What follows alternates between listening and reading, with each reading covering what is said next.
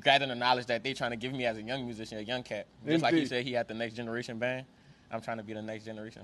Well, mission accomplished. John, thank you so much. Good job. I'm telling you what, guys, it's just a beautiful thing. Let's take another quick break. Guys, take a look at this fine band. We'll hear a little bit from them. Only got a couple minutes when we get back. Let's take 90 seconds. We'll be back with more Uncut to New Orleans, Louisiana.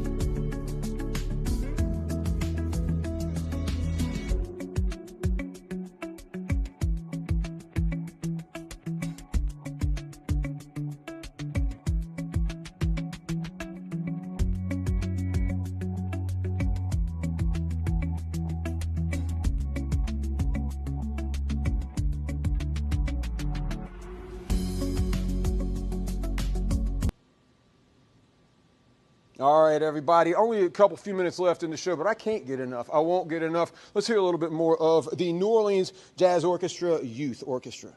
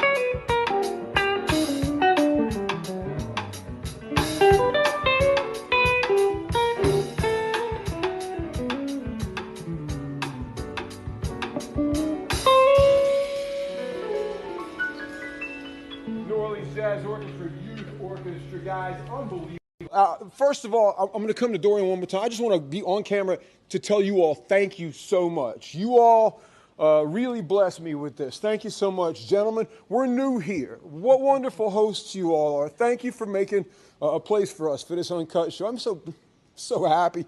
Dorian, this is what you're looking at, though. This is what you're trying to do, isn't it? You're trying to welcome everybody here. Yes. The most important thing, the pillars that we stand on at this organization, the New Orleans Jazz Orchestra, is the fact that we focus on community, education, and culture. You know, it's extremely important that we embrace the community and welcome the community, open the doors to the people to let them know that they're welcome here. The culture, the music, which you heard, like, it's important that we highlight and spotlight that. And education, the young generation, led by Professor Jesse McBride, it's extremely important that we make sure that we are passing on what we know to the next generation so they have legacy-based work. All right, Dorian Francis, Executive Director of the New Orleans Jazz Orchestra. Guys, what's the best way for Philadelphians like us that can't necessarily make it down to the Big Easy all the time, don't have the same benefits that I do, to come down here? This is my work. Are you kidding me? Right. Online resources with Yes. you all? Yeah. Tell me. So on IG, we at the THE Jazz Market, on Instagram, and New Orleans Jazz Orchestra also. So if you want to follow us, you can look us on the website, www.thenojo.com. And they can follow and keep up with everything that we're doing. Yeah, and look, and when you do, check in often, because fast cars are sometimes hard to keep up with. They got a lot of stuff. There's a lot of water moving under the bridge, a lot of learning going on, ton of music getting played. These guys are young. Professor's young. They told me he's 45 years old. I thought he was 30. I'm telling you what, like when you play this kind of music, guys, when you play this kind of music, it keeps you young. Check in with New Orleans Jazz Orchestra online, or get your butt down here. It doesn't cost that much. Fly on down, spend a little time in New Orleans. That's what I'm doing, guys. We've got about 30 seconds left. Make a quick point, Professor. 30 seconds left in the show. Invite everybody down. You made this place your home. It always was. Hey, all I got to say is if you come here, you're going to have a great time. You're going to have some good music. You're going to have some good food, and you're going to meet some good people. There you go. Professor Jesse McBride from Tulane University, University of New Orleans. Guys, we will see you tomorrow for another Uncut.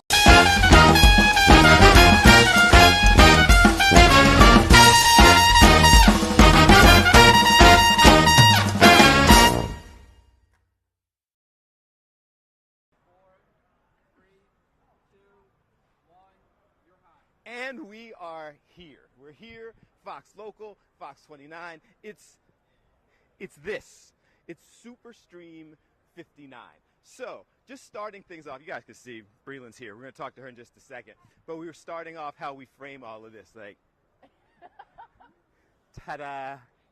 This is for the next, 5 days, at least for me, it's kind of a step back to my roots in radio.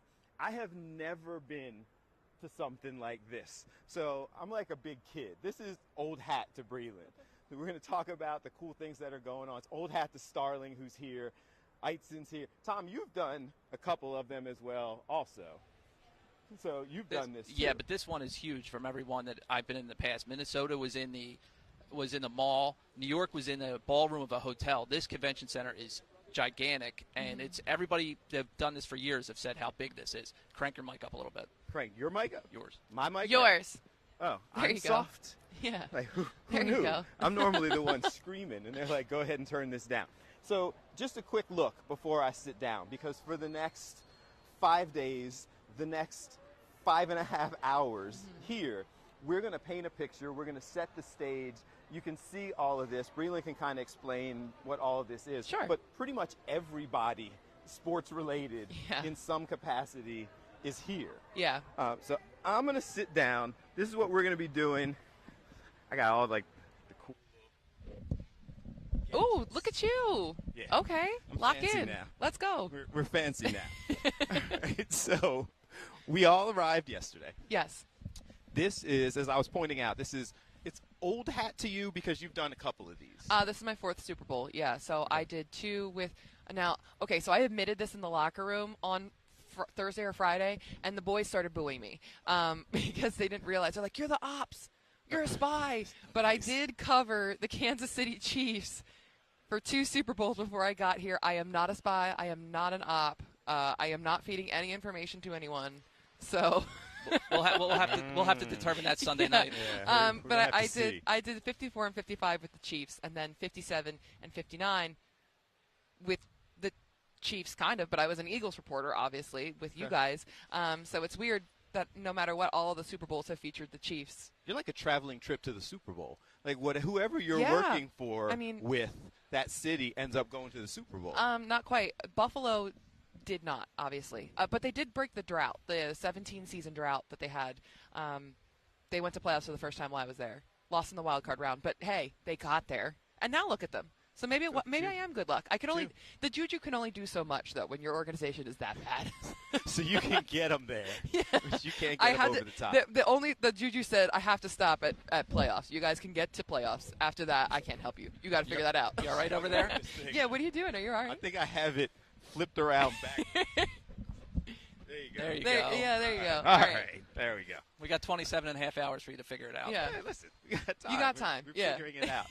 So in comparison to these, Yeah. because you've done a couple of these, you said, when I walked in here, like through the eyes of having seen it really for the first time, I was like, oh my God, like this is next level. We walked in to get our security, and I walked up to the little thing, and before I said anything, your face pops up on the screen and says, Bill Anderson, you are cleared for security. So that's new, and that's something that's been going on in NFL stadiums throughout the season, right? When you walk into the Eagles, they no longer scan anything. You just put your face onto this little screen. It's really cool, actually, and it makes things a lot quicker and more efficient when you're trying to get on the field and you're trying to get into the press box. You just kind of like put your face there, kind of like real quick, and then you're good to go. So I thought it was really cool. These are even better than the ones at the link. I feel like instant. Yeah, because they're faster. The ones at the link kind of take a little bit to buffer and like, is that really you?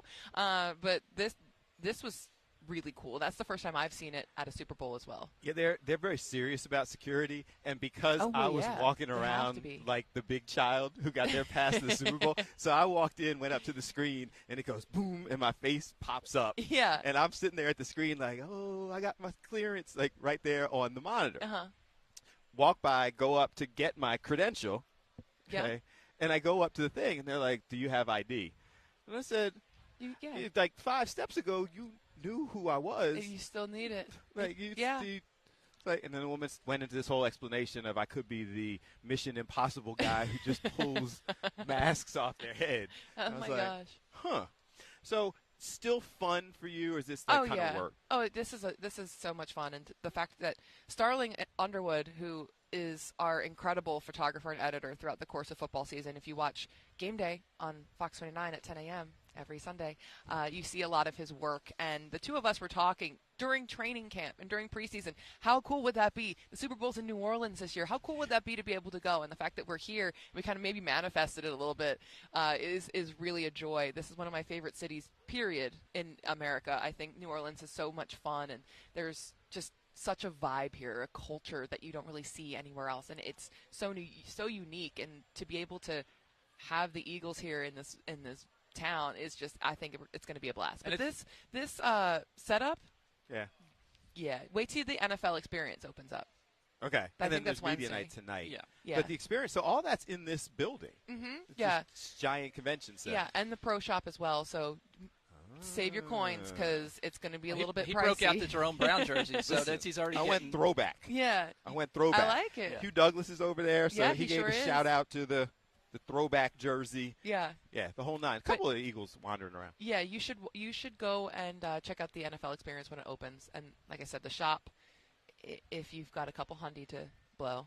But it's where, I mean, come on. That might get you a cup. It's like exclusive merchandise that you can only get here. Talk about a couple hundy. I'm sitting here pushing buttons, sliding things up, like trying to figure out which one's which. Yeah, I don't know. Can we expense that? No. I don't think that'll pass. No? I don't think so. But, I mean, you should still go check it out. They said don't show this? Starling's off camera saying don't show this? You have to hide. Why? My face is in the computer. They can't clone me. Yeah, but people can make a credential.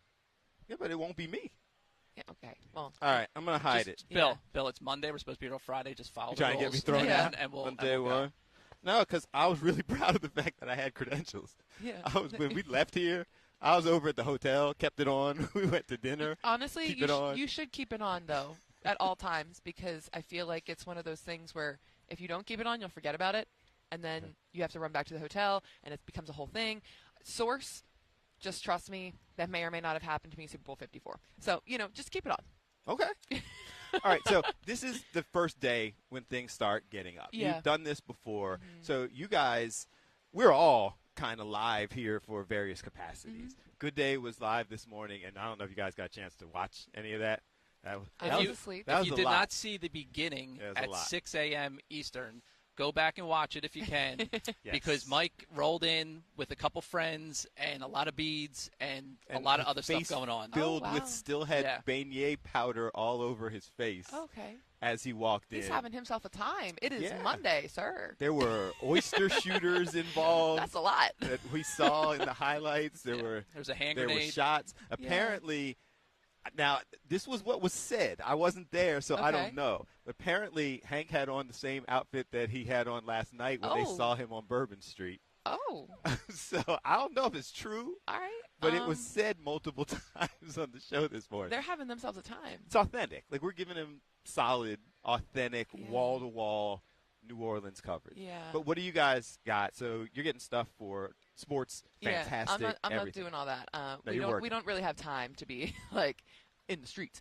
But we right now we're on Radio Row, so we're gonna go talk to some folks that you'll see on the Fantastic Sports Show. It's nice because I kind of get to play the mayor of the Super Bowl because I get to, hey, how are you? How are you doing? How's everything?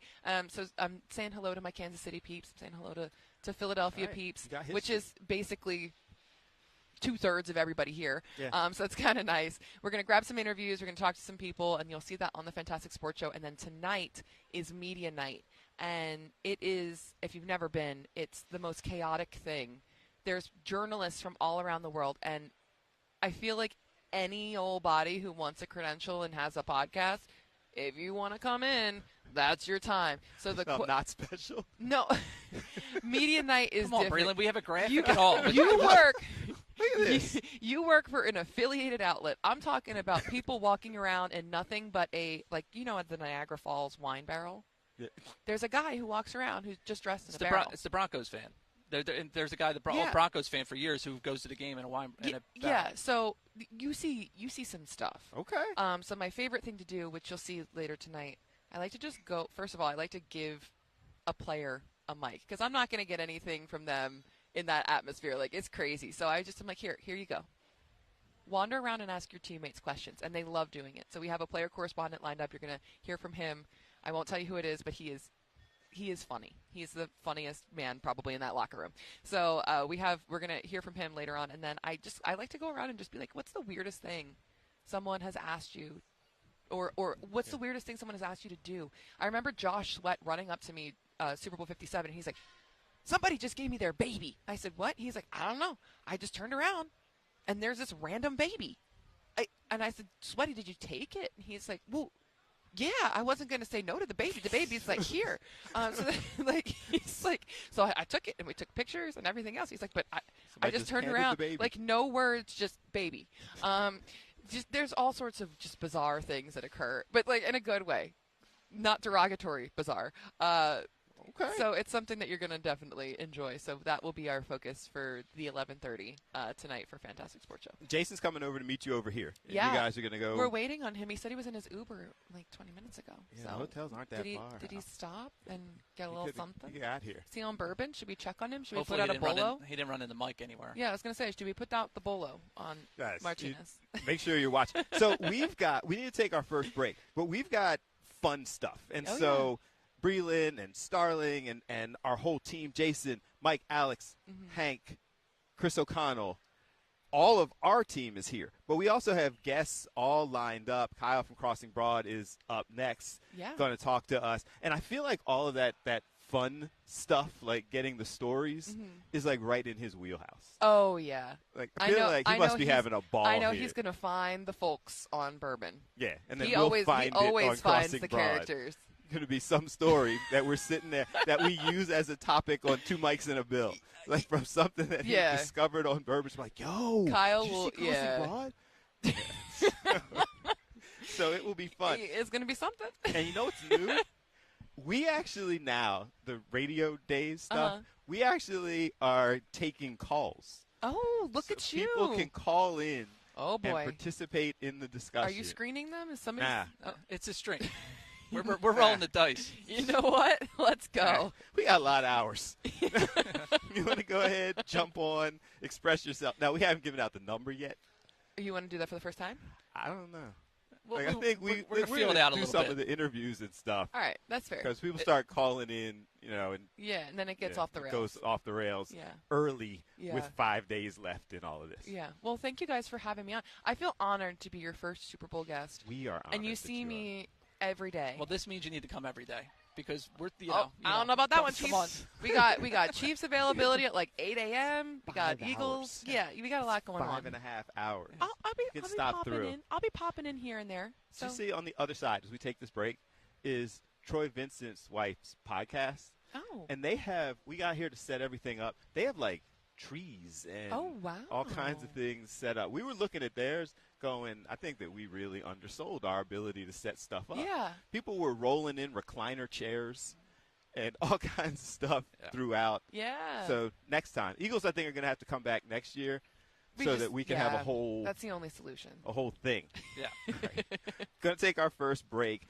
This is Super Stream 59 on Fox Local. Also, highlights will be going on. And we're on also Fox on the 29. Fox 29 YouTube page. So if you're, send the word out. Yeah, we're going to. The whole stream will be on YouTube as well. Nice. Later this week, are up on Fox Soul. Yep, Thursday and Friday, Fox Soul. The Fox Sports people are right on the other side. I think we're just going to start just taking over stuff. Yeah. Yeah, until I get kicked Easy. out of here. Yeah. Let's take a break.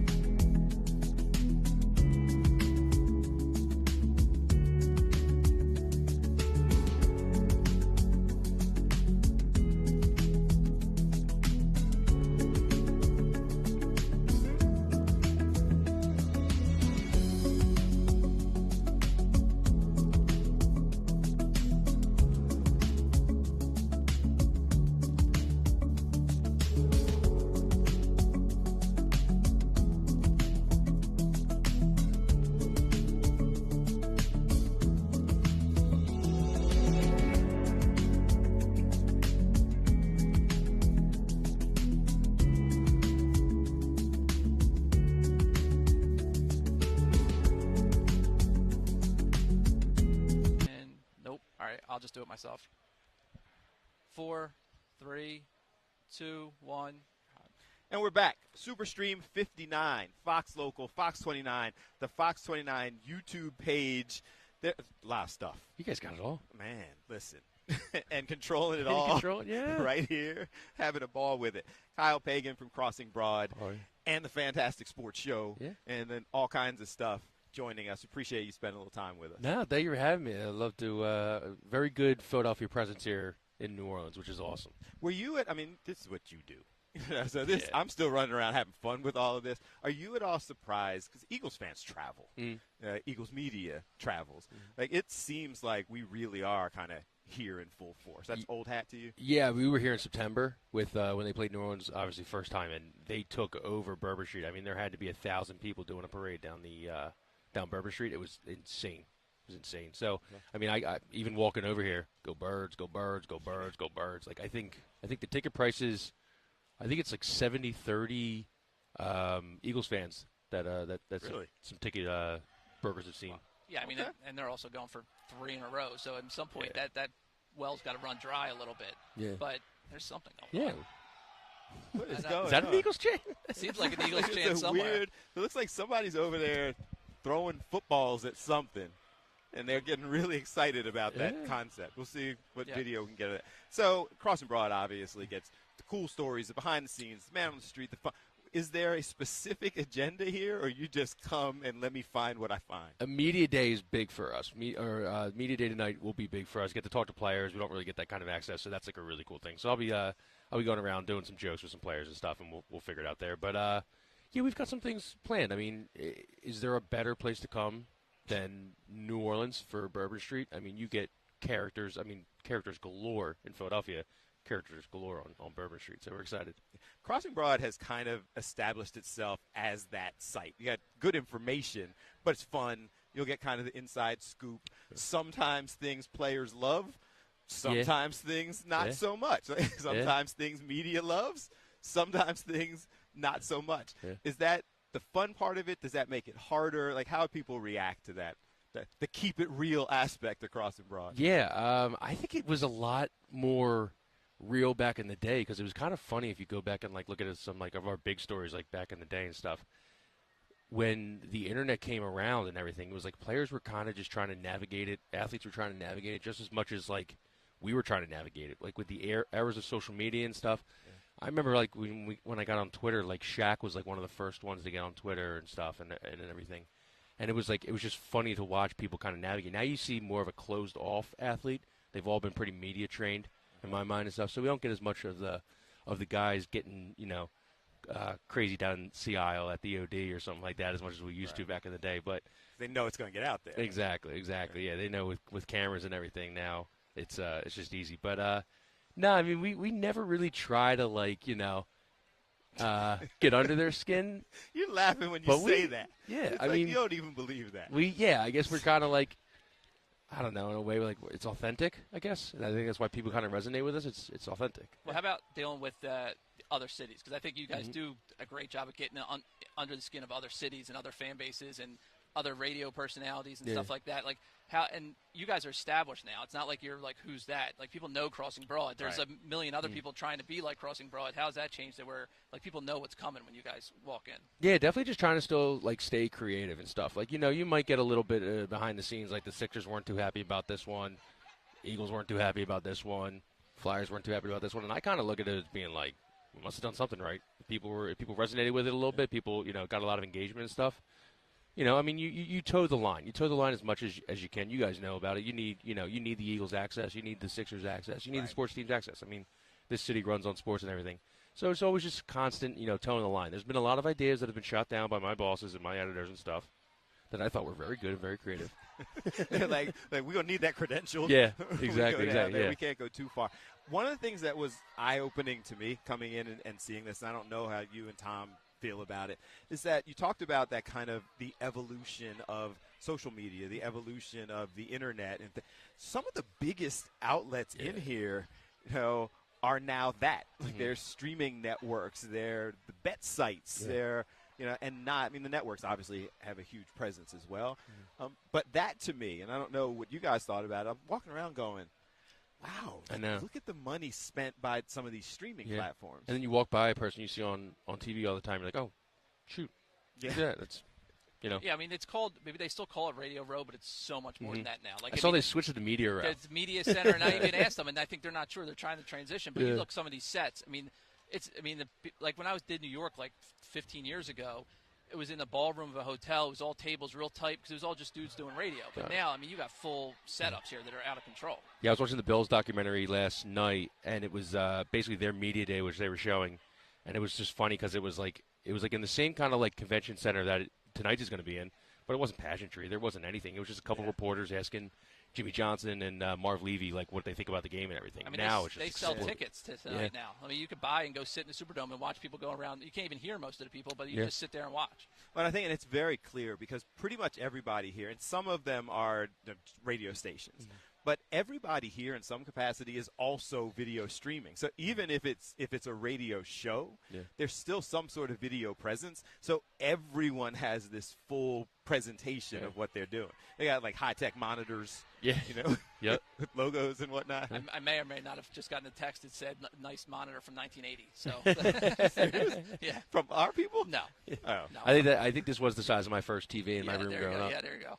I think this is fancy. Can you zoom? See, it's all perspective. Like if you zoom in a little bit, now this is a big monitor with like the crazy background. If you go sit here, you've got. I don't think I've seen been this close to a monitor since I got out of Comcast. All right. So media night tonight, just going and having some fun with it. Yep. But that's pretty much the plan throughout, with things that we should be looking for on Crossing Broad, or we just kind of go with it. Yeah, we'll be having videos sprout up. We got a couple ideas that I don't want to shed too much light on, but media day will be the pillar of our content this week, and that's like the big time one and stuff. But there'll be some other stuff, Crossing Broad on all socials and everything. Just follow that, and we'll. You'll get enough. I promise you. All right. Yeah. Well, looking forward to it. Things we're gonna be talking about here on the show. Yeah. I appreciate you stopping through. Thank you, brother. Appreciate you. Good stuff. Check them out on Crossing Broad. We all do. It's a fun read. It's fun to watch, and you'll get some stuff where you sit back and go, "Oh, okay." Let's take a break. This is Superstream 59, high tech, live, uncut for 5.5 hours. Fox Local, Fox 29, Fox 29 YouTube.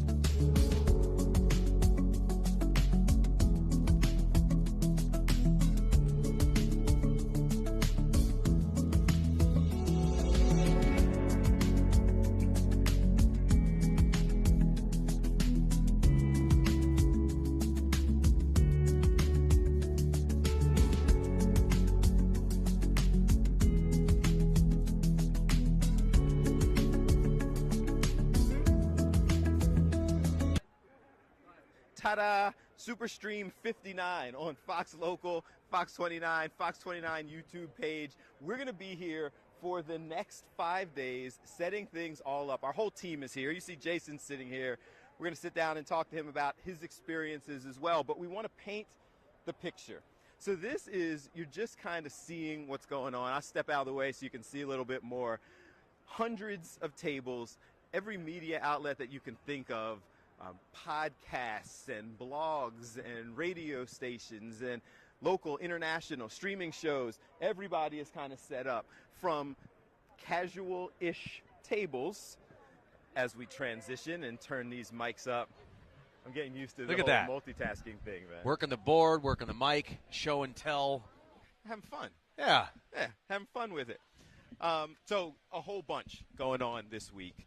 Jason Martinez, obviously, here with us as part of the team who's here covering all of this. Is this your first I drove through New Orleans once. Okay. About 5 years ago, and I was just on a road trip and I drove through. This is going to be a different experience. Okay. I just got out of my Uber, and I wanted to properly know how to say New Orleans. Is it New Orleans, New Orleans, Nolans? Right. I think it depends on where you're from. She said it's New Orleans, and it's Really? not New Orleans. Do not say New Orleans. If you're really from here, then say Nolans, but don't be fake about it. These they will call you out. Oh, yeah. And she gave me all the tips on where to go for good beignets. So that's You're optional. dancing with fans in the airport, man. You By just the way, got here having a blast. The talk of Philly today is Mike Jarrett going on the air this morning with beignet powder, we'll call it, and a couple of friends on his arms. I think the talk is probably the friends that were on his arms at 6 a.m., 5 a.m. Local time. It's making its rounds all over social. So that's I watched that this what a way morning. to start. Were you eating breakfast? I watched that this morning, sat there and saw the whole face full of powder. And then later on, Mike, Hank, Jared, I guess, were doing oyster shooters. Oh. So it was okay. It was. Listen, I'm not spilling secrets. They did it on TV. They're out there kind of living their best life. Is it? I mean, obviously this is fun for you. Yeah. Like, we all traveled down here together, dancing in the airport and meeting fans and talking to fans. Is it hard to kind of balance how much fun this is as a fan with we all are here kind of working? Yeah, it is. Like, I'm just walking around kind of fanboying a little bit. Yeah. The more extravagant the set, the bigger the deal they are, right? Oh, I watch these. I watch these shows, as a fan. So it's kind of cool to see the setup they have and the setup we've got right here at Fox. It's so much fun to cover the Eagles here. I've been to Super Bowls that don't have the Eagles, and it's just not the same. So the fact that our team is here just makes it all that much more fun. We get to talk Eagles all week. And we'll get into the X's and O's on our fantastic sports show, but I like doing the fan stuff. I like being with the people. And so they're going to be arriving, I would say, probably – well, they're already arriving. But I would say Wednesday and Thursday, the party's really going to start. Yeah, it starts to get crazy. Yeah. And then media night tonight is the whole – and I'm doing the same thing. Like, I was a little bit embarrassed by how much of a fanboy I am walking around here and just going up to different people's tables and like, oh, that's so-and-so. Yeah. And then you're like, oh, wait, we're doing media too. Yeah. You don't want to go too far with it. But it's just fun. Yeah, and I think in this setting, people are willing to talk and they want to talk. And sometimes they're trying to sell something. Sometimes they're pumping up something. But for the most part, it's fun for them too. I think they're fanning out some of these comedians and other athletes. Who did I see? I saw Ryan Leaf a second ago. Former quarterback. I think he was a first-round pick. He was the other pick after Peyton Manning. That's right. And we all know what happened to him. But he turned a tough career and turned it into almost a motivational speaker type role. So I'd like to talk to him if we can grab him. I'm going to grab him if I can. You should grab him. We talked to Breland a little bit. And the other cool part about it is when you just kind of wander around, and I keep mentioning it because they're right behind us with their whole grass set. They have a whole I didn't see who's over there. Troy Vincent's wife's podcast. Okay. And they're doing community outreach, and they were here this morning setting up, and then they're going over to schools and packing bags and doing all that kind of stuff. But you see a bunch of people who you may be familiar with their name, but then when you get a chance to kind of casually talk to them, you find out all the other things that they're doing. Yeah, it's a fanboy experience. Yeah, so I saw some extravagance. Like the Lambeau Field for some reason has a giant set over there. I think it's Green Bay Radio. Yeah, there's a Green Bay radio station, but it makes it look That like has a Lambeau Field. We'll whole have to go setup. get some pictures and show them. And then, obviously there's the satellite radio. ESPN has a crazy set over there. Yeah. There's a thing for the next Super Bowls in San Francisco. They have a setup over there. Oh, Levi Stadium. So they have a whole thing. Nickelodeon has a setup over there. So, I mean, you go from one gamut to the other of who's here. Yeah. The Uber driver was asking me about the last Super Bowl here, and I was like, yeah, that was the Har Bowl. That was the Harbaugh brothers, the power outage. San Francisco ended up losing that game. I think Joe Flacco was the quarterback of the Ravens that year. And so obviously it's nice not to worry about the weather, but the weather here has been shockingly good. Maybe that's because we've been struggling at home. Yeah. I know they had some sleet last night and early this morning, and the sun is shining. It's like, what's the temperature here? About 70 degrees. It's supposed to be pushing 80 today. Yeah, I think Friday, Saturday, they're saying 80. 70 right now. I don't feel guilty. I don't. It does get chilly at night. We were live out in front of the arena last night, and got a little chilly, but just nothing a hoodie can't battle. So I struggled. So here's my behind-the-scenes, like, first-world Super Bowl problems. So I go into my room. And I go into the room last night, and it was a little bit hot. So I go in there trying to figure out why they had the heat was on, but it was set for, I guess, 72 or whatever. So I go in there, turn the air conditioning on, get it set, and then go to bed, and wake up in the middle of the night freezing. Because the air conditioning came on, and then I guess it drops in the 50s. At night. Yeah. So I'm sitting there like, why is it so cold in here right now? Well, so getting into cars, the air conditioning is on. It's just been so long since we've had that. So we're talking about all the distractions here just for us and looking around.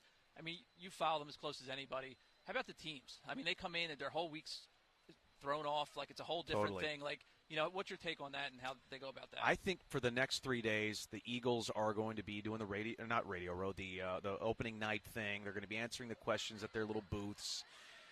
But then things get locked down Friday, I think. And obviously they're still going to be going through their plays and their routines. I think they'll have walkthroughs and practices that are closed to everybody. But, the hoopla is between now and Wednesday, I think, for these guys.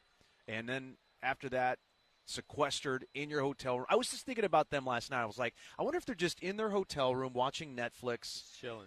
Phone, off.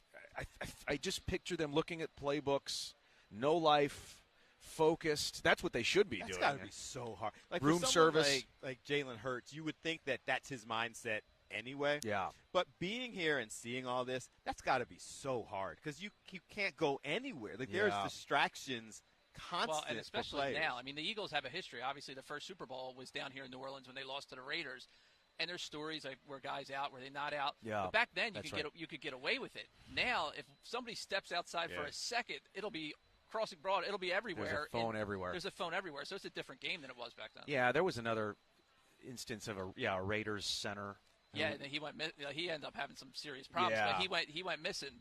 We haven't had anything like that really since then. So I think both teams, and of course the Chiefs know. I mean, they've been through this so many times, so they have a formula. In fact, there's been talk the Chiefs may not even have a Super Bowl parade if they win, because they had some violence there last year. So they already said they're not going to have the rally that leads up to the parade. Right. And then they're talking about whether or not they would have a parade. Yeah, okay. Let's just hope they don't even. This isn't even an issue. This is a non-issue. I know that Philly, it's been a weird, tough week last week, and the plane crash, and then the other plane crash, and then now we're balancing the excitement of this and sort of the tragedy of that, and how do we put that together for our viewers? I just think the viewers, and I hope the viewers at home are welcoming the excitement, the optimism, and in light of what's happening there, and. We got our team in the Super Bowl, so I'm sure they're welcoming it with open arms to just be positive and excited. And I know a lot of people are starting to feel nervous now that we're getting closer to the game. I actually have an opinion I'm going to share with you for the first time. Tell us. The Eagles will win big in this game. Big, not just by a field goal. Oh, he said it with his chest. I know. The Eagles will win by double digits in this game, and the fourth quarter will be comfortable. That is my prediction right here on Fox Local on a Monday. Well, then that plays. That was we did a Twitter poll or an X poll for the show today just to keep it going. And the question was, it's Monday of Super Bowl week, how you feeling? And right now, 67% people are with you saying they're feeling great. 23% are saying the Chiefs scare them, and 10% haven't picked the side yet. I can feel great and still be scared by the Chiefs, but I just feel like the Eagles are playing their best football right now. They just put 55 up. The Chiefs don't have a great defense. The Eagles will control the game. They cannot stop Saquon Barkley. I think Jalen Hurts, he needs to be great, and I think he's going to be great. Remember how he was 2 years ago. He was great.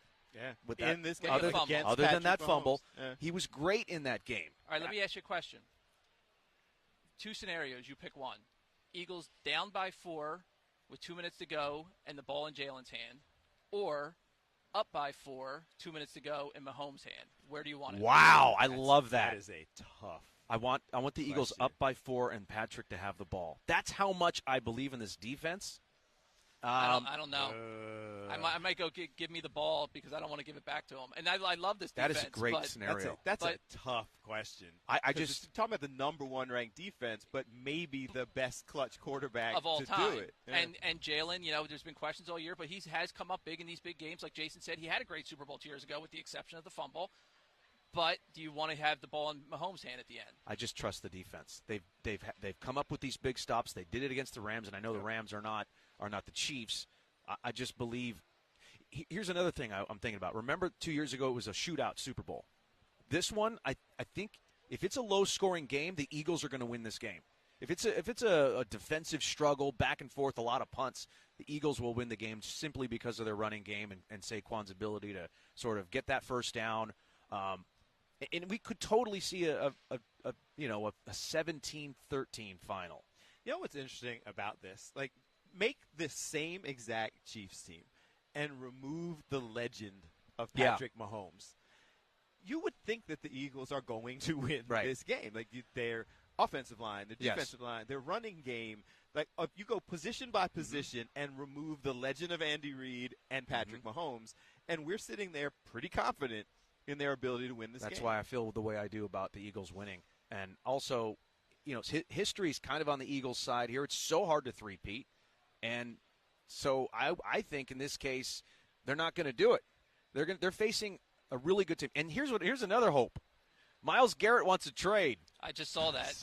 Myles Garrett wants a trade. Howie, do your thing. I mean, they'd have to give up first-round picks and AM and all kinds of stuff. As we go to break, do you take Myles Garrett and everything you have to give up to get him, or do you try to sign Micah Parsons?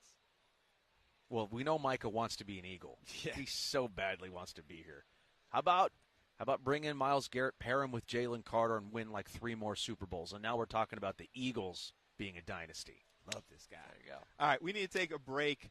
Breland's over there. Jason's here. They're going around. Starling's right behind us. They're getting interviews and everything for the news. She's doing all the sports. work. I'm just sitting here talking to you guys. Good deal. This is fun. Is there food talk here? To us.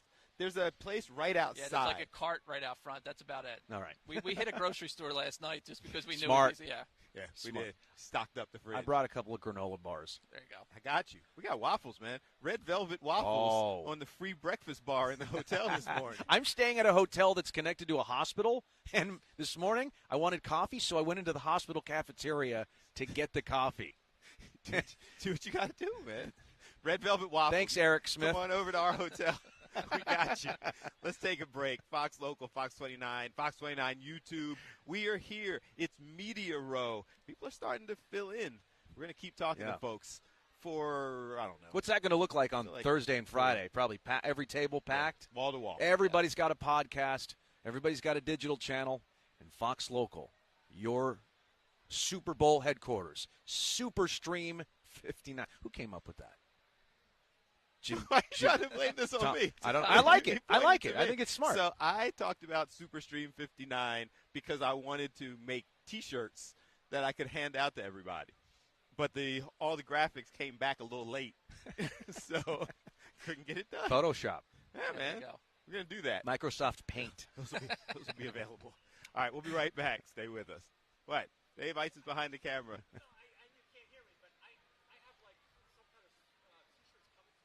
We can hear you, and he said he's got T-shirts coming to his room. So Superstream T-shirts? No, probably not. No, I think that they're the Fox. Oh, so Fox we go logo. there. We got go it. there. So Yeah. stop by our table. We've got some merch.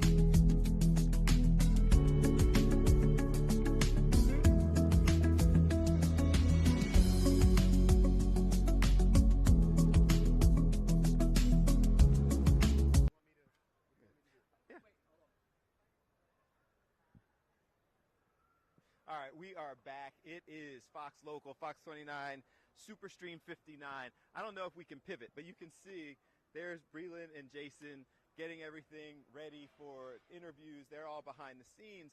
But one of the people that you see, or maybe you don't see regularly because he's generally behind the camera, Starling Underwood.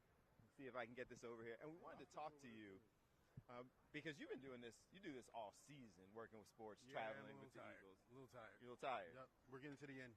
But you're a fan. You're an Eagles guy. You like this stuff. I love it. I love the birds. Okay. I got us by 10. I do. I got us by 10. Okay. They're a hungry group.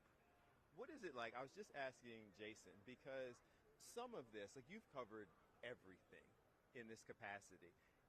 Is it still fun? Are there still these kind of stories? Like you're there for all those moments. Luckily for me, they've been winning since I've been covering them. We've only had been to the playoffs every year. We only had one real bad year last year. Mm-hmm. So it has been exciting. But it does, 17 game does get to you when they're not winning, when there's turmoil in the locker room, when they're using media like I think they did this year as like the galvanizing tool. Let's all just hate on them. Okay. In the way they're treating our coach, in the way they're, so I think it gets hard when they do that. But it worked. So that's got to be another interesting part. Like they galvanized around whether or not the narrative was fair. They galvanized around it. They did. Yeah, and then we like seeing the result. They changed. Yeah, we do. I mean, they changed locker room availability times. None of it was. They changed. What do you call it? Practice times, and none of it helped us. Okay. So, but they also start winning. So, as a fan, I like it. Right. As a person covering the team, it's a challenge. So all of this, the pomp and circumstance, to me, for the first time being here, this is all just kind of cool and expanding and seeing all this. As someone who does this fairly consistently, still cool, still fun, or is this kind of just work? This is still cool. This is my fourth Super Bowl, and this is still cool. The first one was in Minneapolis in the mall, and you kind of soak it up. Kind of like you're like, wow, like a brand new puppy. Yeah. You're like, wow, this is awesome. It's still awesome. It's Monday. Wait till Wednesday and Thursday and Friday and everything picks up and the energy picks up and then you'll really feel it. Okay. It's going to get more exciting. Okay. This room fills up, everything going on. There's going to be fans of all teams here. The Eagles fans are special and you'll notice them right away. It's going to be fun. Like, look at this. People are setting up whole living room sets and like the full setup here. We've got people who are bringing in couches and lounge chairs and the whole nine. Like this is a whole thing. Yep. And right now we're kind of, people are trickling in, but you're going to see all types of famous people here. They were just at the Grammys. So give them a night to sleep and then they'll be here. And flying. All right, before we let you go, because they're just grabbing people. You guys are grabbing people as you walk around. I follow you on Instagram. I see all your social media. So some of the cool stuff you get to do standing on the sidelines, The best seat in the house, some people say. Yeah. And still just kind of enjoying that and sharing it with everybody. Well. What you can. I think people want to see that. Yeah. The best thing I have going for me is access. Mm-hmm. I think people want to see that more than they want to see me.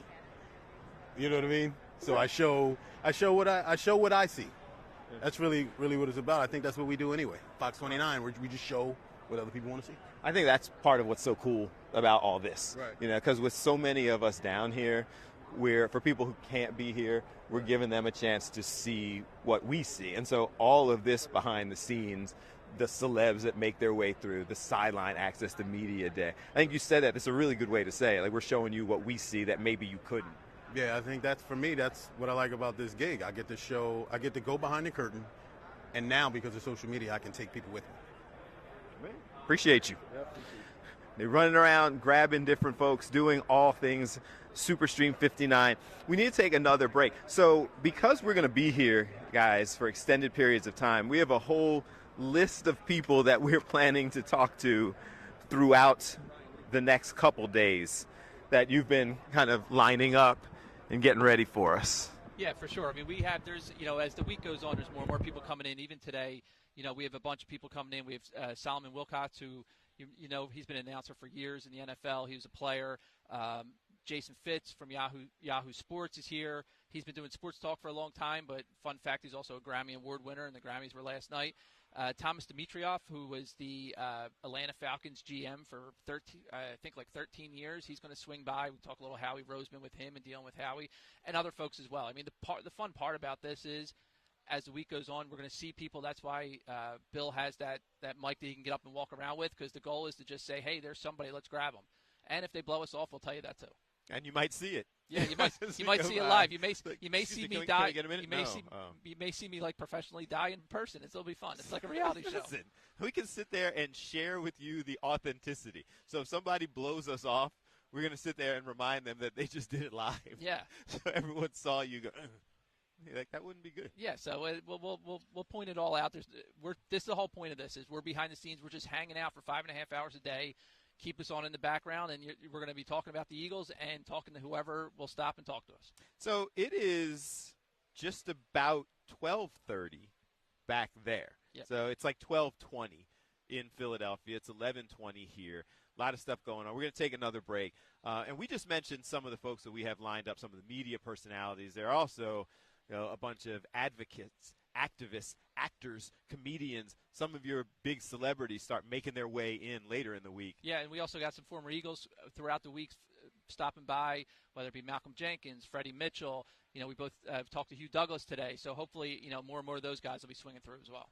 Let's take a break. We'll be right back. Fox Local, Fox 29, Fox 29 YouTube. We are Superstream 59 live from Media Row at the Super Bowl. I never knew if I'd be able to say something like that. Well, we are live at the Super Bowl. We'll be back.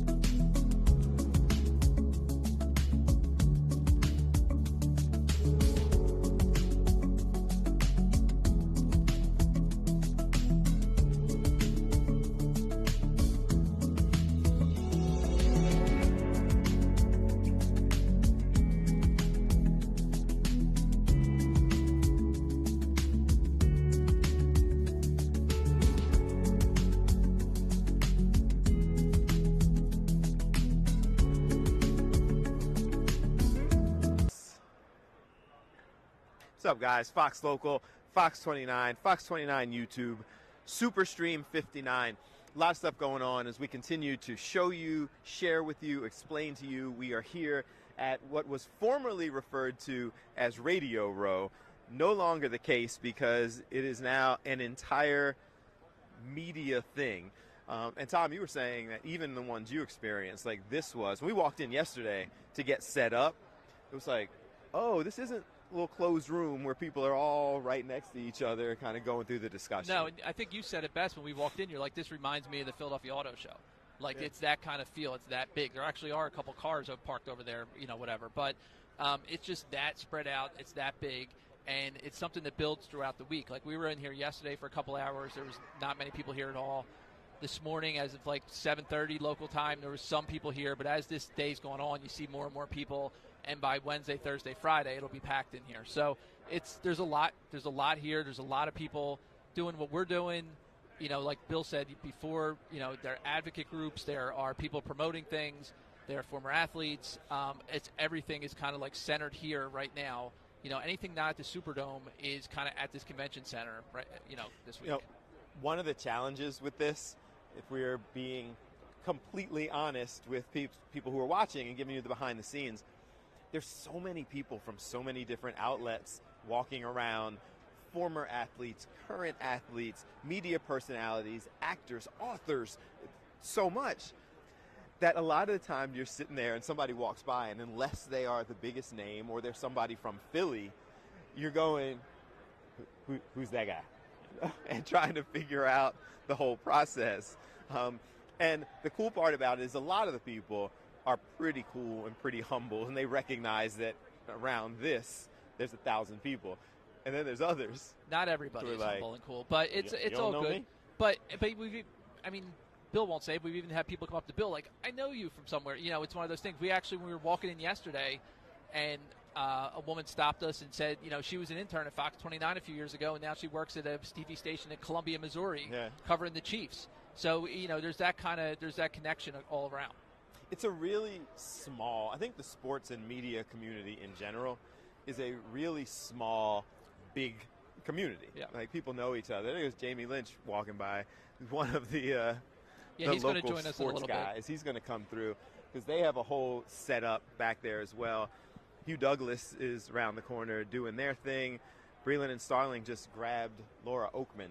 Yep, and Laura's going to join us this week as well. Laura, her from the sidelines of Fox Sports. She's down here with a podcast called Galvanize, which is getting women involved in sports. So she's going to swing by as well.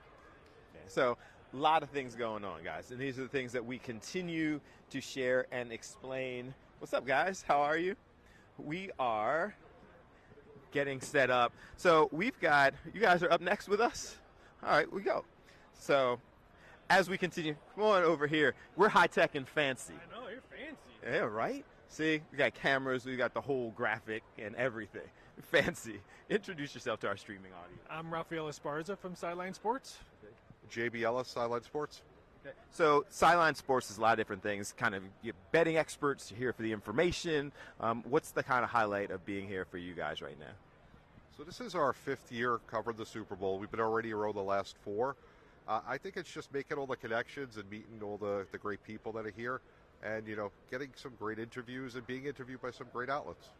Seeing it over that many years, do you see, like, I'm new to this, so I'm still doing oh my God, this is all pretty cool. Have you seen kind of the evolution of this as it expands and more outlets have access? Well, if you think it's pretty cool now, wait till Wednesday and Thursday, because this is a slow period for Monday. So Tuesday, Wednesday, and Thursday is probably when it kicks up. Friday morning is a little bit, everyone starts breaking down on Friday afternoon to start to go home. But I think Wednesday, Thursday is just madhouse in here. So what are some of the things you guys are looking at? I had some of the, how the gambling and betting gets into all of this, how it continues to expand. It's huge industry. Well, that's probably my question, because I am an odds maker. Worked in Vegas for 15 years for MGM. Okay. I'm a global odds maker now. I do consulting work for Caesars, MGM, offshore, and stuff like that. So for me, my point of view is I was doing it before it was legal here in the States. So we only had Vegas doing it. So now it's pretty much all over. So I'm tired of people saying, oh, we have addicts and stuff like that. Well, they have addicts when drinking and all that, and you still see commercials on that. So I tell people, if you want to see the true blood of sports gambling, go over to England. Because English Premier League soccer is their NFL, and they've been doing this for 20-plus years. The gambling, remember back then they had gambling and stuff on their shirts, all over the stuff. So it's going to be like that. We just need California, Texas. Florida won't because the mouse is over there. So I think once the mouse is going to be there, it's going to be a hard time to get Florida. But I think California, Texas is when the United States really booms up for sports gambling. So real quick, so I think this game opened with the Chiefs like a 1.5 favorite. Yes. So as an odds maker, what goes into that, and why would it? Obviously the history of the Chiefs, it's in a neutral site, all that stuff. So what would go into that line? Well, the reason why that line came out so small, as people say, is you have to look at it. When we do a number, especially for Super Bowl, we're looking at the future polls as well. Chiefs been a heavy bet all season long because they're going for the three-peat. Patrick Mahomes, Eagles. Everyone wasn't betting the Eagles that much because they thought Sirianni. Remember, I think week 2 and 3, fire Sirianni. We don't want him here and stuff like that. Now he's back in the Super Bowl. But the number should have been around 3 or 4. But the way the Eagles play defense, the way Barkley has run the ball, we would get crushed if Eagles money, if we made the Chiefs what they really should be, probably a 3-point favorite. At the same time, we have to think about it. Eagles money going to come in on the money line, not the point spread. If you're an Eagles fan, do you really want to take the +1.5 or the +2 if it moves? You're going to take the money line bet. So we kind of pretty much protected ourselves, not putting up a 3, because everyone would be betting Eagles +160, +145 on the money line, not taking the plus now, points. Speaking of protecting yourself, I got to assume that the over or on Saquon is people are going to be pounding that like crazy on rushing yards. Like, so how does the books go into protecting themselves on that to make the number really high? I don't even know if, off the top of my head what the number is right now. It was 133.5. It got bet under right when we put up all his stuff. Barkley and Kelsey prop bets were probably the first ones up. Right away, Kelsey money went over. Everyone was betting Kelsey money over, and everyone was betting Barkley under. Now that the Joe public is probably going to push everything to the over side, I think that money will come in on Barkley going over. Because if you're an Eagles fan, Barkley needs to have a big game. If you're a Chiefs fan, then you think the Chiefs' Kingdom defense is going to have to stop them. Right now, I know the books do not need Kelsey to score 2+ touchdowns. And if he gets engaged after the game, I mean, that lights in Vegas might not be on for a while. It's like getting an education on all the things that happen here. We're going to talk about some of the prop bets and things. Before we get into that, give them some more information about Sideline Sports, the significance of it, the importance of it, where we find you. So Sideline Sports started about 5 years ago, myself and John Shear. So we're on YouTube and all the social medias. We're on WDJY in Atlanta, as well as Believe Podcast Network. We have a show every week, Tuesday, 8:30 p.m. Eastern. It's myself, John, Dave DeRocher is a former NFL player, and Raphael. We're lucky enough that he joins us every week. And, we talk about the major sports, the 4 big sports. We're heavy on football, but, me and Raph try and break us out of the football mold because, there's other 3 sports are big too, but we got to get John and Dave in line. Have you seen this kind of advance? We're talking about all of the betting, but just the growth in general of sites and shows like yours. Tremendous. During COVID, which is when we started and came together, it just expanded so much, the growth in the industry. And, Radio Row and just everything, how many different people have a show. But it's what differentiates you from every other show what shows. And it's not an easy thing to do, and that's why we're lucky we work with Raph and Dave and John. So we're professional at what we do rather than just some guy in somebody's basement. Okay. It's not guys in people's basements. That's all good sometimes too. Like, shout out to the guys in people's basements. Probably no more than any other sport. I mean, Super Bowl, the amount of money that's being bet, the people betting on, like, you've got the casual person who's looking for crazy prop bets or things like that. What are the things you have people looking at the most as you go through this? Maybe not the big time folks who do this regularly, folks who want to put a couple dollars down because it's the Super Bowl.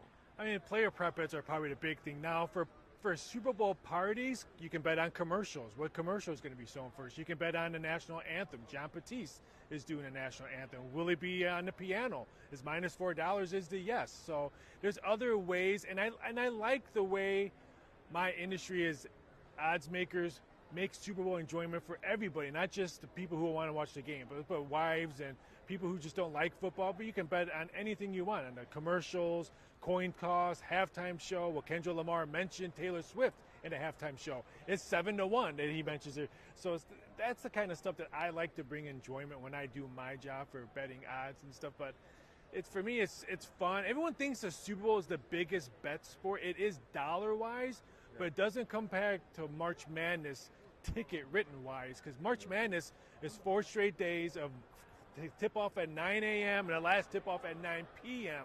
Now the dollar amount, no one's going to touch the Super Bowl. But if you ask any company or Vegas, where would you rather work? Super Bowl, because you're only writing tickets until 3 o'clock Vegas time. For March Madness, you're writing tickets from 9 a.m. till 9 p.m. It's just nonstop games for 4 straight days. The crazy part, I don't know, Tom, if you're into this as well. The prop bets that you were talking about, I always sit back watching these, and in my head I'm going, somebody knows the answer to this. Like, somebody knows what color the Gatorade is. Somebody knows, even if it's, person performing, the national anthem, they know what the time was when they did it. They also have the potential to just kind of ad-lib it on over the top. Like, I always wonder how there's a control for stuff like that, because some of those prop bets, there is somebody who has a direct say in the outcome. Yeah, I mean, those prop bets, they're low limits. I mean, they're $100 limits. So, yeah, we don't care if someone knows and going to bet $100. Perfect example, last night. Who won Best Country Award at the Grammy Awards? Beyonce did. That's right. She was not the favorite. You figure some people might know. She probably had huge odds. Last time I checked before it went off, I think it was close to 8-1 odds, but I think she opened up higher. So, yes, people do know, but the people who don't know are going to control the market, not the people who do know. So, perfect example for, I'll put it at WWE Royal Rumble. Everyone thought 2 people were going to win it, and a 60-1 guy won it. So, yes, people know it, but Joe Public, as I like to say the public, is going to control that factor of people not knowing. That is interesting, though. The lower limits have a way of controlling it. That wasn't something I thought about, because it's like somebody at the WWE knows who won that. Go put, the entire company on that person to go ahead and win it. The sad part is not like the bad scandal that the NBA is probably going to go through in the next couple of weeks. The players betting prop bets and all that. The bad part is that we're getting punished as casinos. They don't look at names, they look at account numbers. So they see a guy that maybe lost $10,000 on the Buffalo Bills game, and now he's betting an NBA prop bet and he wants to bet more than a limit bet that's maybe $1,000 or more. They're not looking at what he's betting. They're looking at, we just took this guy's money on Buffalo. Let's give him more money on his prop bet, not knowing that, hey, maybe something's fishy on that. They could care less. They want that money that the guy lost on Buffalo. They want more of that money. I think that's what needs to change here, especially in the States, to control it so we don't have these bad influences. Cool. Tell us a little bit, again, Sideline Sports, where do we find you? Where do we get this information? What's coming next? All the good stuff, because I'm going to go check it out, because I'm betting Gatorade.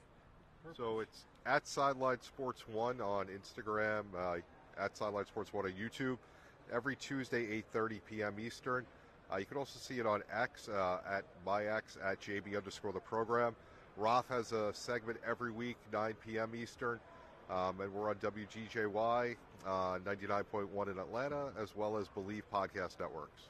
Appreciate you guys coming through. You said purple? Purple. But Chiefs, back-to-back Super Bowl champs, dumped purple.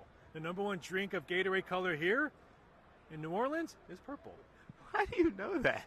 It's his job to know that. He knows the prop bets he makes, and he's so knowledgeable about it. It's amazing. The number one Gatorade color here is purple. Jeez. All right, we're going to take a break. Fox Local, Fox 29, Fox 29 YouTube, it's Superstream 59. We are live at Media Row at the Super Bowl. Go purple.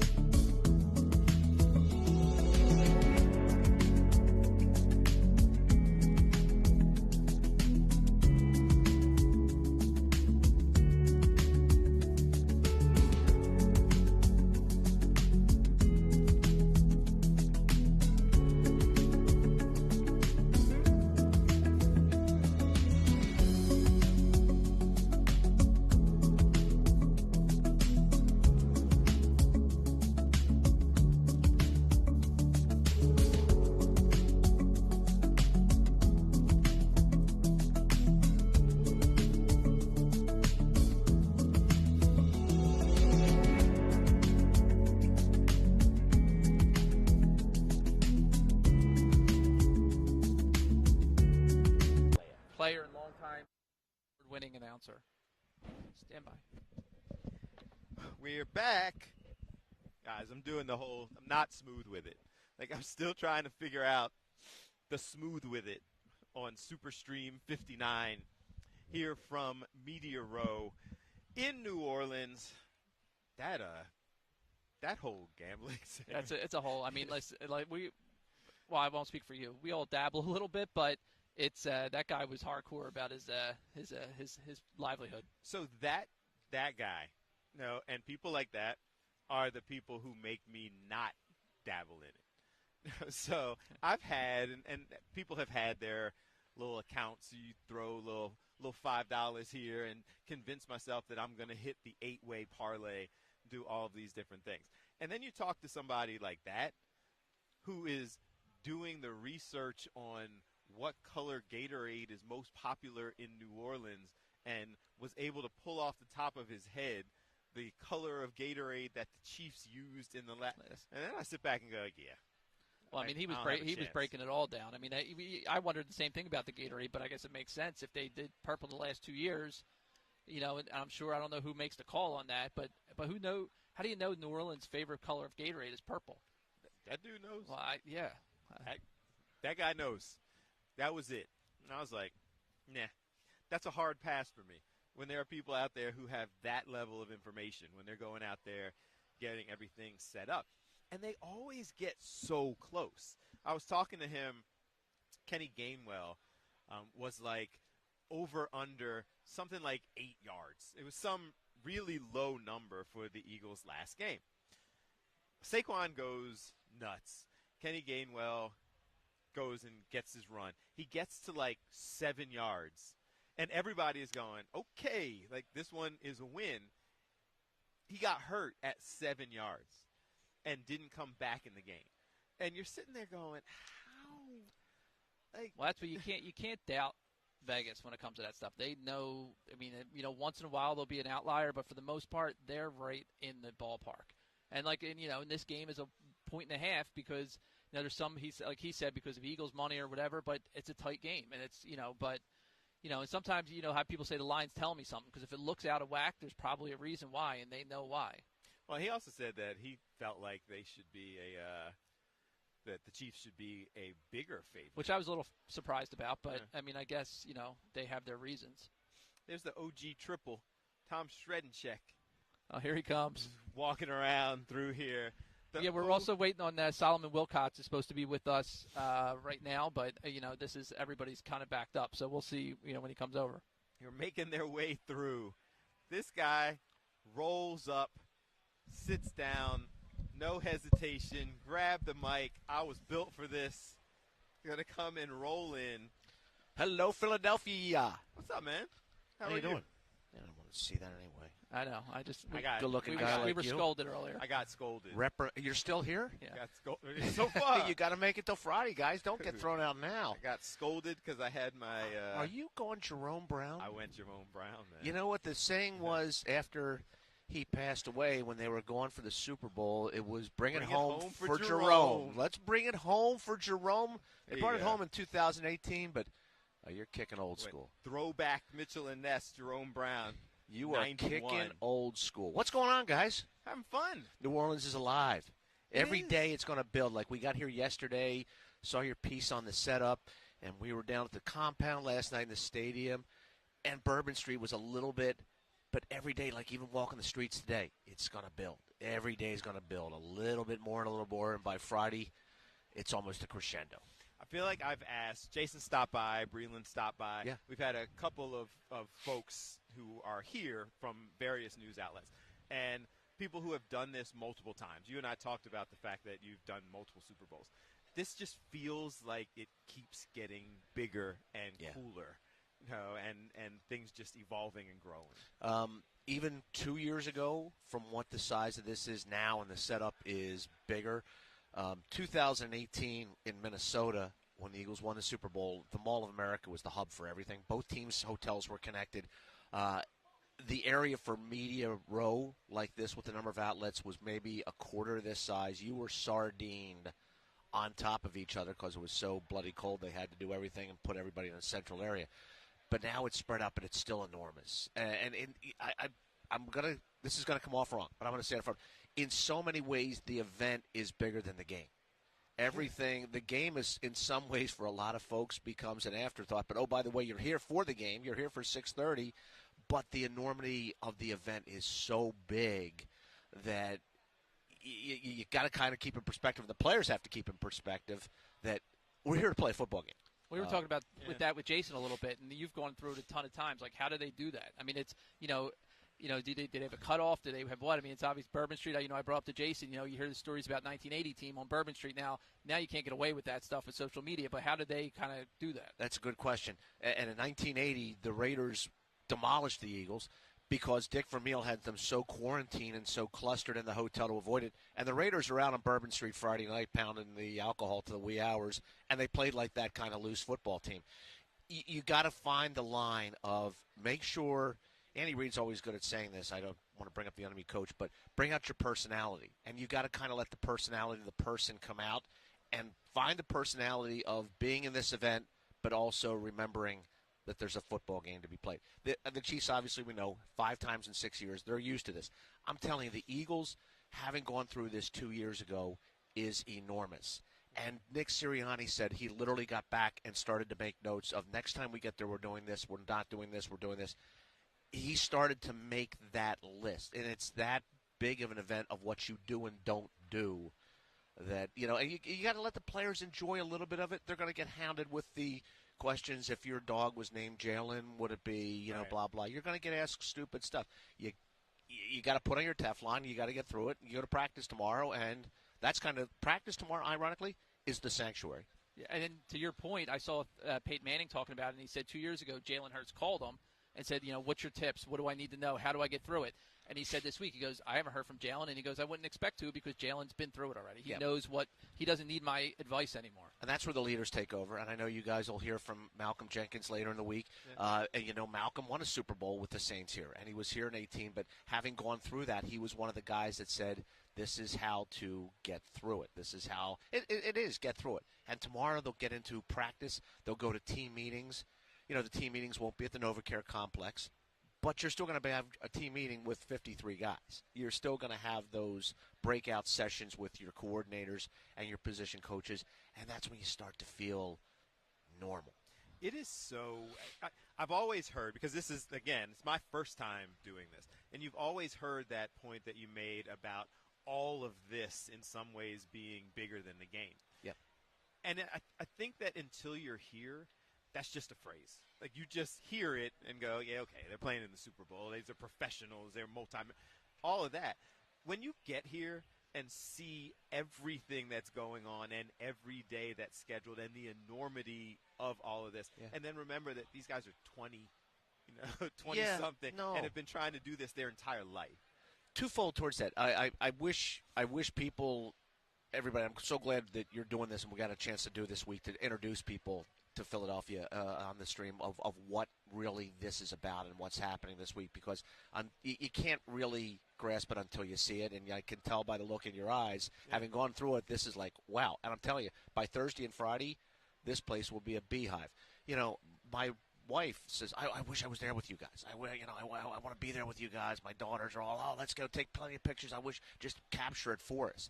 You've got to kind of live through it, go through it, and the good teams are the ones that live through it, go through it, enjoy it, and play well.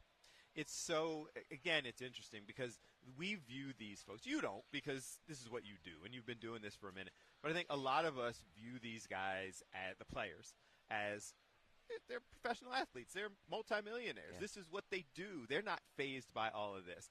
And then we experience it, and I'm a grown man, like older than all of these players, and silly stuff like the security was fun and like, the people you walk by and see, you're like, you forget that these guys are just guys who are really good at football, young, watch TV like everybody else. Like, it's the challenge of doing this for the first time must be enormous. Oh, the players, guys, like we talk about these credentials, and it's all eye recognition to get you through. It's the AI world that you go through to get there.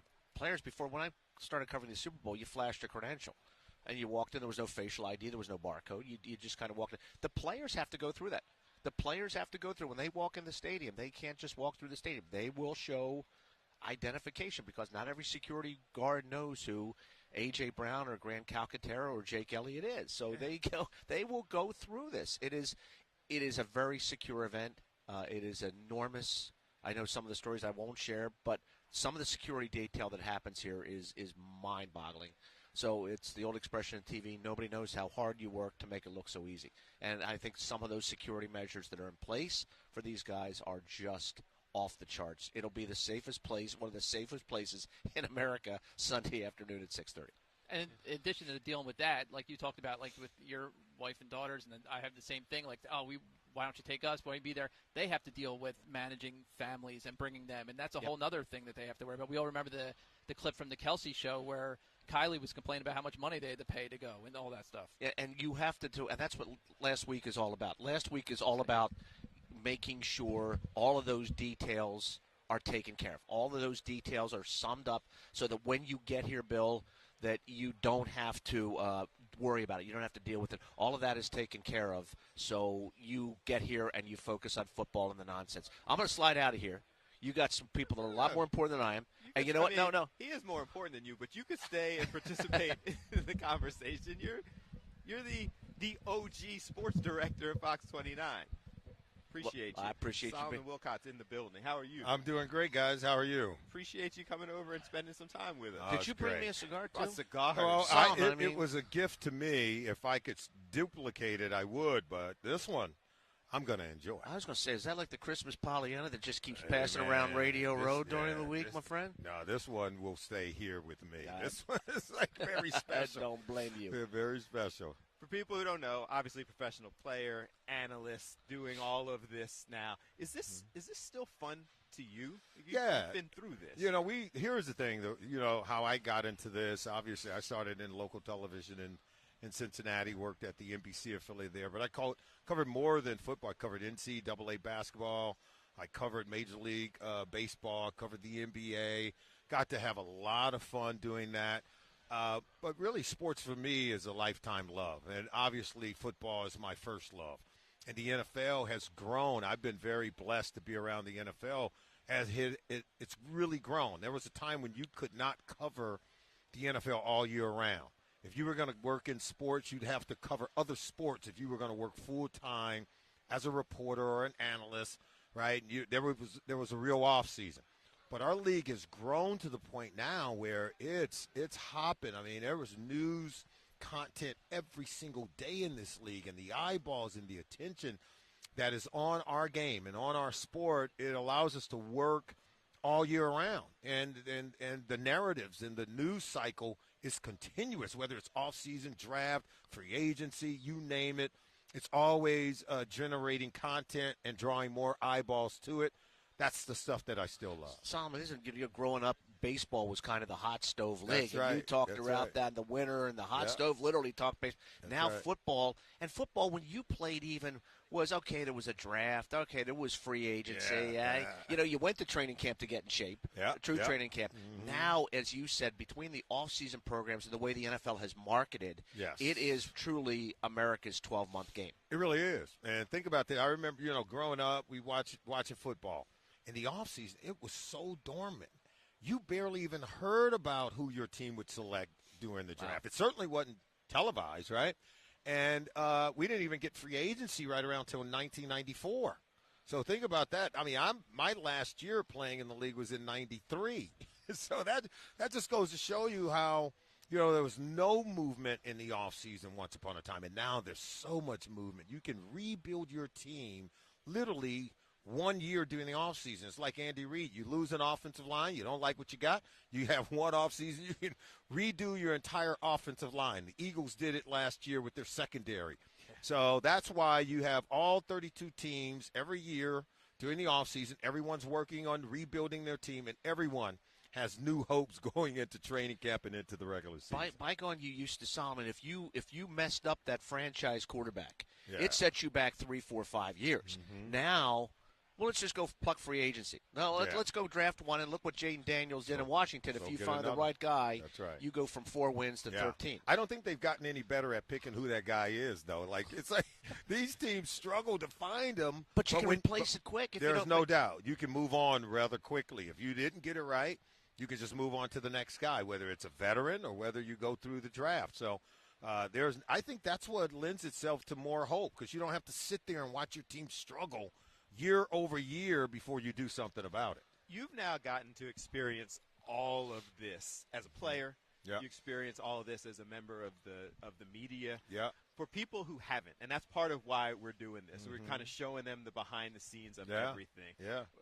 What is this like first as a player trying to get ready for the enormity of this? You know, as a player, it's you're kind of sequestered away from the totality of the media buzz. Like, many of the players, if you're playing in this game, you better not be caught on Radio Row. Like, right? You're not.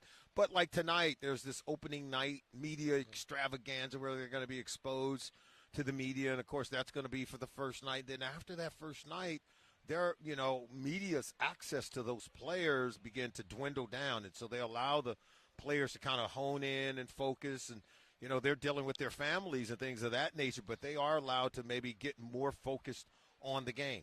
Now, for the fans who are coming here, say if you're a player, current player, but you're not playing in this game, you're going to be paraded around through here. You're part of the marketing that exists on all these platforms. You're promoting some product or even the league itself. The NFL brings current players here to promote it and many of the things that are happening in terms with the league's initiative. So this is a platform that the NFL has built for their media and marketing partners, and they all share these platforms to really put so many eyeballs on the league itself. That's why it's the most watched event. Every single year it breaks records, right?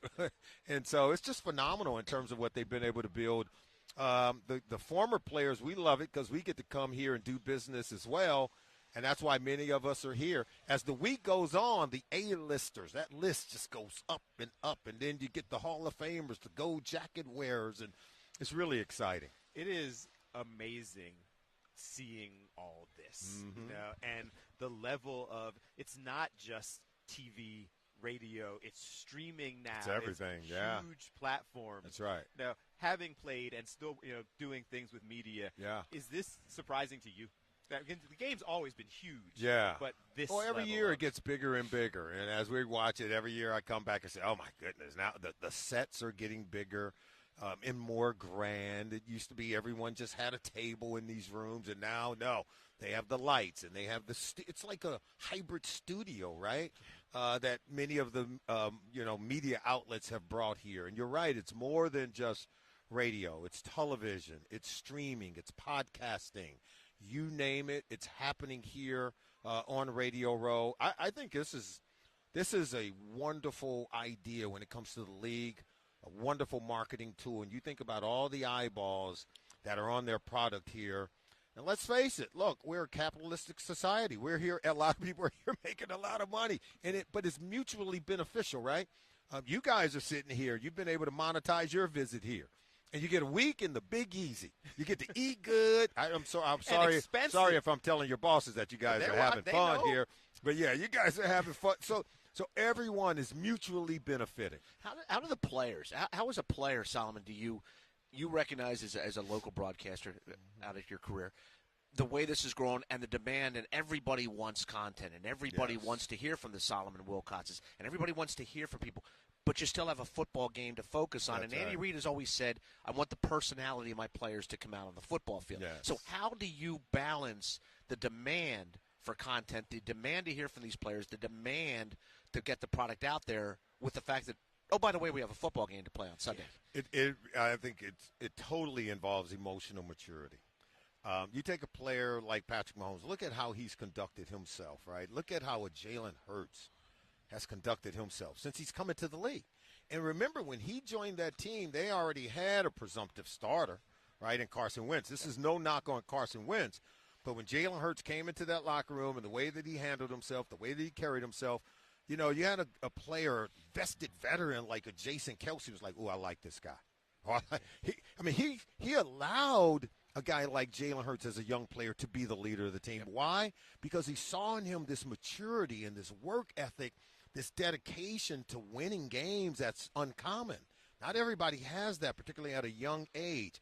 So when you are a coach and you have players like that, and like Andy Reid, you have a player like a Patrick Mahomes and even a Travis Kelce who has this sort of, this nature about him. Like he's like a rascal, right, that likes to play around. But when it's time to go to work, that guy knows how to go to work. So players, if you can exhibit that, that's what coaches really trust. They trust your ability to focus, to have this emotional maturity, and understand your purpose for even being here. Speaking of the purpose, how's Sunday afternoon play out? Like, man, I'm going to tell you right now, the last time it played out, the Eagles led in every statistical category. They had more yards. They had more production. Jalen Hurts threw for over 300 yards in that game, only 180 yards passing for Patrick Mahomes. They led by 10 points, 24-14 at halftime. Listen, I'm not going against Andy Reid, And here's the deal. People in Philly know about Andy Reid as much as anyone. Yes, that's why he's the all-time leading winning coach for both franchises. This guy in the second half is going to do something that's so unique that's going to give his team the leverage. And he's got a guy by the name of Patrick Mahomes. We call him the Grim Reaper for a reason. Because if he has the ball last, he's going to get you. That's what he does. That's why they've won 17 consecutive games in games won by one score. That's how good they are in the clutch. So, look, my heart tells me Philly's going to win, but my mind is going with Andy Reid and Patrick Mahomes. Follow your heart, man. Yeah. You just got to follow your heart. I'm not an emotional cat. Is it Andy Reid? We didn't have Saquon to wrap the game up that time. Yeah, that's a good point. That's a very good point. One more and I'll let you roll. With the Chiefs, is it Andy Reid? Is it Patrick Mahomes? Is it culture? Or D, all of the above? It's all of the above, always. It's all of those things. But listen, they didn't exist before Andy Reid got there, right? That guy is a builder of programs. I mean, if anyone who's an Eagles fan, you remember what those programs were before Andy Reid, and you remember what it was once he got there. He turned you into a household name. It was a program everybody wanted to see. Jeffrey Lurie knew it. Everyone knew it. He drove up the value of the entire franchise. And then when he left, guess what he did for the Chiefs? Same thing. You think that's by accident? You think it's by accident he's the all-time winningest coach for both teams? No. And here's the deal. This is what we always say. In any job that you guys have ever been in, you could tell your boss this. I left it better than I found it. Amen. And that's exactly what he did with the Eagles, and that's exactly what he did with the Chiefs. We appreciate you and your analysis. I'm going with my heart. I'm you're an emotional cat. Brown. Did you ever run into Jerome Brown? I'm rocking a Jerome you're Brown emotional throwback. cat. Yeah. That's what. Dude, I remember in '88, I'm playing for the Bengals. We came into Philly at the old Veterans Stadium. They had Reggie White. They had Jerome Brown. Clyde they had Simmons. Seth Joyner, Clyde Simmons. Wes Hopkins back there. We took them down. That's all I'm saying. Now, it was a hell of a game. It was one hard. Go check the record because, you can always search. I remember it. Dude, we got him. Buddy Ryan defense Mike was Quick tough. was a bad dude. He was a bad dude, man. Buddy Ryan Randall just scouting across the field at you. You guys had a team. But y'all just can't play in the fall. Other than that, y'all was all right. Buddy Ryan lost 3 straight playoff games. There are people waiting to talk to him. But you got him one day. You got him one day in '88. You know what they say? Football is not it's not a series. It's not the best 4 out of 7. All you got to do is be good on one day. That's why you guys can win this game. There's no doubt. Let's go. Appreciate you. Did I help you out there? 100%. See how I just did? See what I just did? You gave us hope. There you go. And that's all you can do. about. That's what I do, man. Appreciate you. Enjoy the cigar. Appreciate Solid it. Enjoy. Thanks, guys. Thank you. Take a quick break. Fox Local, Fox 29. We'll be back in a second. We are here, Media Row. The players, the stars coming and spending time with us. We're at the Super Bowl, bringing you here, and we'll be right back.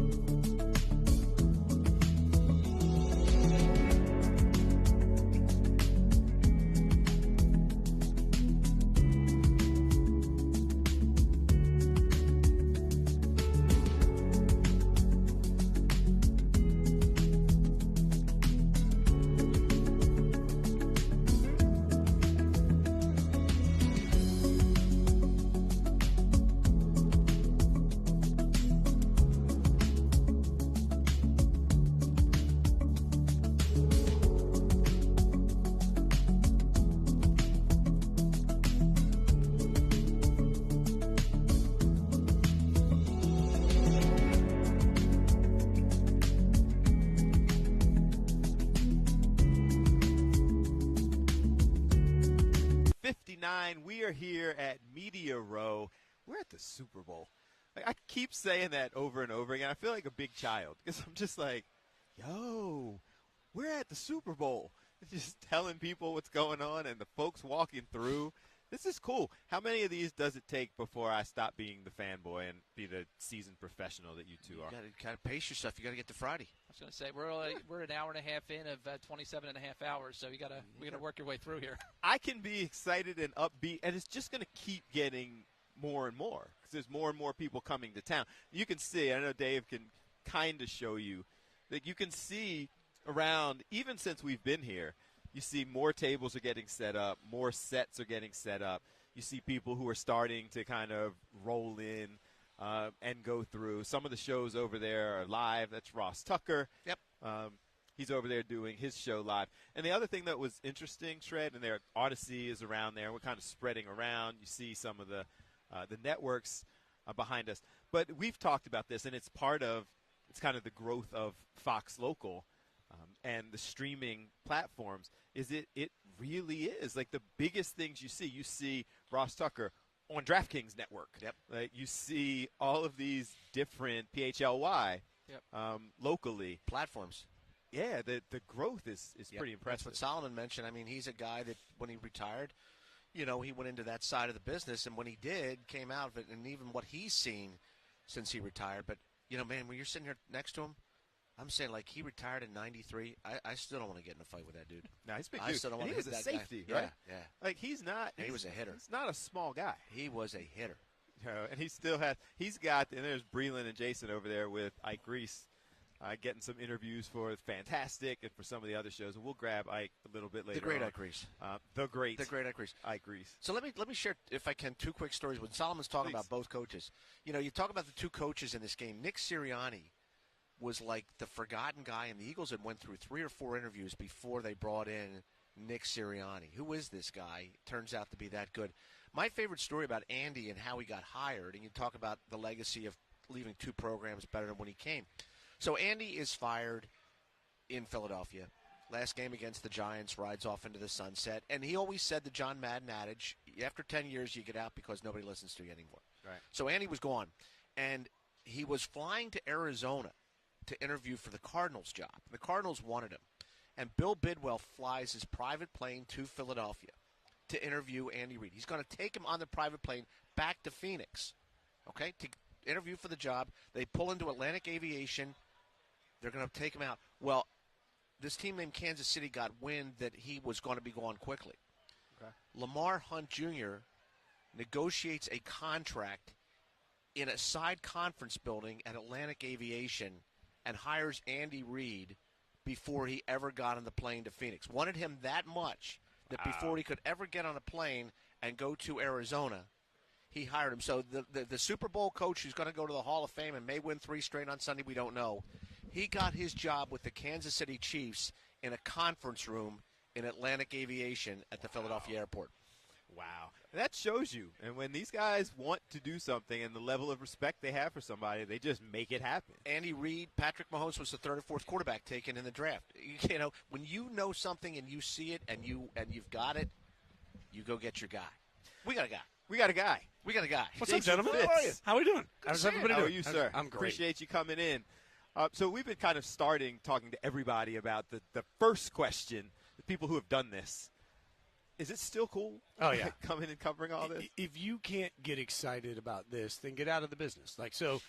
For me, I've been talking about sports professionally for almost 10 years. But before that, I was in the music business for a long time. And, successfully, I was lucky enough to be the fiddle player for a band that had one of the biggest songs of all time in country music. We toured the world.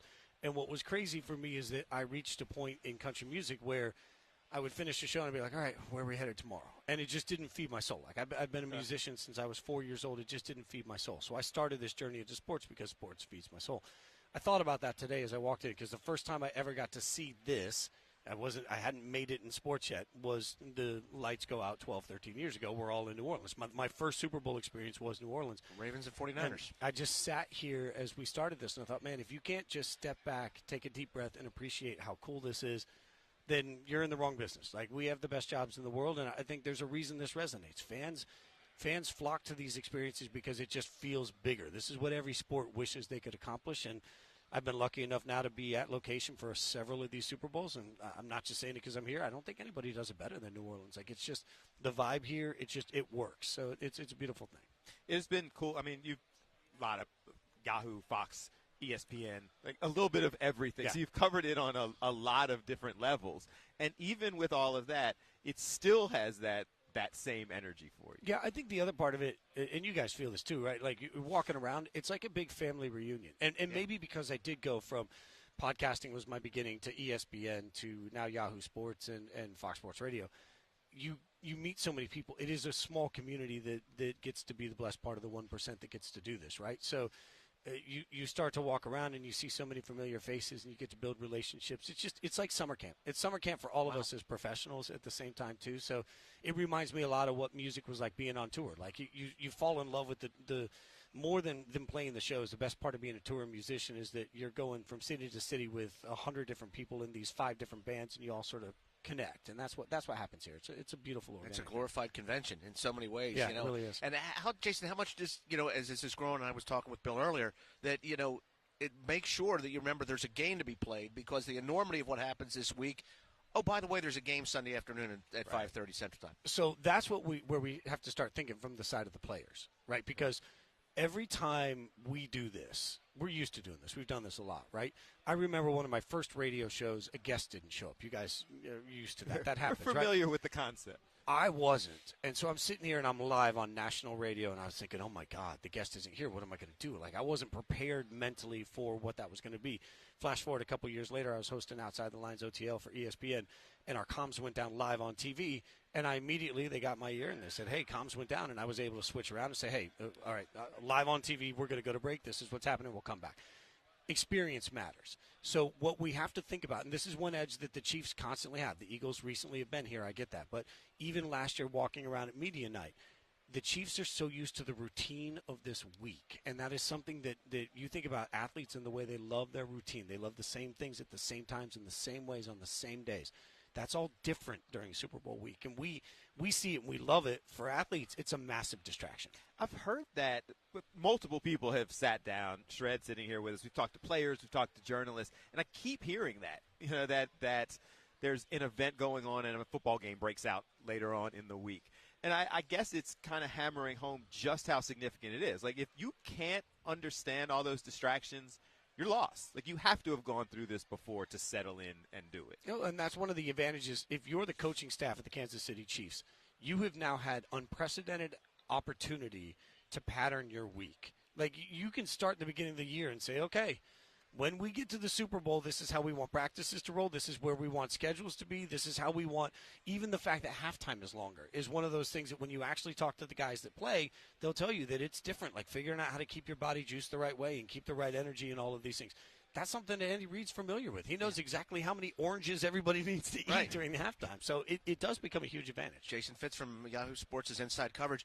Jason, like week to week, this is not week 1. This is week 23. But the week 1 game, the week 10 game, how much do you, as a host, try to treat this like a normal week knowing it's not a normal week? Yeah, I think, for all of us, you just have to turn around and say, okay, how do I do what I do? Like, programming sets in. Like, you get used to what you know, right?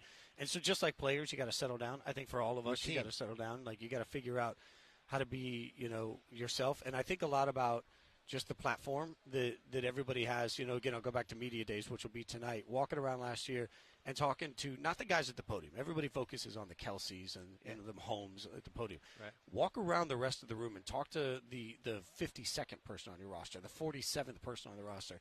And they're just in awe that these people even care, So how do you find your normal footing? And I would implore anybody that's listening, like, think about the most stressful moment in your career where everything's on the line.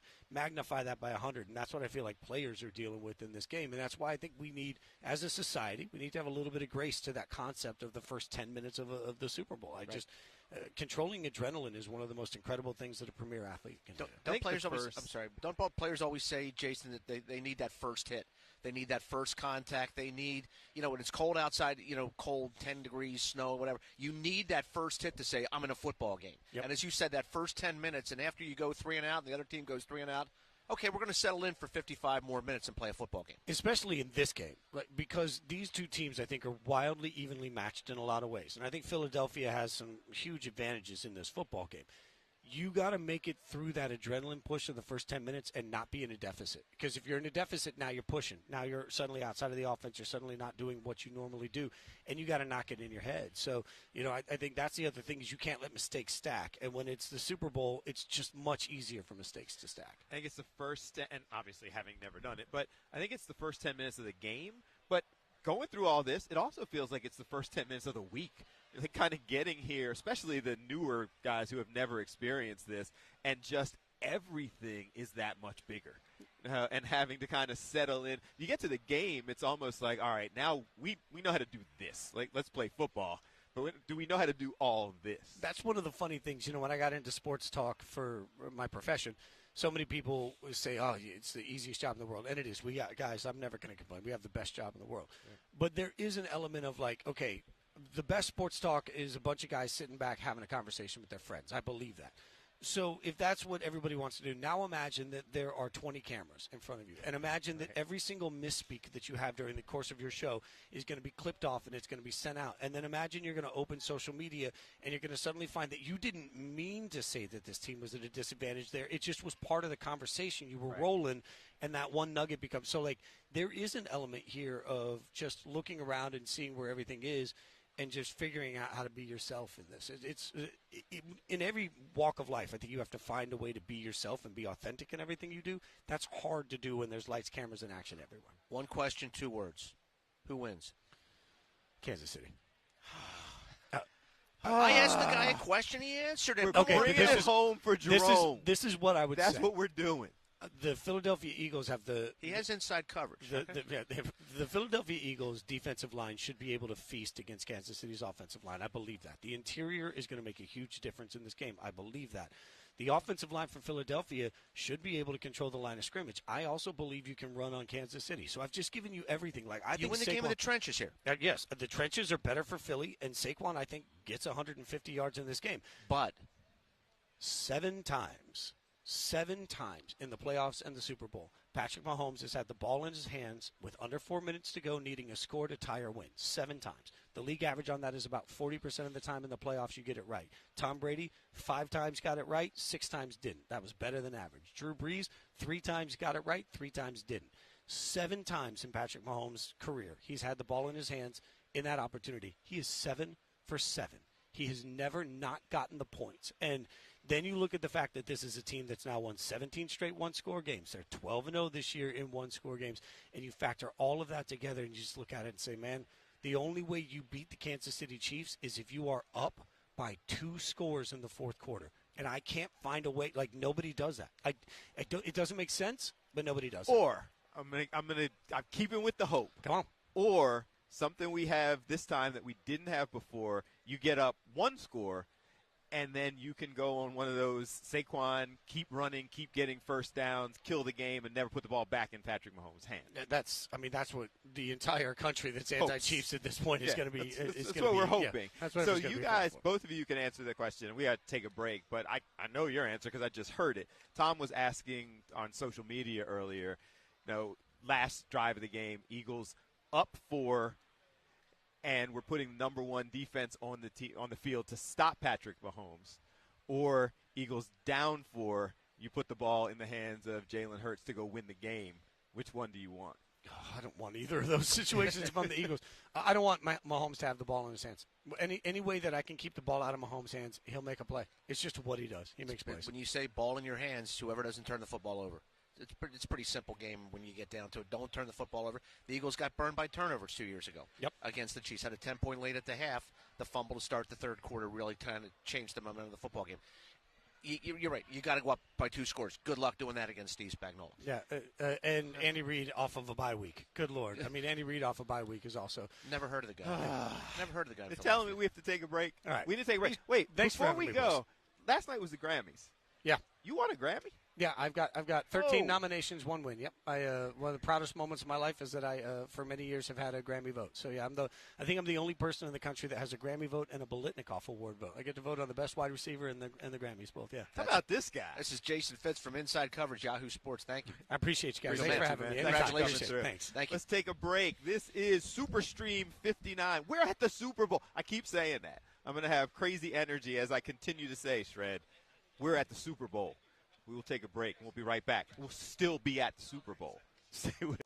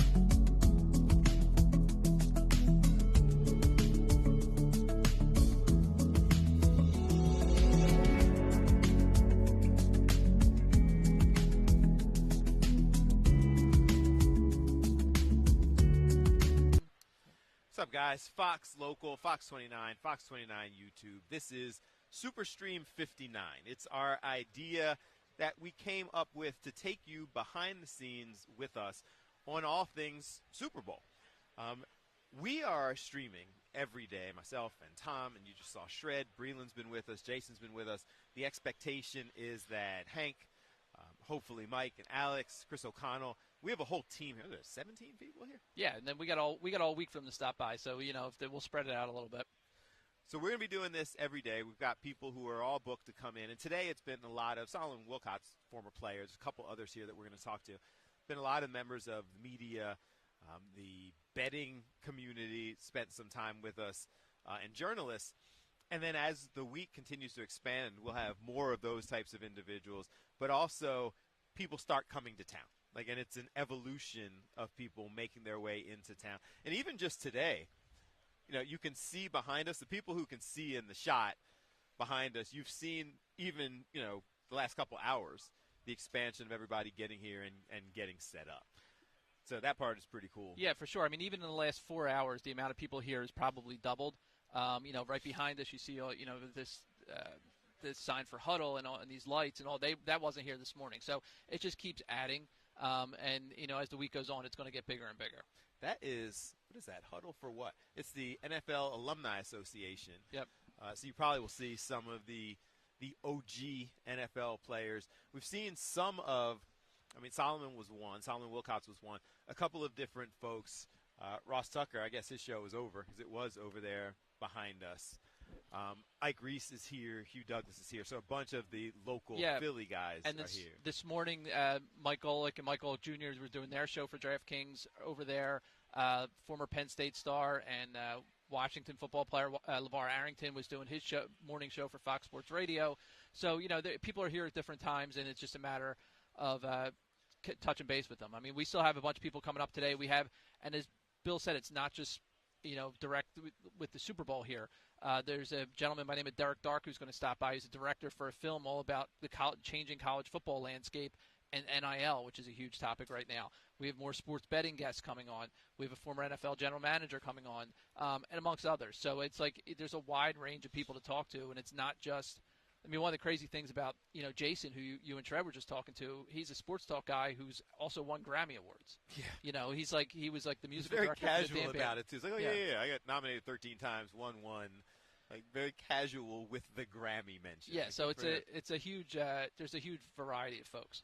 Well, and another part that's cool about this, and again, if you're just kind of soaking it in, it's part of the reason that we're doing this, is because this is – you'll see some of the clips from Media Night. You won't necessarily see all the behinds. How are you? You'll see all of these different things going on, but you don't get to see the kind of the step-by-step of all the things that happen. And that's what we're trying to bring to you. And there are several folks who just have different things that they're working on. There are, Solomon Wilcox was talking about, there are people who have business things, and they're just networking with different folks here to come together. There's the Alumni Association. There are different streaming platforms that are continuing to grow. I was trying to grab, I lost track of him, but when we were setting up earlier today, because you can't see it because of the way it's situated, but right on the other side of our booth, on the back side of it is Fox Sports. Fox Sports Radio is all right behind us. They've got a big setup. But one of the guys who was here working for them on the technical side of it, is from Passyunk Avenue and was former mummer and all of these kind of things. And we get a lot of that as we walk around after the Go Birds. Yeah, you hear the stories. I mean, Bill's got the JB jersey on today. You realize real quickly how many Philly people are out there, not just at home, like working on so many. Yesterday a gentleman came up. He was working for Sirius XM, spent years in Philly. He was talking to us about our setup, and then the guy today from Passyunk Avenue, he was talking to me about. I told him I was originally from 2nd Street. He started talking about the different mummers clubs he was out in over the years. So it's a huge community, and all you got to do is have an Eagles hat on or an Eagles shirt on. It just the Go Birds starts it and it keeps going.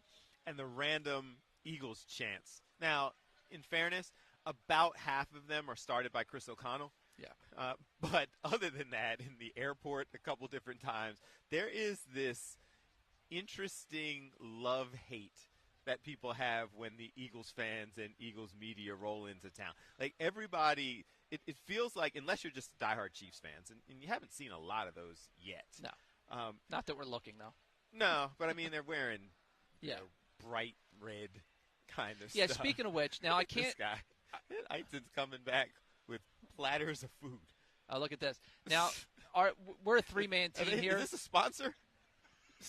We're a three-man team here, and if you could see us and hear us, that means this guy's doing a great job, Dave Eitzen, and he just had to. We're on for 5.5 hours. You got to use the bathroom, but he came back with with wings. What is Where's this? everybody getting them? Here. Chicken wings. Thank you. Here, we can't hear you. Where did this come from? All right, it's Bounty. So this is that booth right back there. Over there. I smelled chicken wings. Everybody was grabbing them. I got. So they're handing out wings. Free chicken wings. And then the Bounty to clean your hands after you eat the wings. Exactly. It's brilliant. That's I solid. don't know. They smell really good. It works. Appreciate you. So we see. So it's one of the crazy. And now he's like, you need your Bounty to sit there. And they're trying to prove, thank you, how effective they are. Because you got a tray of wings and one sheet of Bounty. Yeah, it better be a good sheet because whatever. Bounty, the quicker picker-upper? But this just proves of what Bill has been talking about all morning. Like this is like a carnival in a lot of ways. It's a media carnival. Like there's a lot of people doing shows. There's a lot of people working. But then Bounty's over there giving out wings and one paper towel. And Okay, so there's a method to this madness. So when you open it up, along with your delicious wings and sauces, there's a QR code that you scan for the whole schedule of bounty-related and wingman appearances. Yeah, and Bill, it's only 1:30 in the afternoon back at home. You're not allowed to do what's for dinner till 4, so you got to hold on. Hold on to this. I'm gonna need you to stop saying only. I feel like we're rolling through. We're doing flying. good things. It's already. It's only 12 hours to go or something. It's already 1:30, and you just messed up. He messed up my time because I was sitting there. I know that it's 12:30 here. Yeah. But I'm doing this crazy new math. So I'm sitting there going, it's 1:30 back at home, and we're only here till 4 local time. So I had given us an extra hour that we actually have not accomplished yet. It's all right. We're good. It's all good. There's a lot. There's a lot here, and there's a lot to talk about. And it's as Shredder said, I think really well. It's the game is almost like a smaller part of it. Now, let's be honest. Monday morning, if they lose, we're not going to care about any of this stuff, and we're going to hate everything because they lost. But the game, up until the game happens, it's all this other stuff. Hey, I'm going to care about this. This is an experience, and I feel good about the Eagles' opportunity to go ahead and win the game. There's somebody who's like behind, and they're shooting video of us doing this. Like some local, I don't know if it's a local sports outlet or it's another sports. They're sitting there shooting video of Dave eating wings behind the camera, like panning we're all the location. We're all kind of in the everywhere. same boat here. We're all just talking to everybody and shooting video of everything. So here's an update on everything that's going on, and I'm still trying to figure out when we go ahead and announce the number. So one of our new technologies that they equipped us with was the opportunity to do phone interviews in this fancy board that I have right next to me. I'm still trying to figure out when we go ahead and put that number out there and start opening it up for people calling. We want people to you guys to get involved the whole time. And we put this poll out on if you go on the Fox 29 Twitter or X account right now, we have a poll out. It's Monday of Super Bowl week. Just how you feeling? We just want to get a feel for what you're thinking. And right now, 68% are saying they're feeling great. Go Birds. 24% are saying the Chiefs scare them. 8% are it's too early to tell. Now, I will be honest, and I was involved in a couple, not involved in others. Pretty much all the people we have on right now are not exactly saying they think the Eagles are going to win. They're all picking. So Kansas City. Is that changing anything? I mean, for me, it's not right now. But I mean, even the odds maker guy, that person, he was like, it should be a 3.5 or a 4-point line, not a 1.5. So it's we're not getting a lot of votes of confidence so far with our guests. So I feel like here's what my take from that. I think we gave out the expert title too easily. I'm taking back their expert credentials as it relates. They can be established journalists, former players, all of that. They just don't know the Birds like we do.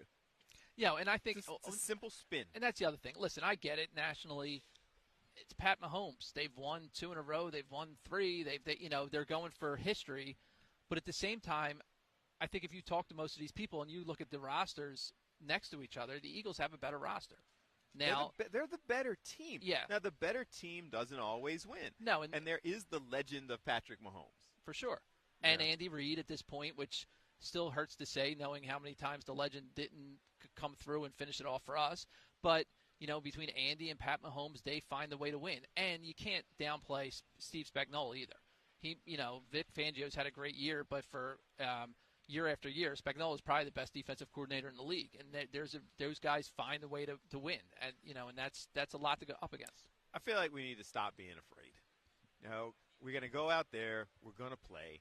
If we believe, which many of us do, and several people that we've talked to actually agree, and that's the crazy part about it, because people believe, they agree that the Eagles have the better roster. Most people have said that even before they pick the Chiefs to win. Like, they believe that the Eagles are the better team. They're not as sure of Jalen Hurts as they are of Patrick Mahomes. That makes sense. He may be the best to ever do it. But position to position, most of the people are sitting back and saying, I believe that this Eagles team is better. So if that's what you believe, they just have to come out there and do what it is that they need to do. Just take care of business. Like, they don't have to play. They have to be who we thought they were.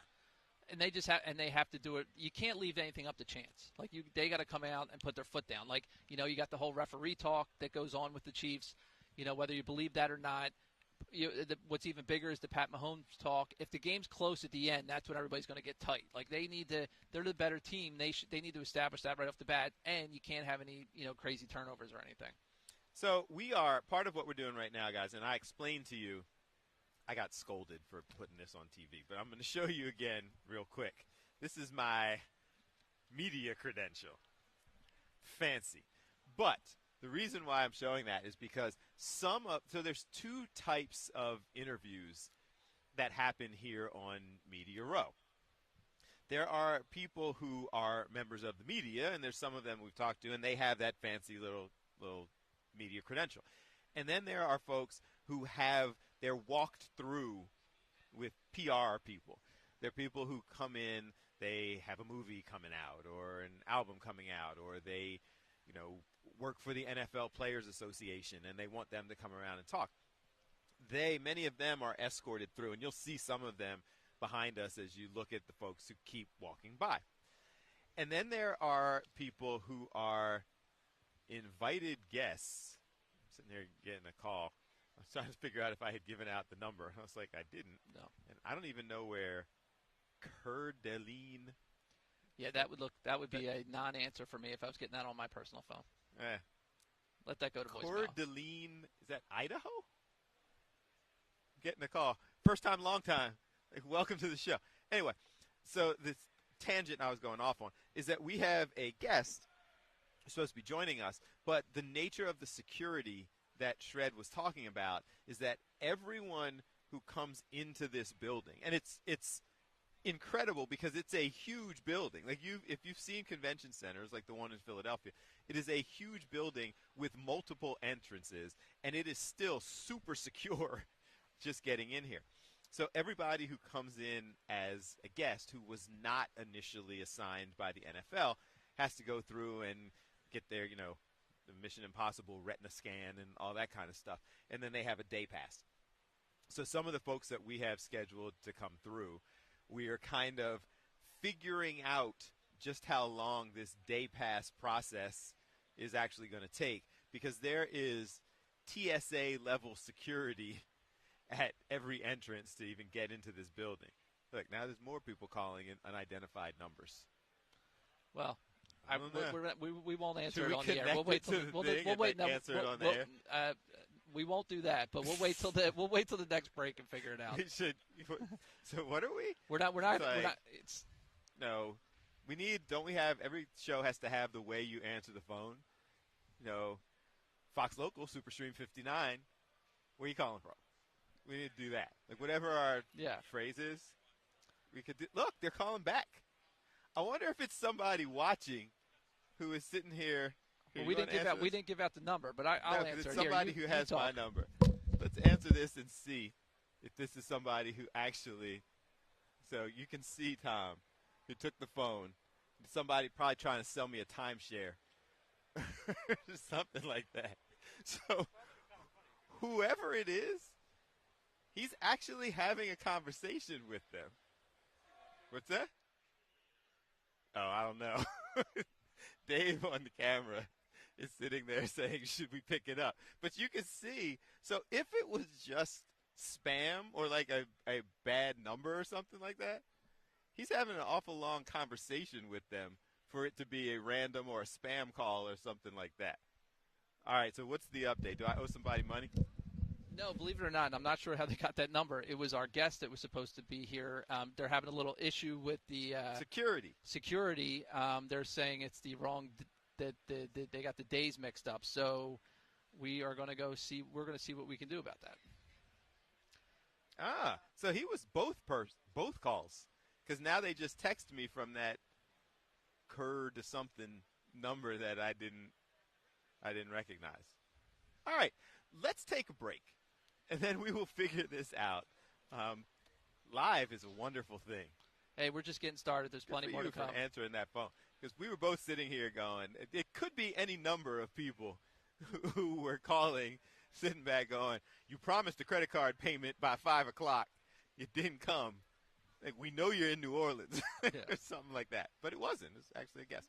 Let's take a break. Superstream 59, Fox Local, Fox 29. We are here, Media Row, at the Super Bowl.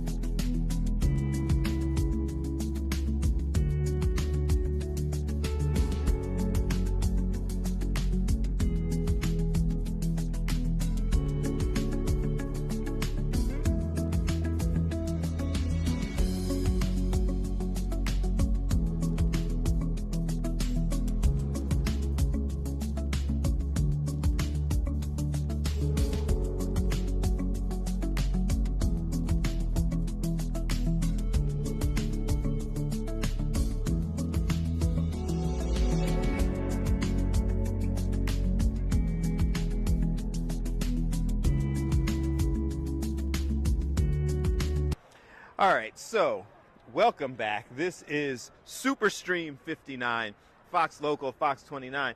And what we are figuring out right now is we take a look at all the things that are taking place behind us, everybody getting set up, making their walk through. So I was explaining to you all of those crazy challenges that exist with security. We are running into one of those challenges as we speak right now. So we're doing our best to try to get this all worked out, get the individual in to spend some time with us. So we will go ahead and reset up for you all the things that are taking place. And unfortunately, Dave can give you some of it. So I'm going to step out of the way so you can see down here, you see Sirius XM, you see all of the different outlets that are set up and the expansion that continues to take place even since we've been here, and then kind of making our way back over, and I'll step out of the way this way, but you can see all of the different larger outlets that are building their structure. Some of them are really, like, ours is cool, but some of them, you sit back and look at them. Like, there's an entire, and I'll go try to get some video of it for you, and we'll see if we can upload it or put it up here on our high-tech monitor. But there's what looks to be almost a complete recreation of Lambeau Field that's off, I don't know, I mean, Dave may be able to see where it says Lambeau Field back over there, but they have a whole structure of the field and the stadium, and it is all set up there. And so we just assumed when we walked over and we were doing a tour that must be some super high-tech, super expensive, crazy well-funded organization. And I mean, they might be crazy well funded, I don't know. But when we walked over there, it was local radio. And they just had this entire Lambeau Field build over there. There's others that as you kind of make your way up, you would be shocked by some of the folks who have been here. We were talking to a guy, Tom McDonald, actually, who some of you may know because he's done things with radio in Philadelphia, both technical and as a voice, on-air personality. And he was here working with one of these outlets, and he said that they had been here for more than a week just building out the structure and the lighting and all the things that go into building it out. So it's impressive. Right back over here, so you see the Bounty Wingman? That's where Dave went to grab us these delicious wings that I was enjoying during the last break. And that just kind of shows the extent of, there's people over there who are doing a football toss, but that's an entire structure that they've had built here in this room. It's just getting started. So they're serving and preparing wings over there. They've got a whole football toss. They have a second level to that structure where it looks like they're doing some kind of focus groups or maybe another show or what have you. And just kind of panning around Ross Tucker's show, and he'll be on with us at some point. And then up across the top of the convention center, you can see all of the various Super Bowl banners, designs, all of the things across the top. So there is a bunch going on here, and it continues to expand, to grow. People are coming in and setting in. You just saw, as we panned that way, the Odyssey Sports booth wasn't here when we came in this morning, and now they are set up full length. There's auto sponsors and what have you. Fun fact, so there was a discussion about sponsors on our table and of our booth, which has pretty much turned out to be the case anyway, as we've got chicken wings just sitting there on the booth.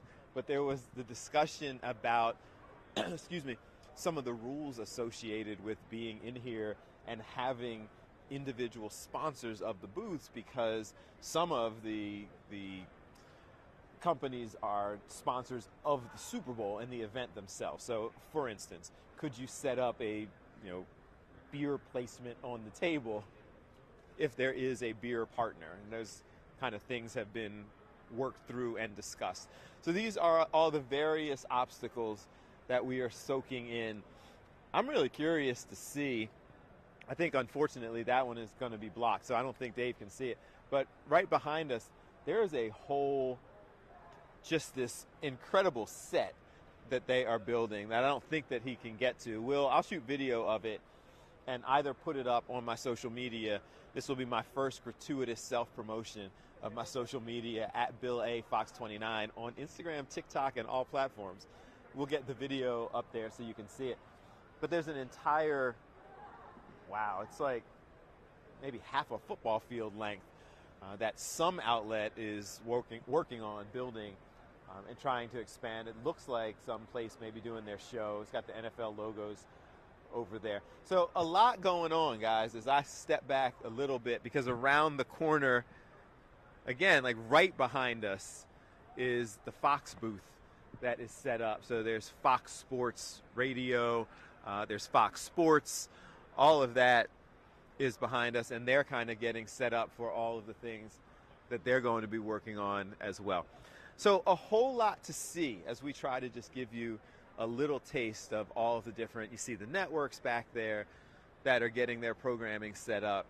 Fox Sports Radio is right there behind you, but also Fox Sports is going to be doing some of their shows here. There's a sit-down interview area and booth that's right there on the other side.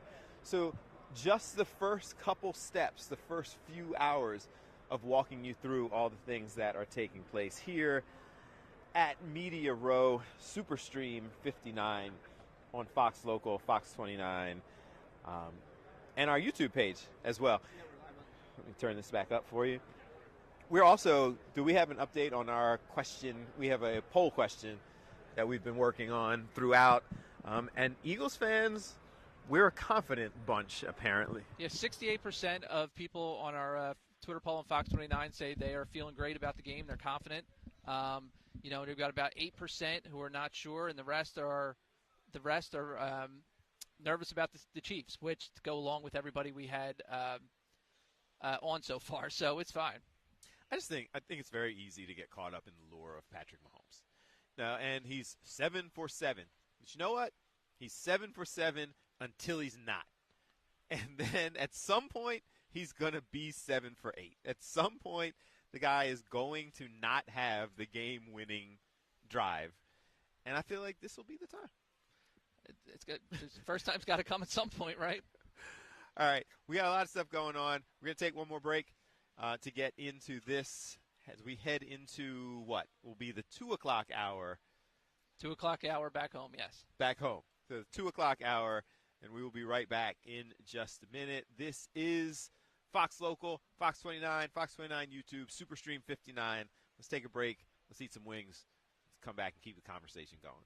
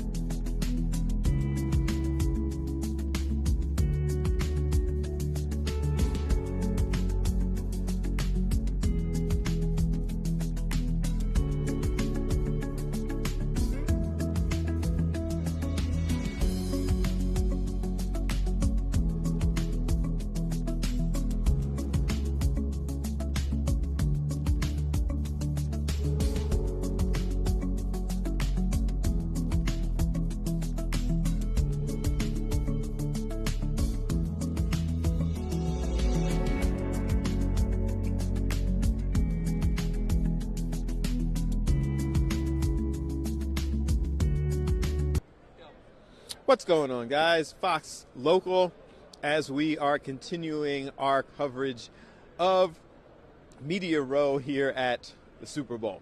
Super Bowl 59, New Orleans. So we just discovered something during the break. The genius of Dave Eitzen, who is behind the camera right now, and Tom Loudon, is we're continuing to kind of see what else we can do with this. So apparently we now have the ability to wander with the microphones. So some of the things that we can take you to, some of the different people who are setting up all of the locations throughout, some of the things. We talked about the Ross Tucker show. We talked about things going on. Look at this guy. We got legit celeb football players in the building. Where's the guy? Oh, there it is. We're over there. Like, I'm just like, who you talking to? Yeah, I'm just running around, trying to see what I can see.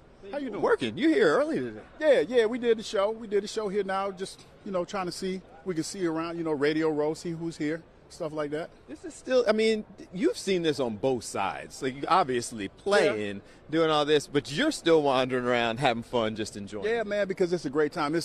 We get the opportunity, as you know, to see all the people that we watch on television, even though you're on television and everything else, you get to see everybody. So it's like, hey, I know that guy. I watch his show every day. I know this guy. It's 2 bills and a mic. Where's everybody? Or 2 mics and a bill? Or is it 2 bills, 2 mics and 1 bill? Did I say it wrong? Beautiful. There's 2 mics and a bill. Yeah. One of the mics is here. Okay, yeah, Mike. Mike here. Mike Greenwich, he here? Mike G's not here. Mike Jarrett's here. Mike Jarrett's here? He probably run around doing wilding out. He wild. That Mike. The wild. show started this morning. Jarrett still had beignet powder all over his face and was doing oyster shots. Beignet powder. Yeah, I'm gonna go ahead and leave that one alone, dog. So what's this like? What's it like for you? Because now you're doing the media. You've done the whole playing thing and had to deal with all of this. What's it like for you now to just be able to kind of enjoy it, still just having a good time with it? It's fun. It's fun. It's doubly fun that the Eagles are here. Yeah. You get to enjoy with all the fans and the fan base, the media members that we all know and love, that we see every Sunday going to Eagles games. So it's just great to be here, man. It really is, to be in Louisiana. Gonna get some. I'm not eating on crawfish, but I probably get some seafood. I maybe get a catfish po' boy or something like that. But I'm not a big seafood eater, dog. I'm not. That's not what I do. You've been over to Bourbon Street? Yeah, I have. I went over there, had a couple drinks. Probably go get started a little bit early, so I can be in the bed by 8 o'clock. Listen, I know my age. I'm gonna be in the bed by 8, but I'm gonna be nice by 4. So that's the benefit of doing morning radio. I'm gonna be nice by 4. I'm gonna be asleep by 8. Yeah. When you do this, when you're playing in big games, right, is it that hard? 'Cause we've talked about kind of the spectacle of players who have to try to get there and get settled in, players who got every friend or family that they know. Now, you still probably got people calling you. Is it hard to deal with all that? They got the plug. I'll tell them in a minute. I ain't got the plug, dog. That's not who I am. But the good thing about this game is normally getting ready for this, you take care of all that next week. And all the family members that want to have access to you, you tell them, like, listen, that was last week. This week, it's time to focus. Everything that you do this week is all about football and trying to win this game. Everybody else is a distraction. And if you call me during this week, you will be treated as such, a distraction. You will not get phone calls back. See, that's the way I did it. Unless they're emergency calls. But you really don't talk to family that much during this week. So you can isolate, even if something is big. Especially if you have the family members that know how important this game is to you, it's best that they just leave you be and let you play. I'm not going to keep you long because you did the whole morning and you want to go get your party on. No, I'm cool. What's up, man? What you want to do? What you want to do? Hang out? Yeah, we can hang out. What's up? Everybody we've talked to, every journalist, former players not from Philly, they're all picking Kansas City. Who did that? Everybody. Not this cat. I'm not picking Kansas City. Okay. I believe the Eagles are going to win. It's not going to be a blowout like everybody's predicting, but I think the Eagles win this game. I really do. Tell me why. Why I think, because I just feel like, and a friend of mine told me this, when you look at these two teams, the Kansas City Chiefs are the same team that barely beat the Eagles the last time they played them. Yeah. They barely beat them in the Super Bowl. This team is much better. You talk about Cooper DeJean. You talk about Jalen Carter. You talk about, who else am I thinking about? Nolan Smith. Those guys on that side of the ball, man, that have made contributions. They've made huge contributions. We didn't have Saquon. Yeah, didn't I? I was going to say that one first. No, Shayshawn Broccoli. But you got contributions on the defensive side of the ball. Zach Bond, that you didn't have before. You got stalwarts. The one thing that we were concerned about going into this season was who was going to be the middle linebacker. You got a guy as a journeyman that played here. The secondary was young. We don't have those questions now. Defense. Number one defense in the league. Wasn't the number one defense last time. And Shayshawn Broccoli. We got Shayshawn Broccoli. That's all we need. That's all. Hey, listen, with that right there, man, I can tell you as a former player, the focus is going to be to stop him because you haven't stopped him all year. He's been slowed down times. Yeah, I get that. He had one game where he had like 60-some yards. But when you talk about consistently for the last, 8 weeks, getting over 100 yards, you pride yourself as a defense to try to keep running backs under 100, and he's been eclipsing that every week. He's going to be a problem in this game. And he just got engaged, and it's his birthday.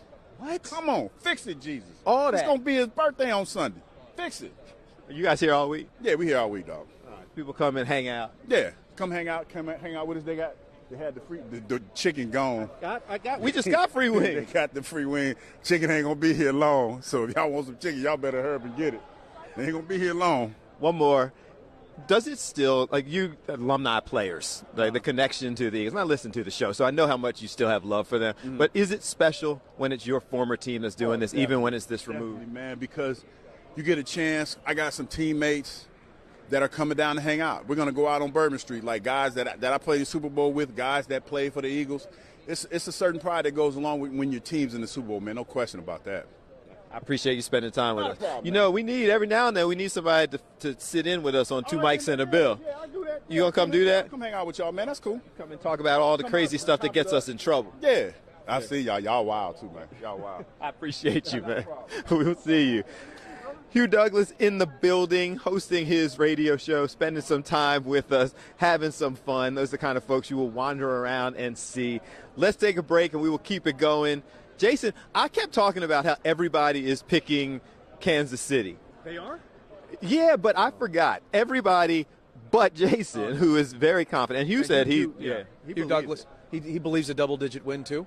He didn't think it was going to be easy, but he does think that he believes everything points to the Eagles. I think they're just a better team. I heard him talking about Saquon Barkley. So Saquon Broccoli. That's what it is, Broccoli. Yeah. All right, so good. I feel pretty good about it. I'm sticking with it. Now, because I've made a prediction, I've got to stick with it. Okay. I cannot go back. You're not going to be that guy who changes midweek. I've done that before.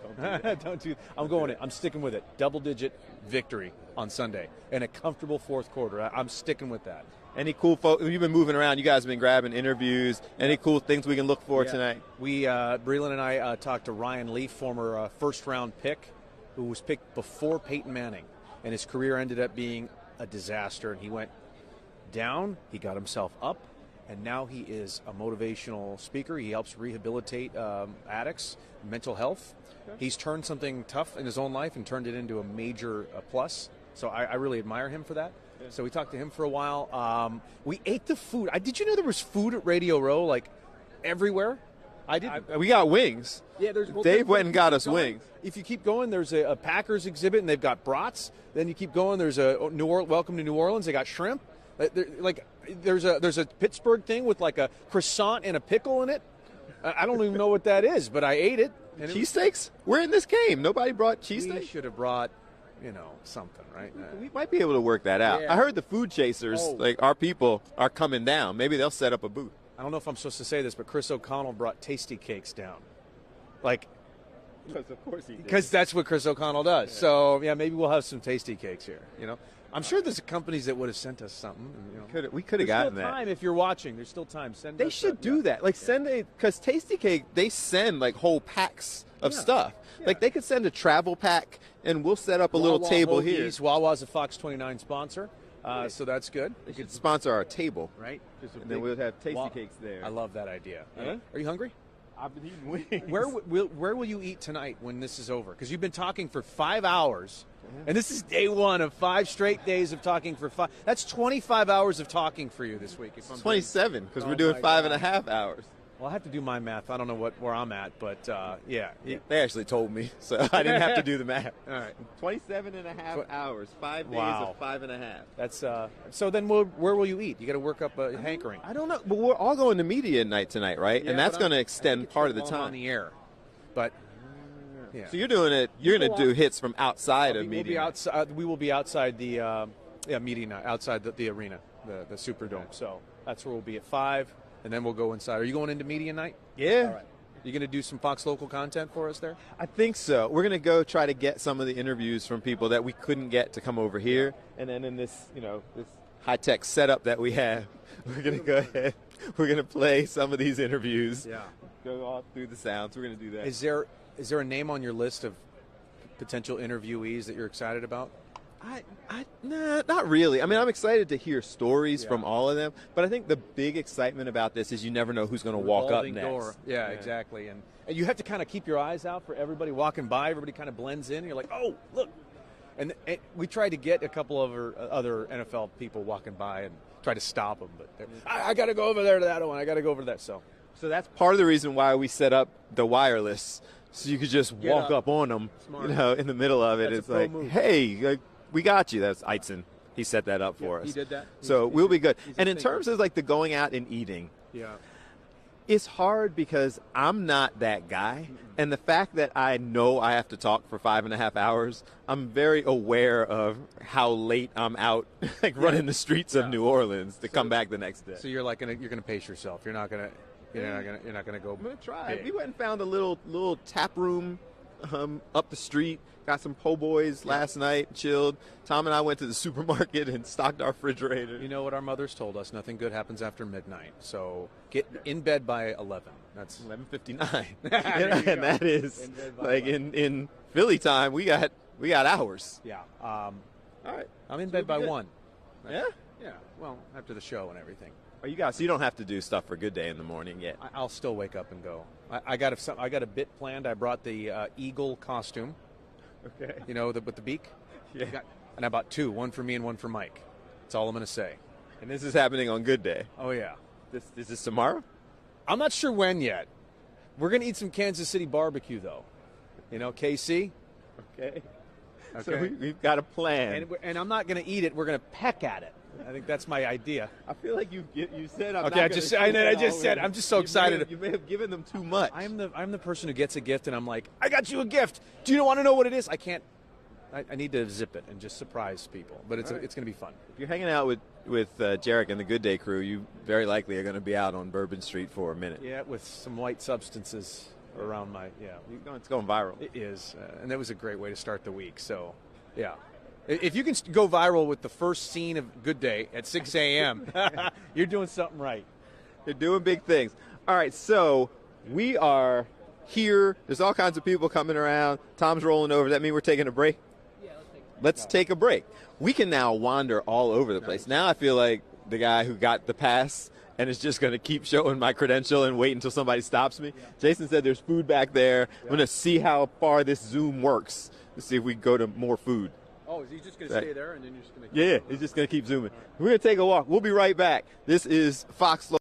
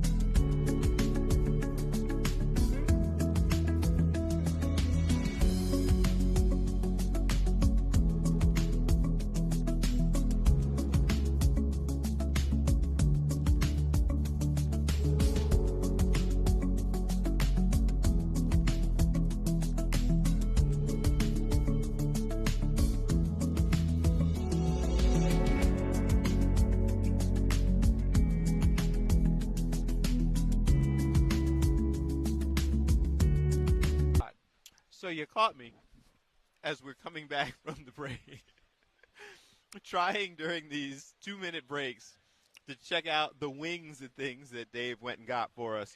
And Jason explains that there are whole bunches of food spread out throughout the area. What's up, man? Spread out throughout the area that we didn't even know about. We're going on back there. And some of the behind the scenes, we're seeing some of the whole what's up, man, with some of the other local media.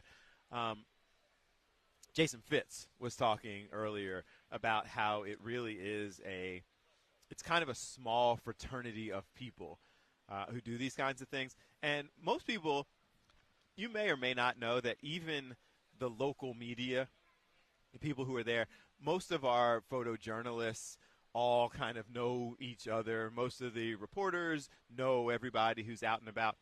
So it's interesting that people view us as all on different teams, and we are. But a lot of the people, you kind of see them, and it's like a chance to kind of catch up with old friends who work for other stations as well. Yeah, for sure.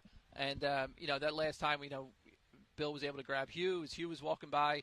And then, we just, in the last break, we were able to just get Ricky Williams, former NFL player. Everybody remembers, everybody wanted the Dirty 30 from the Eagles went up to the draft because everybody wanted the Eagles to draft Ricky Williams, but the Saints traded their whole Donovan instead. Yeah, they picked Donovan instead, and the Saints traded their entire draft for Ricky Williams. He's going to stop by on Friday. What's he doing these days? Is he a marijuana advocate or something like that? I was going to say he's probably smoking something. He smokes a lot of weed. Yeah, he does. But and he was also a minor leaguer in the Phillies organization. Ricky Williams was? Yes, he was. He played a couple years, his last couple years at Texas. He would play football for Texas, and then during the baseball season, he was a pro baseball player for the Phillies. And then he ended up going straight NFL.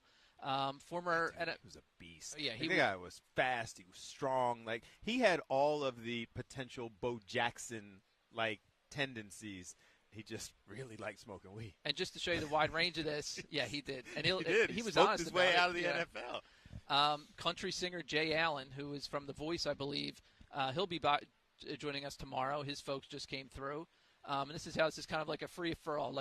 That's unusual. To go behind the curtain a little bit, the same woman who was like, hey, you interested in Ricky Williams? She's like, I'm also bringing around Jay Allen, country singer. I'm like, sure, this is what we're telling people. It's a little bit of everything, right? So, and a couple other former NFL players. Randy Grimes will be here tomorrow now, and a couple other folks as well. So it's kind of like a free-for-all, and we're just trying to be a part of it and bring it back to you guys. So hit me up at Bill A. Fox 29 on social media platforms if you know who Jay Allen is. He's a country singer? Country singer. Is he a big deal? So this is a complete acknowledgement of my ignorance. No, because as it relates to country singers. He was from one of the competition shows. He was, so. Think he'll sing?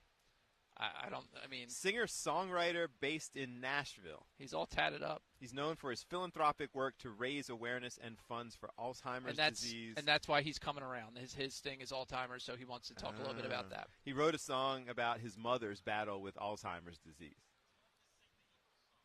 No, we're not going to do that. We're getting this is serious. We're getting comments off camera after we talk about all his advocacy work and the significance of Alzheimer's and his mother's struggle. We're going to see if he'll also sing the Eagles fight song. Yeah, hey, everybody, or maybe he'll do requests. Maybe he'll do the Eagles chant.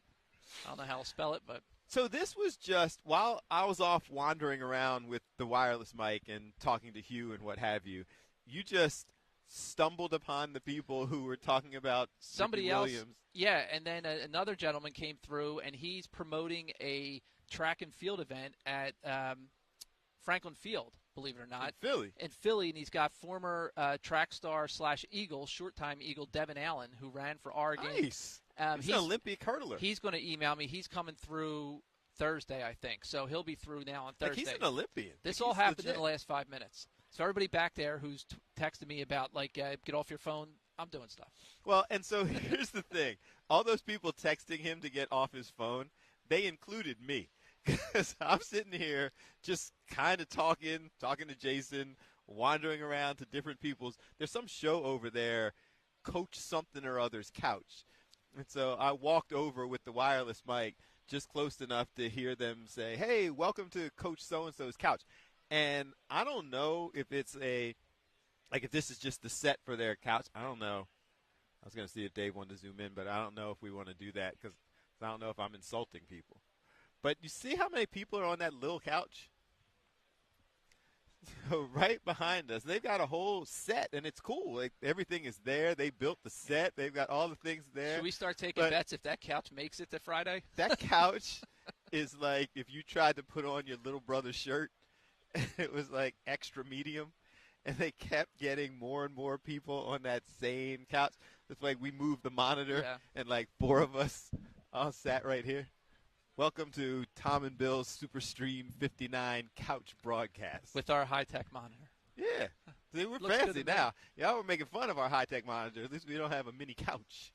So anyway, that's the kind of thing that was going on as we wandered around. We're making friends, by the way. I'm sure it's an amazing show. Bill's making friends. I'm not that social. So those are the people who had the country singer.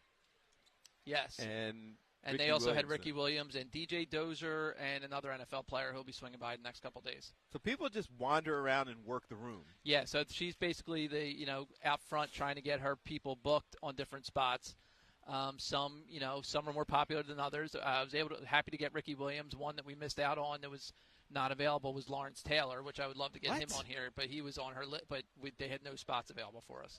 What? I saw it over shoulder. I said, L. Taylor, is that Lawrence? Like, we want Lawrence Taylor. And she's like, oh, sorry, we can't. You should have told her that we can't talk to the other people. Oh. Yes. Play hardball. And then our friend. Does she realize we're Fox Local? I know we're Fox Local. If you can't give us. Speaking of which, I buried the lead, L. I think. Taylor. I buried the lead on the track thing that we're booked with Devin Allen. Oh, I'm done. Yeah, thank you, my man. How are you? Appreciate you.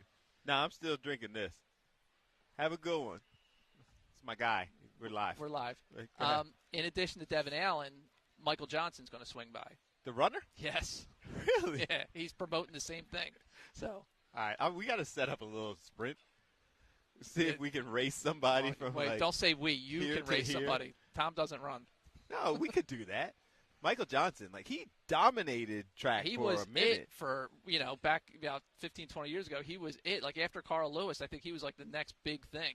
Yeah, Michael Johnson was crazy. He was that, upright runner who was just effortlessly running the 400.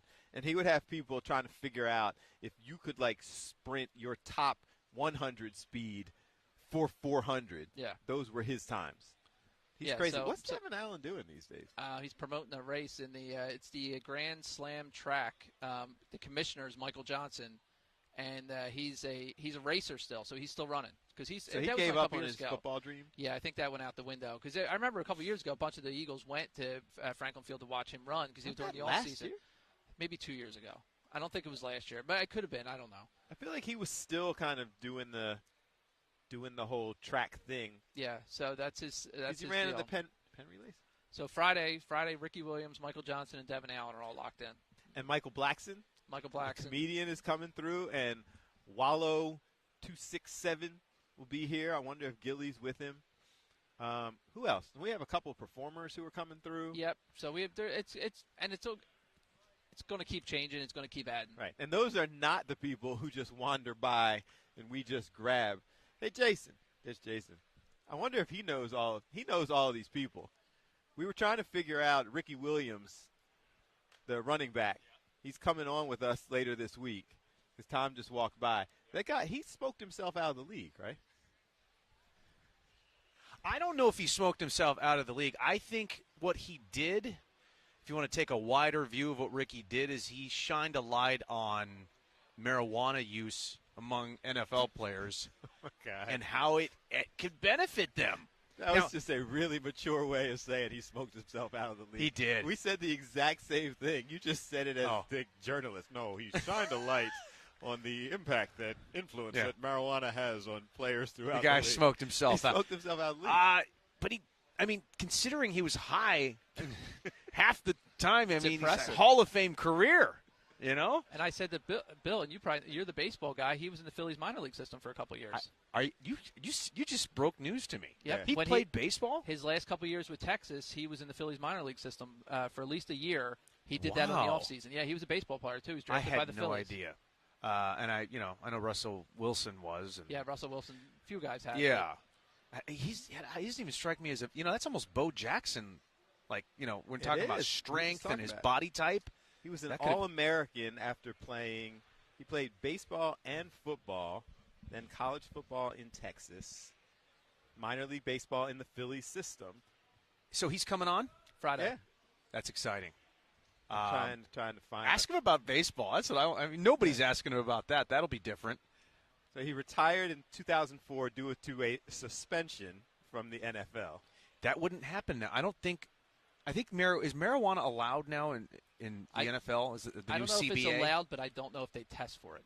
But it's an interesting point because we kind of sit back, and I was obviously having a little fun with it, and we're looking forward to talking to Ricky Williams because he had an impressive career for that time. But it is interesting the stuff that people ended up losing careers over that now would be fine in today's society with the NIL. Like people who were out there, Reggie Bush and that sort of thing. Like these guys were just completely blacklisted, and sacrificing different awards and things that they won, and now they'd be celebrated. What percentage of NFL players do you think smoke pot? I think it's a large percentage. Like over 90? Percentage of people. No, yeah. I mean NFL because I mean just when it comes to recovery, when it comes to injury, dealing with pain, anxiety, all of it. Do you think it's over 80? Nah. I would be surprised if it's that high because even with the level of acceptance of marijuana, there's still not 50% of society that smokes marijuana. But I do think it's probably on the higher consistency. end just for the recovery thing. I mean, you've talked to enough of these guys over the years who, I mean, listen, you see these guys, just being here, watching a lot of these retired players walk around. Yeah. It's not the easiest thing in the world. Like, their bodies are beaten up. I mean, it's a tough gig. Yeah, and it's just now it's accepted, and you never hear about anybody getting suspended over, Dude, there was just a looked quote. it up? I actually Googled that. Travis Kelce was asked that question and estimated that between 50 and 80% of NFL players use cannabis. And the more lenient policy was implemented in 2021, so you can't do it in season. But apparently if you stop before testing begins by like middle of July, then you're fine. They have to. Well, they can't do it. You're saying they can't do it in season? According to the policy. Now, that whether or not you actually get tested for it, who knows? Yeah. But the policy says that you're not supposed to do it in season. I'm not a smoker, but I get it. You know what I mean? Like, especially for NFL players, probably NBA players at the same time. Which, by the way, has anybody brought up the trade with you guys? Well, I was saying to Bill this morning, I got over here early and I was walking around, and we're at the Super Bowl, and there was a Fox Sports show live. There was a Golic show live. Sirius.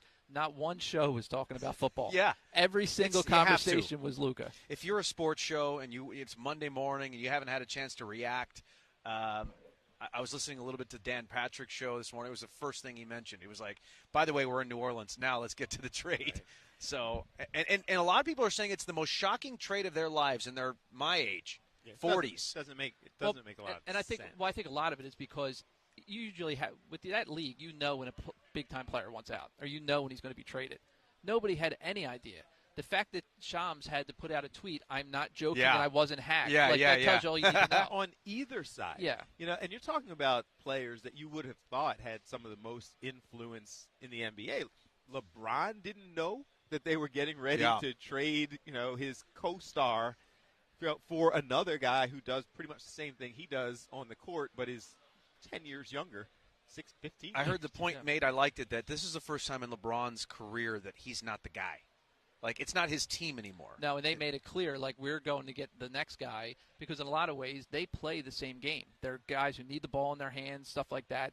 And when has a move ever been made on a LeBron team, whether it's the co-star or the 12th man or the coach that he wasn't involved in? Yeah, and this one he allegedly had no idea. Apparently AD had no idea. I really wonder, though, internally with Dallas, what happened behind the scenes that said he's got to go. There's something that happened right, for a where star. Either they didn't want to pay him down the road, they wanted to get something in return. This is not just about basketball. There's something that tells me there's more. I mean, a lot of the reporting is about him being out of shape and stuff like that, but even so, I find that hard to believe because he's 25 years old. Well, but if you are out of shape and they have confronted you about it and you don't – I mean, this guy's been a pro since he was 14. But he's also he's a closer. He's a winner. They went to the NBA Finals 2 years ago, I believe, lost to Boston, I think it was. We've seen him close out games. He seems to be a leader. Maybe not. I'm a fan of the guy. Oh, he can play. I mean, top 3 MVP voting every year. Like, and he's talking 25. about his contract. Right. Like if you list the top 4, and maybe we got into this now also, Super Bowl. But if you list the top 4 players in terms of value, contract, like he's got to be top 4. And did you see the trade cost him $116 million? Because if he stayed with Dallas, he was eligible for a Supermax. Oh. He's no longer. So that's not even taken into consideration the difference between taxes in Texas and California. But $116 million off his contract, he's not eligible for now. I mean, now he's is that be a slap angry. in the face? Does that motivate you to finally get in shape, or does that make you go to bleep with this league? If there's any sports bettors out there, the next time the Lakers play Dallas, take the over on his points and his everything. He's going to be angry. Shots. So we went down this rabbit hole, more about marijuana in the NFL. Yeah. So it is closer to being decriminalized because it's not permitted, but if they test you, you will still not test positive as long as you're below 350 ng per ml. That's how you measure how high you are, right? And apparently 350 is a fairly high threshold. Oh, man. So they're saying that this is as close to decriminalization as possible. It's not permitted, but you basically can't have smoked right before they took the test. You're smoking in the waiting room before they come and do it. I would venture to guess that players have played games under the influence. Oh, sure. And have done incredible things on the field under the influence. We were just marijuana. talking about Lawrence Taylor, who unfortunately we can't interview. No, he wasn't available. Oh. But he'll be walking through here, so we'll see. We'll still But try. he admitted that, and it wasn't marijuana, but he admitted that he played games while dealing with drug challenges. Yeah. So And I think there's been baseball players saying they've been drunk while playing and have done some pretty cool things. Are there players over there you see? No, I'm just trying to. I just keep head on a swivel. Yeah, It's who one else of is those out deals, there? like just trying to see. I know. I'm trying to see too. And we also have some folks supposedly coming up in the next 10, 15 minutes. So I'm just. But trying you don't to want keep to an eye on tease it because you don't know if You don't know who's going to make it or up. not. Well, one of them is Thomas Dimitroff, who I'm interested in talking to. He was the general manager of the Falcons for 12 years, and just to talk about the whole Howie thing. And I did this exercise with. I did the exercise with Bill last night. I want to do it with Thomas and get his take. I have it over here. So the last 4 drafts for the Eagles, the top 3 rounds. Yes. Right? 2021, Devontae Smith, Landon Dickerson, Milton Williams. 2022, Jordan Davis, Cam Jurgens, Nakobe Dean. My God. 2023, Jalen Carter, Nolan Smith, Tyler Steen. Yeah.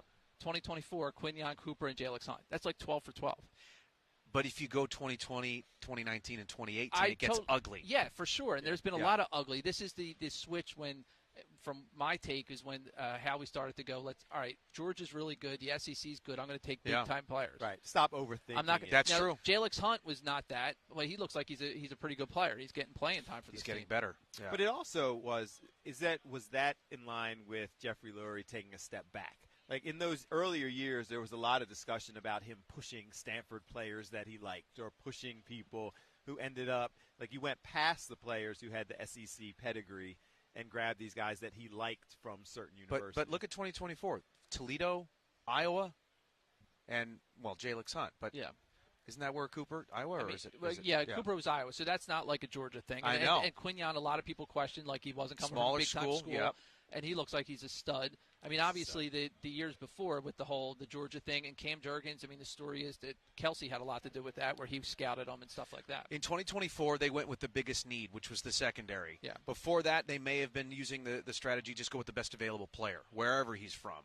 So, and they filled that need. I still will never get over how these rookies have stepped up. I mean, I remember when they were drafted, we'd ask the so-called experts, are they going to be impact players right away? And the answer was always, not really right away. Give it some time. They're young. And it's like impact players from Brazil, from that game on. Yeah. Well, you find out what these guys, what they're made of, right? Because now we have, and it's the benefit of social media and all these other things. So you see the behind the scenes. You see Quinyon Mitchell from day one not being intimidated by number one receivers, going word for word with them, talking to them, coming over to defend his backfield, his teammates. And Cooper DeJean's the same thing. Like, they seem completely unfazed by the moment. And not only that, but the league, you said they weren't intimidated by the league. The league was almost intimidated by Quinyon. They went weeks without, balls being thrown Quinyon's way, or not. He was up against their best receiver, and he was locking them down. And so I don't know who he's going to be on in this Chiefs game. I mean, it'll be interesting to see who they put on Hopkins. Kelsey. And Hopkins, yeah, obviously, but you got to think Bond's going to drop back. Yeah, I saw some clips there that Brent Selleck running some Kelsey routes in practice to try to Really? Yeah. I didn't realize Selleck was out there doing that. Good. So he's playing the role of Travis. It's going to be a team effort on Kelsey. Do you go into this saying don't let Kelsey beat us? I mean, he's Patrick's favorite target in the Super Bowl and the playoffs. I think it's specifically in the red zone. I mean, he's still his steps up. He's not as fast as he was. He's not breaking away from people, but he can. I mean, listen, and it's a concern because Zach Ertz ate him up last week. Of everything that was great with the championship game, he had like 11 for 100, I think. I feel like Zach Ertz ate him up because they were okay with it. Like I think they wanted to. I mean, obviously they don't let want Scary somebody Terry to, beat right, you. But Zach Ertz isn't beating you over the top. Zach Ertz is not going to be the one-play breakaway touchdown. And that's Vic Fangio's defense. You can have the 8 in front of me. You can have the 10 in front, especially when they were up. And you continue to just go at Ertz. I'm trying to think back to the last time the secondary got burned on a deep ball. And, I don't knock on wood here, but I don't remember it. I mean, there was a long pass in that Rams game, but they didn't get beat. They still got him down, thank God, and they ended up getting a stop. So I don't know how they've been able to do that, but don't let the big play beat you. And Mahomes will chip away at you until you're dead. But and also, here's another offensive thing to think about. Do they have a Philly special ready to go? And not the same play, but I mean, you know what I mean, a trick play in the red zone. The Eagles? I think that they have. Has Kellen Moore drawn that up? Is there a Saquon throwing the ball at the some kind of pitch and throw? It's not a trick play, but even the championship game, Goddard's getting handoffs. Right. Which was the first time you've seen that. So maybe there's a wrinkle like that. Like I don't think we've ever seen him take a straight handoff, and he did it, I think, 2 or 3 times in that game. Yeah. Where you got to give him different looks. Well, they have teased a little bit about the fake off the tush push or the brotherly shove because they tried it the one time against the Rams. They've shown a couple different plays that will kind of break out of that just to keep them off guard. Yeah. So we'll see. Hank Flynn's in the building. All right. Looking good. Go ahead. I was just going to say tonight is the first time we're going to hear from Cam Jurgens and Landon Dickerson since their injury. I really want to know how they're doing. I'm sure they're going to say they're fine. Landon was in your hood on Saturday. He's in Havertown? He was signing autographs in Havertown. Was he? Yeah. That's the place to be. Yeah. Good Let's for him. take a break. We are here. Oh, at the card store. That card store. Yeah. It's Media Row. It's been a little bit. So we had whole flurry of activity in the morning. We have more coming later in the day, but we've hit that kind of in-between period where some of the shows are off from the morning. Right. Some of the ones happening in the afternoon have not clicked in yet. That's my guy. We're going to talk to you. Hang around for a second. We got to take a quick break. We'll talk to him. Working with Fox. He is from Philly. Nice. Diehard Philly fan. Mummer. Are you on all the that kind of broadcast stuff. team? Oh, okay.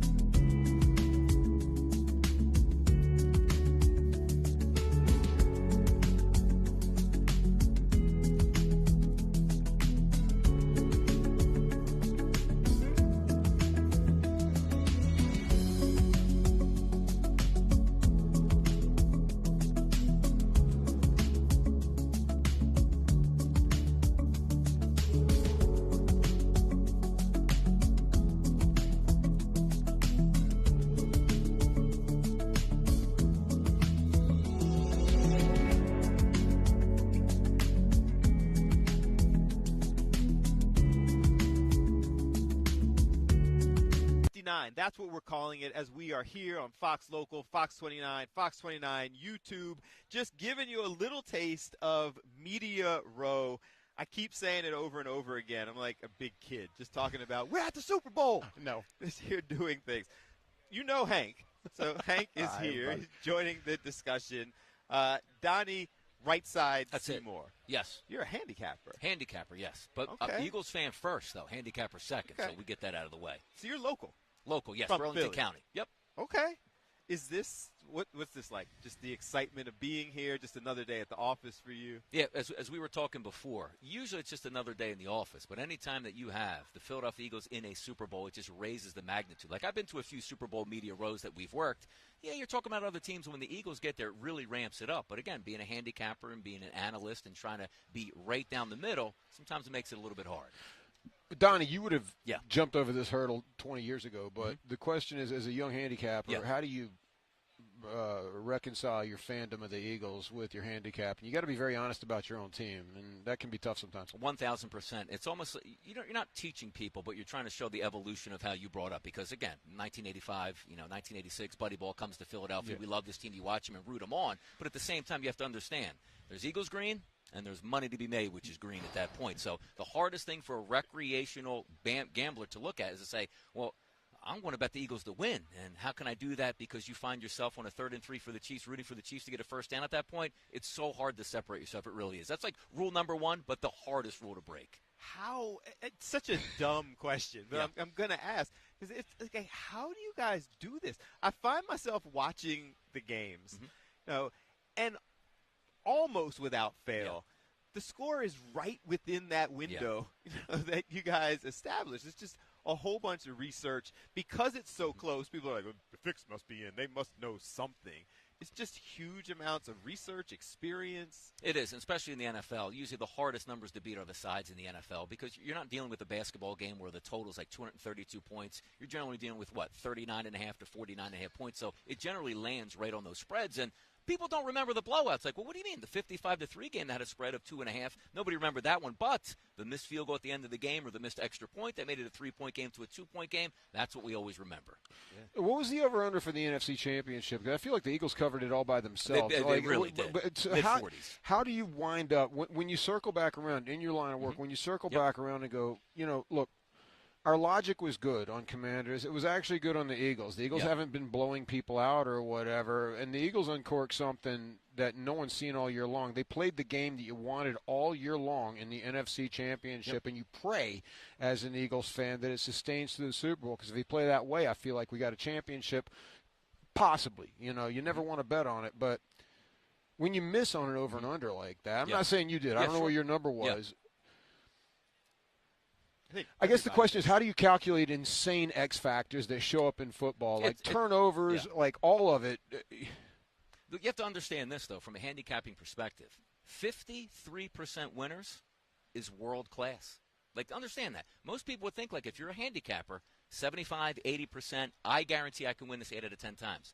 53% is profitable, which 99% of America is not. So if I bet everything you handicap, I'm going to win 53% of the time. That makes me a profit, assuming that I can overcome the taxes, whatever that winds up being. And again, that's world class. Like, people get on I don't all the disagree. time. 60%, 70%. Hey, I had beats the 30, stock market. Exactly, 30 games. I went 25-5. We've all been there before. But we've all been there. Hey, I only won 2 out of my last 13 games. But again, just if you understand the knowledge of 53% is world class, you think about sports gambling completely different than what most of the public will tell you. Bill, did he lay out his outlook for this game yet? Not yet. Is that part of the? I don't want to jump the gun here.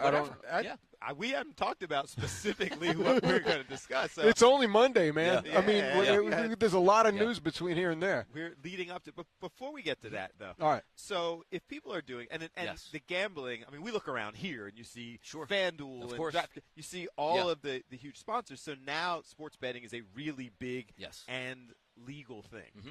So if you're talking about that 53% number, for people who are doing this, it sounds like consistency is the key. Yes. You can't just decide to dabble in it. You're either doing it or you're not.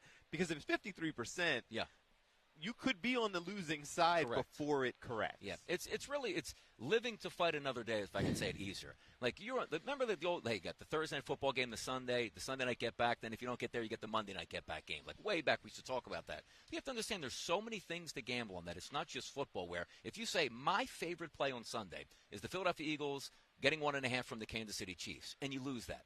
Doesn't mean you have to go that night and let's just say find an NBA game or double down. Like it's okay to lose that. Fight another day. Give it a try. What is the ethos for the handicapper? Do you bet your own calls?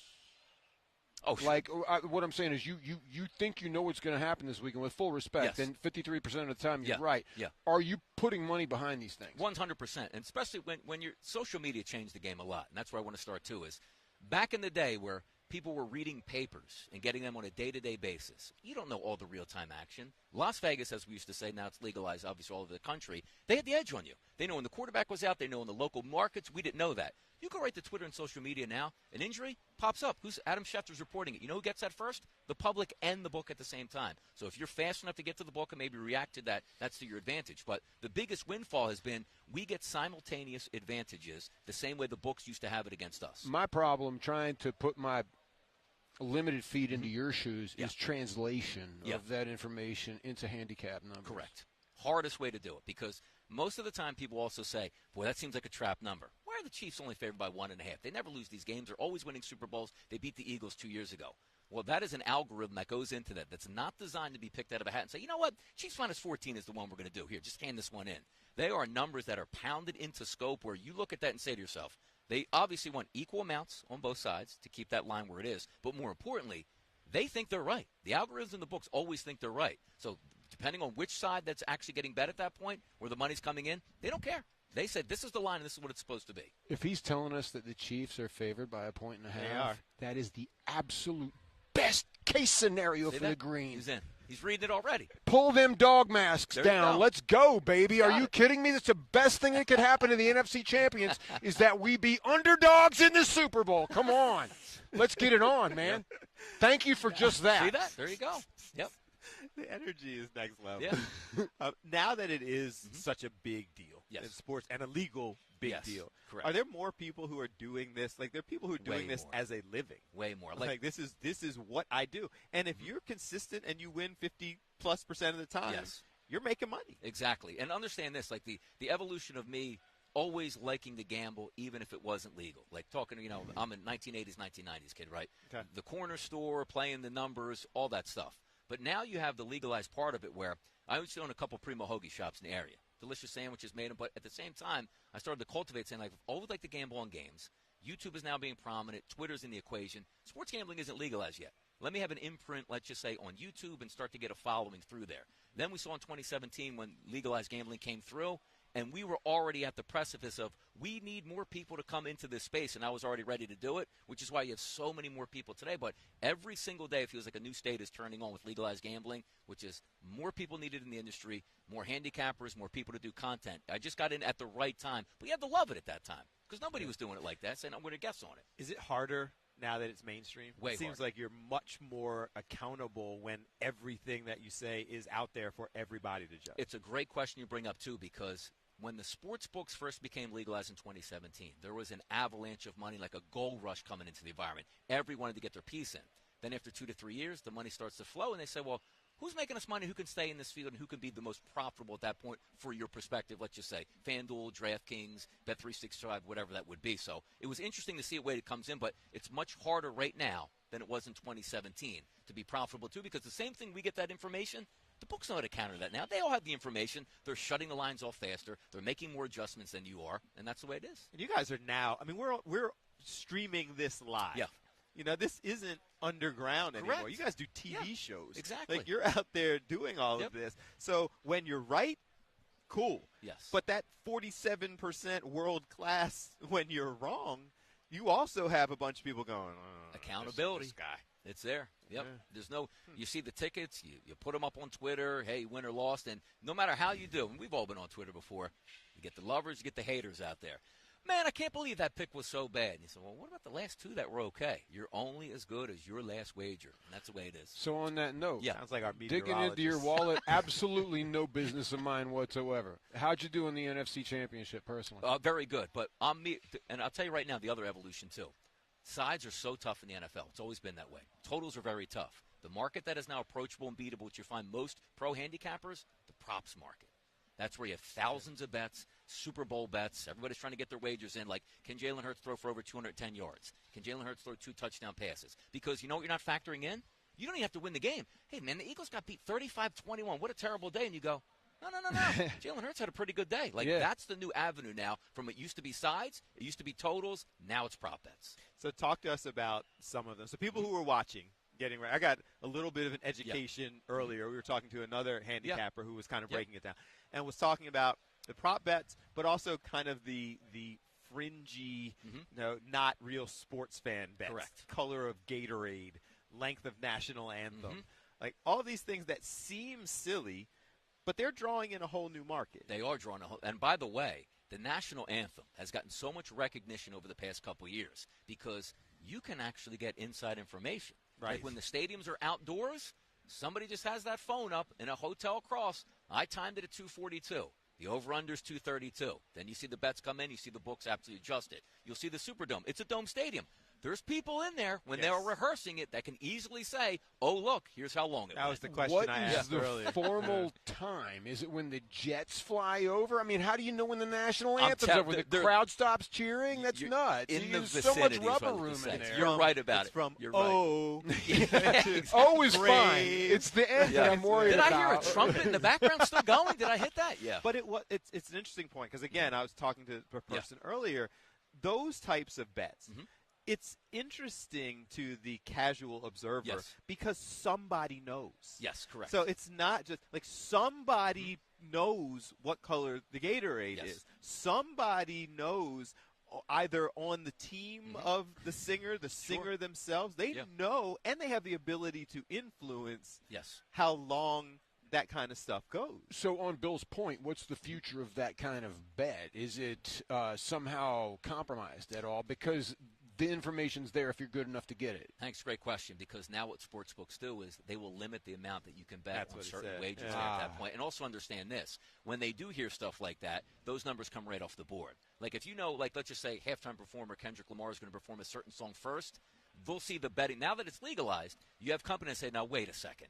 We just took 500 straight bets in the last 3 minutes on the same exact thing that's taken Why down. Mr. Lamar mortgaged his house and Exactly. put $10 Yeah, million he's down? never placed a bet here before. Now he's got all this money. Yep, exactly. I always they do feel the limit need to point out that Kendrick Lamar is a Pulitzer Prize winning rapper. No one ever points that out, but the man won the effing Pulitzer Prize. Grammys all over the place, Pulitzers. Good knowledge. No, but it's for real. And Bob Dylan, he's maybe the other musician, but past Kendrick Lamar and Bob Dylan, you know, you're down to like old dusty novelists. You know, I don't know.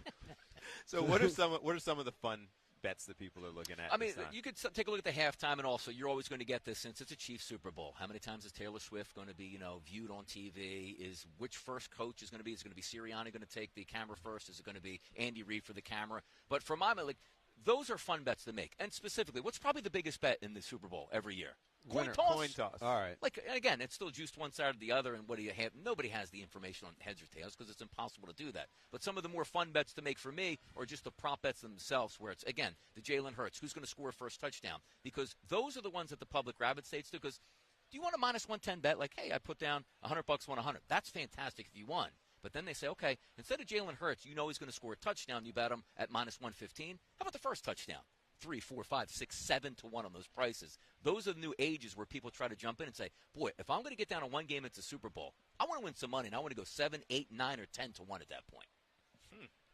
Those crazy, I've got questions too, but those crazy parlays. Yes. I'm convinced, and I don't gamble because I am the guy. I don't gamble in Vegas. I don't because I'm way too competitive. Yes. And I like my money too much. So if I lose $100, 1,000% agree on that. I'm mad. Yes. But if I win $100, I'm not equally happy to how mad I was, when I go on the other side.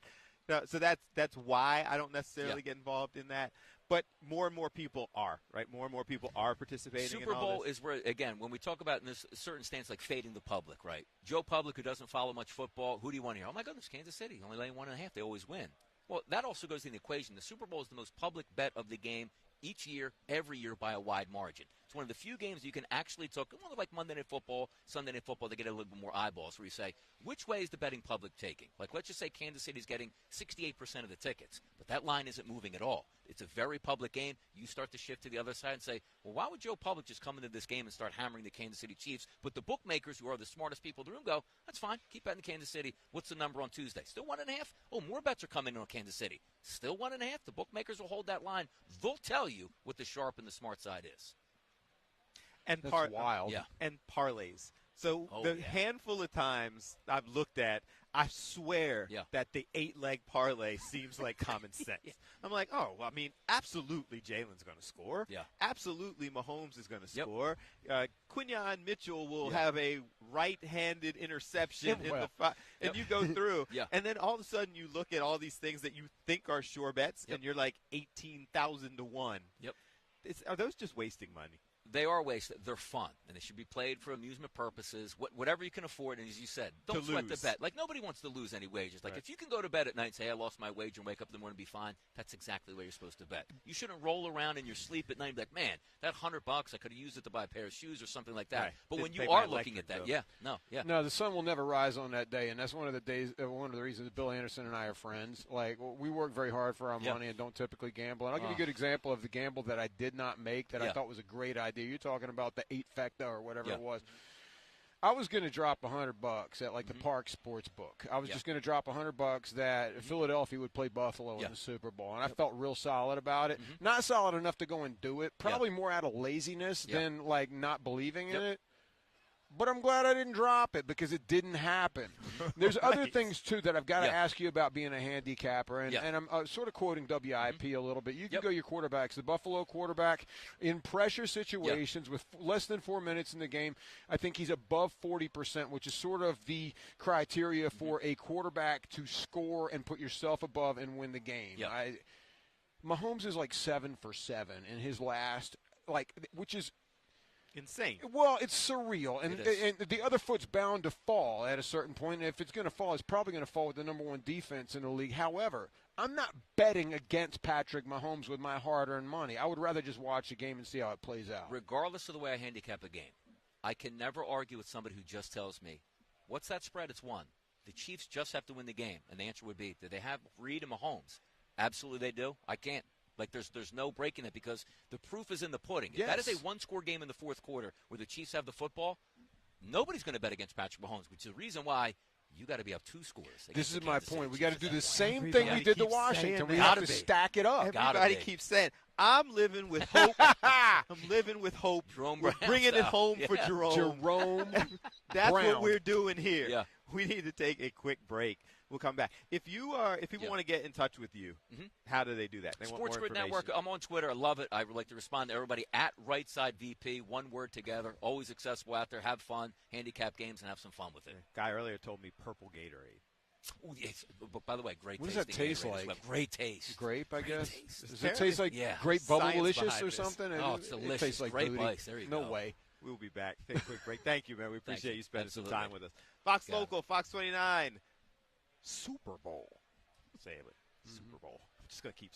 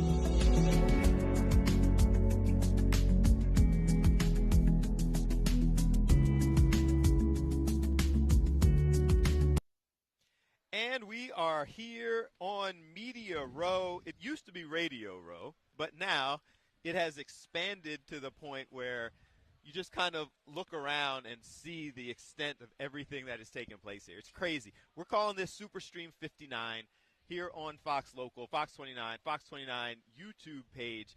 And we got all this stuff that we're playing with. Apparently, I don't even know how to work this, but there's like Don't even sound play. effects. Don't even play. This guy's like, honestly, Bill Anderson's so good on TV, you wouldn't realize that the brother can, like, honestly run a radio board and did do it for years. Dude, So they welcome told us we have back. sound effects. Welcome back to 2007 when Bill Anderson was working that board. Look at him go. I'm trying to figure out how we make the sound effects work. So it's not that serious. Wait, what sound effects? Do So you have we've got, guns like, or cannons or we've anything? got, we can add some bass to your voice. Well, let's the get sound with it. effects. And the only reason I was bringing this up is because I was explaining it's that one, but there's something you have to adjust. When Now, it am I comes supposed up. to talk lower at the same time? Maybe that's it. No. When I see that go up, I go, oh, my voice is lower. Like that? It's not working. Press to select. There, I'm not going to start messing with Well, stuff. all the lights and the Everything's screens are working blinking. right now. Yeah. So we'll worry about this. We got 4 days of this. I don't want to start pushing buttons and then midway through the first day, all of a sudden they're like, what's broke? But the cool part about it, and this will actually be fun for you. All right. Obviously, Hank, guys, has Hey, stopped everybody. by, having some conversation with us. This will be fun for you because you on your streaming show do those radio, like, talkback shows. Occasionally. The last time I did it, nobody called in, or I think what the problem was a lot of people stacked at the beginning, and I couldn't answer them all, and then they stopped calling. The last couple of blocks was dry as a desert, and I was like, I don't know if this is a great idea, but first 3 or 4 went great. This was new for the Super Bowl, so I can control all the stuff that we're doing. It also connects to your phone. No. So the phone That's a rabbit hole. Bluetooths into this thing, so you can do the call-in show, give out the number. We haven't given out the number yet because I wasn't ready to go down that rabbit hole yet, but we will throughout the week. You give out the number, and then they call. You can connect them through here and do the whole, like, hey, it's Mayor and Delco, first time, long time, whatever. And it all goes right here through the system. I just admire the fact that you're able to, like, download the app to make that work, and between the phone and the board, you make it work. For me, typically, once I download the app, rabbit hole, seal it shut with concrete, I'm underground. We're doing things. We got graphics. We got swag, merch that we're going to be giving out later in the week when people come through. Ricky Williams is coming through. I was waiting and praying for that to happen. It's happening. Like, did you go through some of this yet? You guys got to remember Ricky Williams, who he was. It was the U, right, Miami, right? Yeah. Now, he won the Heisman Trophy. This guy's a dynamite running back. He's like 5'8". But like as we like 230. Of course, but as we know, sometimes like with a lower guy, if the defenders can't see you over your towering offensive lineman, it can be an advantage if you're fast enough. Mike Ditka took over as head coach of the New Orleans Saints. He was like, you know what, I want Ricky, and I'm willing to gamble 5 first-round picks. Yep, gave up everything for him. Why have an offensive lineman when you have Ricky Williams? The answer is because he needs blockers. They didn't pick any up. 3 years later, Ricky was gone. Well, the legend goes that he was like, I'm going to retire and go smoke pot for like 3 or 4 years. That's not a years. legend. That's a fact. But then he came back. Well, and he played Billy was like various leagues and whatnot. But when he also was a came baseball back, I player. think he had 1 year with Miami. He had like 1,700 yards or something. The guy like was he a came physical, back. He was a physical freak. But he's fun. He's got to be fun to talk to. Have you met him? So but he's coming over later in the week. So we have just experienced all Look of at you with this your wires. here. I know, man. Oh my God, this Got is his name me. on it. In case I forget, this is the one that I'm supposed to turn up when I'm talking, and it says right here on the board, Bill. So this is me. And this is me. I'm 3. Actually, no, maybe you're I'm 2. 2. My bad. See, that's why it's labeled. Because if we didn't have it there, we would have the wrong one up, and I'd be trying to make echo and everything go through the board. But it was cool because you were talking about, you've covered Super Bowl before, you were talking about the cool part about Media Row. We had a bunch of people who were scheduled. We've had, about 8 guests so far today. And some of them were just walking through.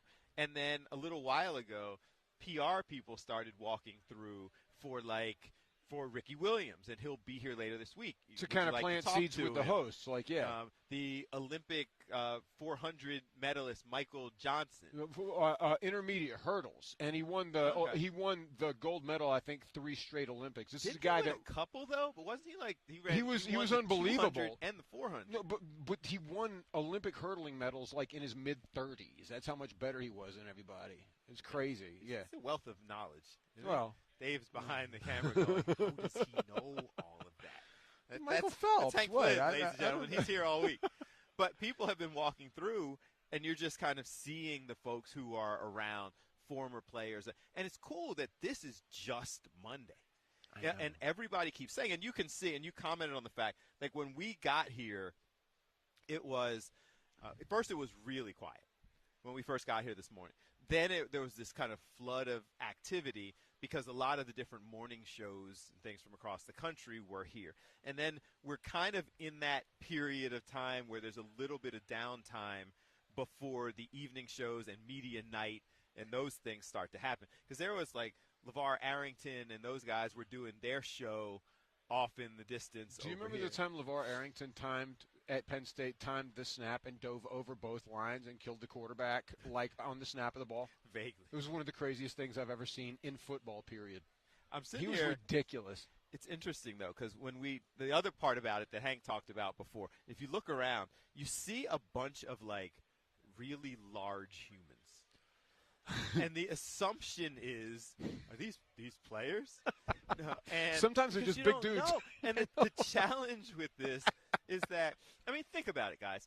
Because they're always wearing helmets, aside from a handful of some of your favorite players, there are players on your own team that could walk down the street next to you and you wouldn't know, who are just there. You don't see that much of them. Like you're a really solid player for the Eagles. Can you pick Milton Williams out if he walks by you right now? Of a crowd? No. Yeah. But you probably could pick out Jalen Carter. Sure. Because you've seen more of him. You could pick out Jordan Jalen Mailata. Carter's 9 feet tall and 700 pounds. You know, he's not that hard to pick out. But, but so's that dude. Yeah, that's a good point. Right back there. And I don't know if he plays. Like, we should go find out. Like, Dave's looking at him. See that guy right there? Well, it's crazy, too. He because looks like he should play. Should we go ask him? Should we go see Are we if he running plays? across the room? Is he going to dismount the camera? We'll just run around Radio Row? We're trying to see if we're dispelling myths. All right, I'll stand by. All right. I'll hold the fort. You go get him, Tiger. All right. Can you guys hear Bill Anderson right now as he goes running across Radio Row? We're going to see if this will actually work. Wandering off. We're walking over. Jerome Brown jersey. I'm going to go this way. What's up, guys? How are you? Are you an Just football stopping in on folks. We're live from Philly. Okay. And so we need you to help me dispel a myth. So I don't know if it's a myth. You'll help us figure it out. So part of being here is figuring out the people who are here and doing podcasts and are media, and the people who are former or current players. And you're a big dude. So which of those categories do you fall into? Oh gosh, I am a former player. Yeah. Okay. From where? From Destin, Florida originally, but I used to play in Denver, Colorado, and back in 2019. Okay. And what are you doing these days? So I own a video production agency out of Tampa Bay, and I'm actually here with Coastal Creative, and we're collaborating on this project for a one-on-one podcast. Okay. So where can we find this to get more information about what you guys are doing? I'm gonna have to pass that over to Zach. Yeah, for sure. So these guys, Murph and Roy are the co-hosts here. Cameras over there. Oh, what's up, guys? How you doing?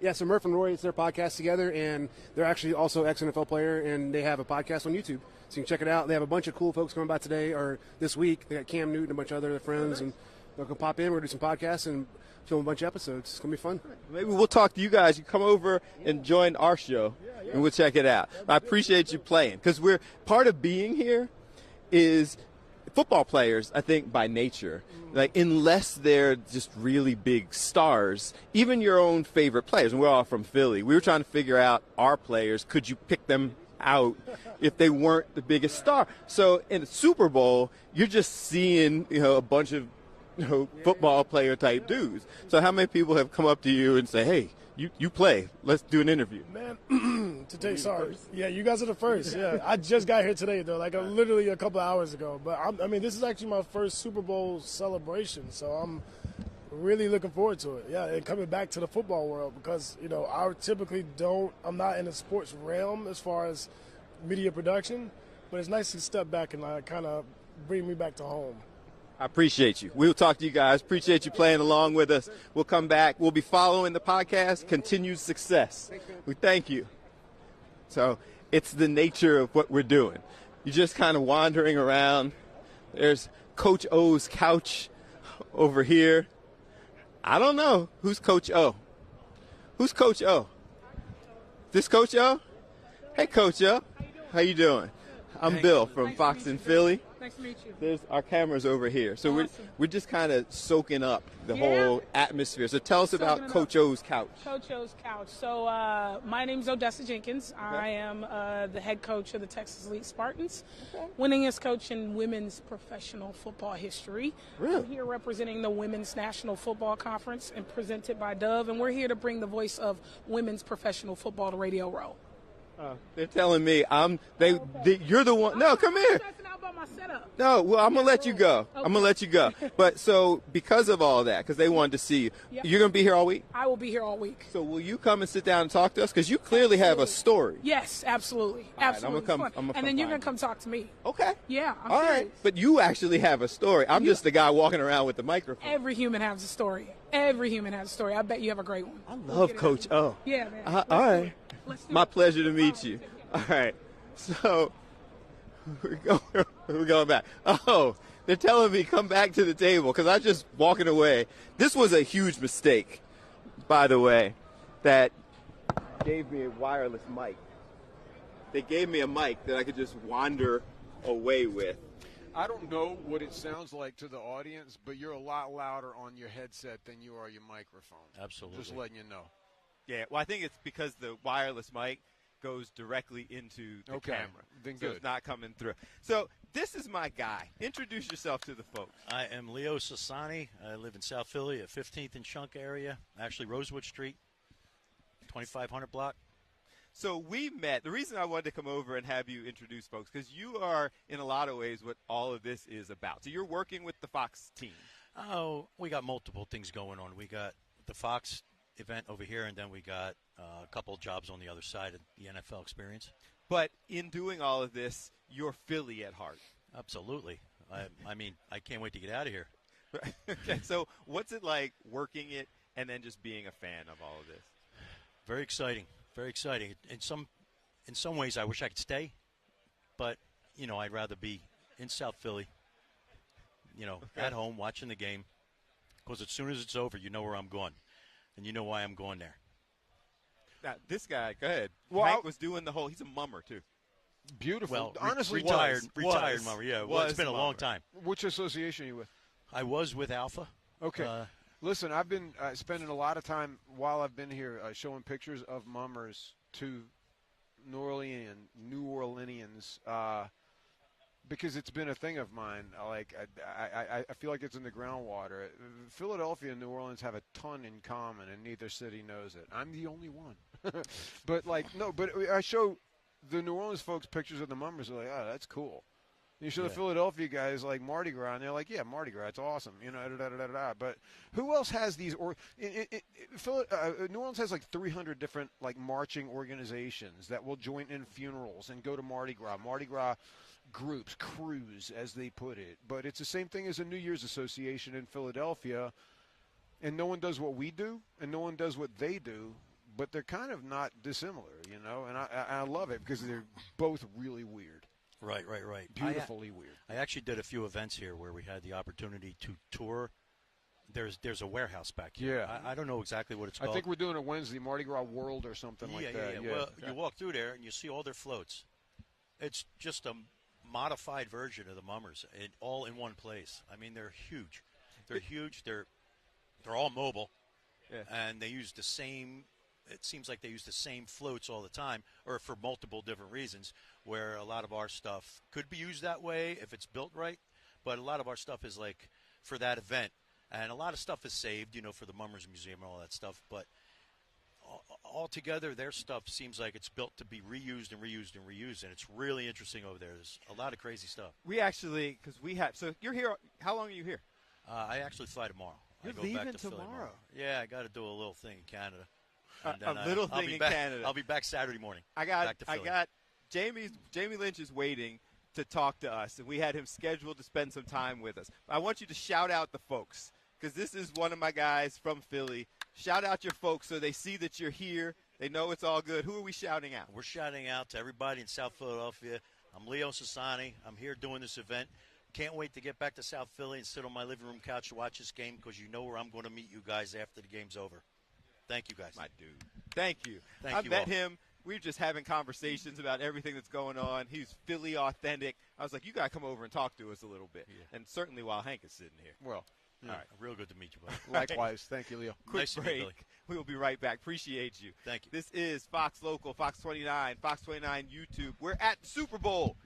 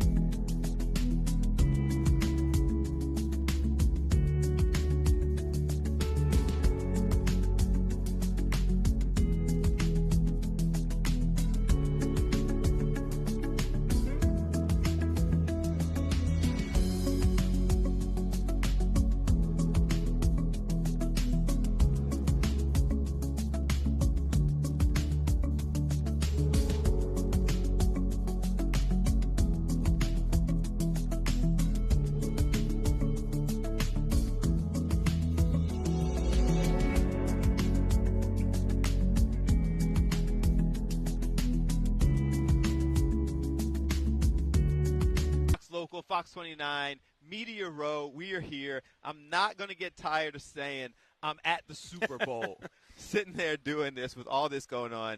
Jamie Lynch, you know him from talk radio, from PHLY, from just doing things sports-related in Philly. Yeah. You survive long enough in this town, I guess you stick around and people listen, it's better for people to know us. Like, I've done the whole radio thing, too. Yeah. It's better that they're going, hey, that's Jamie, than whatever happened to.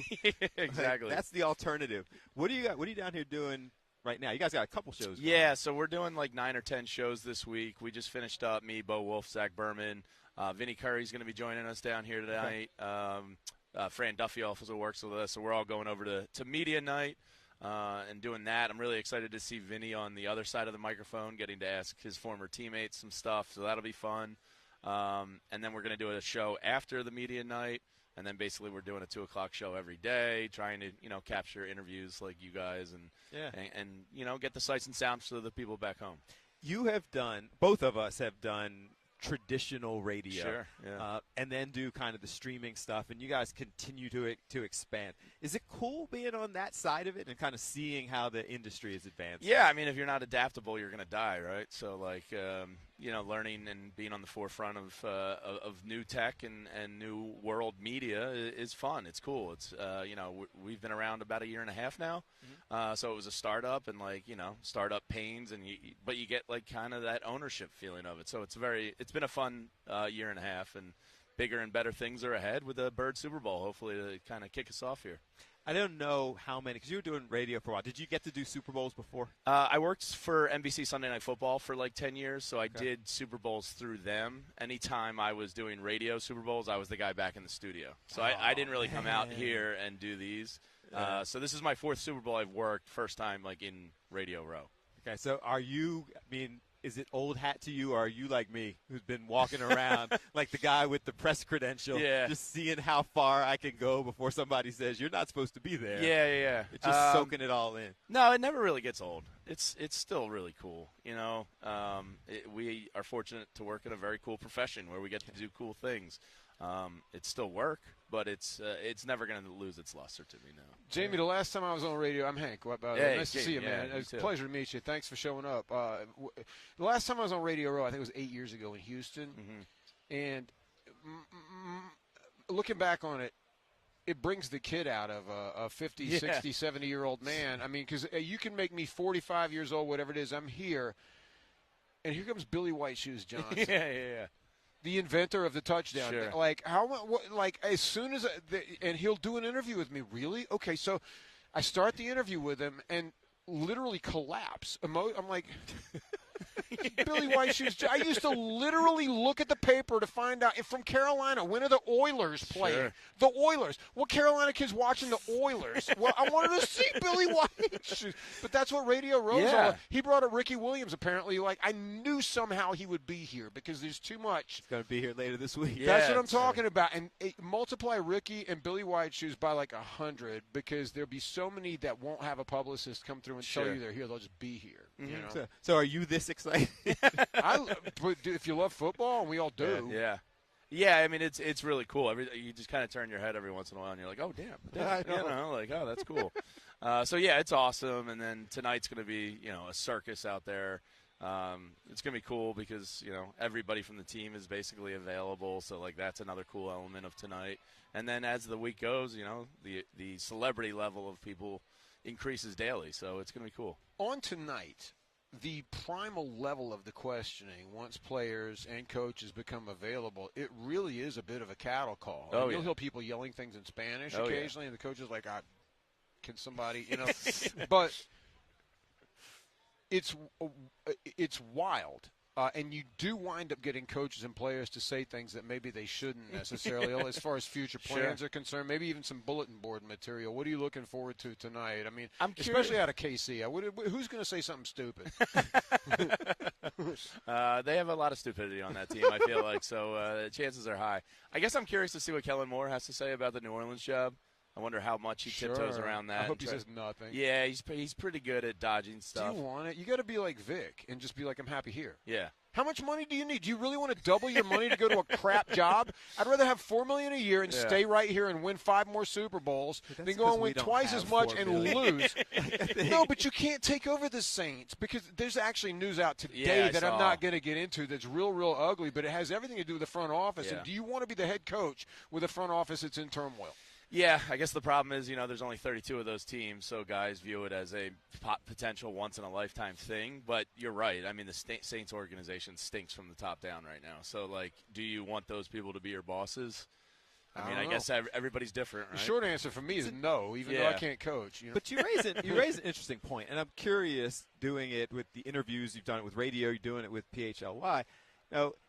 Are there lines that you don't ask? Because all of us, I don't remember who we were talking to earlier, that was, Kyle Pagan from Crossing Broad, was talking about how they like to go as far as possible, but at the end of the day, you still need your Super Bowl credential. Sure, yeah. So you don't want to cross that line. Like, how far do you go when you're asking somebody about something that's out there?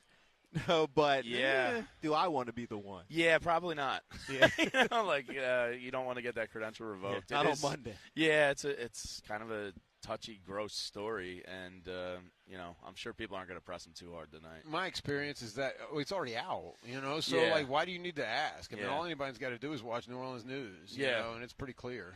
So what fun are you looking from tonight? What do you want to get? What are the specific other than Kellen Moore? The young guys, I'm curious as kind of how they're soaking this I all got in. Zach Bond questions because his name's not on any jerseys at the stores or Oh, whatever. no. No, but he's the potentially defensive player of the year, but he's also up. Yeah. His contract's also up. He won't be with us next year because he's going to command $25 million a year. Don't put that out in the universe. They have to pay that, man, especially with Nakobe Dean's health. It's like, I know it's tough and they don't believe in paying linebackers and so on, but I mean, what a difference maker he was this year. Like, to lose that, to start over. How many tackles over the 100? Over 150, yeah. He was the first. There's a stat. He was the first player in, 20-plus years to have over 150 tackles, 5 forced fumbles, and, 3 or 4 fumble recoveries. He had a remarkable year. You got to pay him. He's also a product of a great defense. Sure. It's hard to be the only good defensive player on a team, but if you're one of 9 great players on your defensive squad, it's easy to do your job. Sure.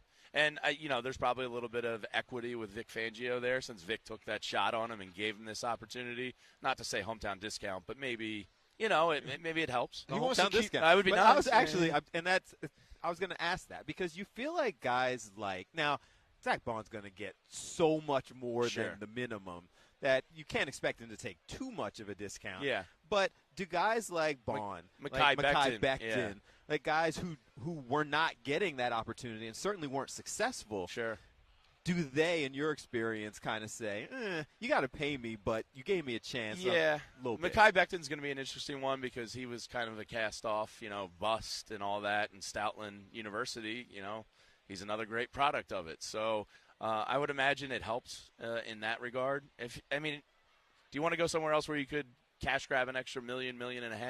Easy for me to say. I'm not the one getting the money. Right. Or just stay in a successful situation. Going to Super Bowls and being loved. And that was a guy that was crying when they won the division. He kind of, I think, realizes the magnitude of how special and perfect this was for him. So you would think human nature would lend to, possibly taking a little bit of a discount. What's next for PHLY? What should we be following? What information do we have other than just following you the whole week during Super Bowl? Just follow us on social accounts. We're going to be pumping out content, PHLY YouTube page. We'll be putting up VODs and shorts and all sorts of stuff. So it's PHLY_sports on Twitter and Instagram and all that. We have individual team accounts. Our Sixers guys back home are reacting to the wildness of the NBA. Hockey's humming, baseball's around the corner. So it's a great time of the year for sports, and we got you covered all over the place. It's a good time to be doing that. We came over and did the show with Ant. Yeah. You guys got a clubhouse over there, man. It's like the best office in town. Shoot baskets in the office. We walked in there paid to work. There's beers in the fridge. It's great. It's a great spot. We have a graphic. We got a monitor. We have a purple football. Nice. Yeah, there you go. We got a purple football. Yeah. Blowing up. That's good. Why are you hating on my monitor? We're going to take a break. Appreciate you, man. Yeah, Thanks of course. so much Thanks for having coming me in. on, guys. Going to Thank take you, a Gene. break. Go Birds. It's Fox Local, Fox 29 YouTube, the very high-tech and colorful Super Stream 59 for 5.5 hours every day during this week. You're going to get all the information, talking to great folks. There's no reason for you to be anywhere else. And I'm going to learn how to make the sound effects come out of this thing. So stay.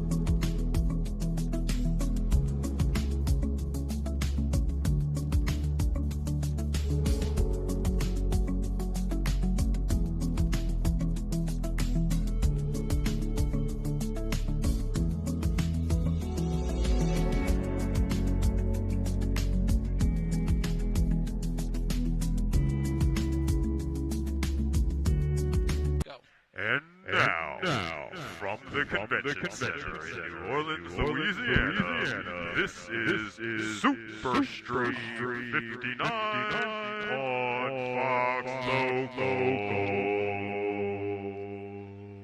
You're going to lose your privileges. Why? That He's was a just lot. playing with his toys, Tom. I know. That was cool. That was radical. What else you got over there on the old board? I don't know. On your new board, your I Pro only see- FX. Can we make Hank do it too? Well, Let's see. wind You it got up. Oh. Ladies and gentlemen, welcome to the New Orleans Convention Center for Super Bowl Media Eternity. How's that? That was good. You want to do one? No, I'm good. You sure? Come Yeah, on, I'm Tom. all Take good. a swing, man. Now I'm not- I figured I it can't- out, you can't man. follow Hank. We got it. Right. Okay. It's not happening. Okay. What's your name What's again? your name again? I'm the other guy here. All right. I can see 10 minutes going away real easy with you on them switches. Man. Dude, I just only learned how to do echo. Like, there's got to be other things that we can do. Don't there. unlearn it because that is pure magic, my friend. Yeah. Well, this is just day one. We're just figuring this out. So, obviously, Hank Flynn, we jumped in and just kind of started co-hosting and talking to different people. But what we didn't do was talk about your day. So let's play true or false. All right. Jarek and Alex started off this morning saying that you showed up in the same clothes you were partying in last night. True or false? True. All right, that's all I got. Now, appreciate you. to follow through on the true, I did not sleep at the corner of Conti and Bourbon Street last night, covered you in didn't sleep. vomit and whiskey. No, I probably got about 4 hours. I didn't sleep great, and it wasn't the hotel's fault or the bed's didn't fault or sleep anything. well. It was just a little bit. It's the flight, and it's slight The time change adjustment and everything. the hours are off. Plus, I'm a delicate senior at this point. You know, well, anyway, but He's a delicate senior.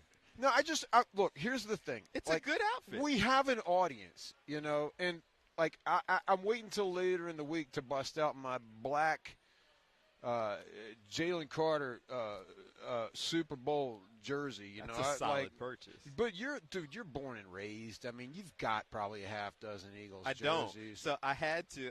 I dusted off my But that's Jerome a Brown. good one, man. That's a really My good throwback brown. I was going through my closet. I have the one that I wear on TV because it was like when they got rid of DeMarco Murray. Remember him? Yeah. So they got rid of DeMarco Murray, and he wore number 29. And so at that moment, all of the jerseys that were like $110 each, when they got rid of DeMarco Murray, they were on clearance sale for $12. So I bought like 5 of them. And then I found Sell them this- before the word gets out. So I found this spot online that actually makes the name patches. Okay. So for $7, I ordered a bunch of @BillA_Fox29 tags. And so I have white, black, green, number 29 jerseys that have my social media tag on the back. That was a total of $19. So I have those. Then, as I was going through stuff to bring That's down not all. here- No, there's more. It's like a QVC show, but that's not all. But wait, There's more. I have a Terrell Owens Eagles jersey that I did not bring because I wasn't sure how that. I have a TO at home. That's a good one. I And left tell anybody that doesn't like it, they can smooch. And I have a Mike Vick.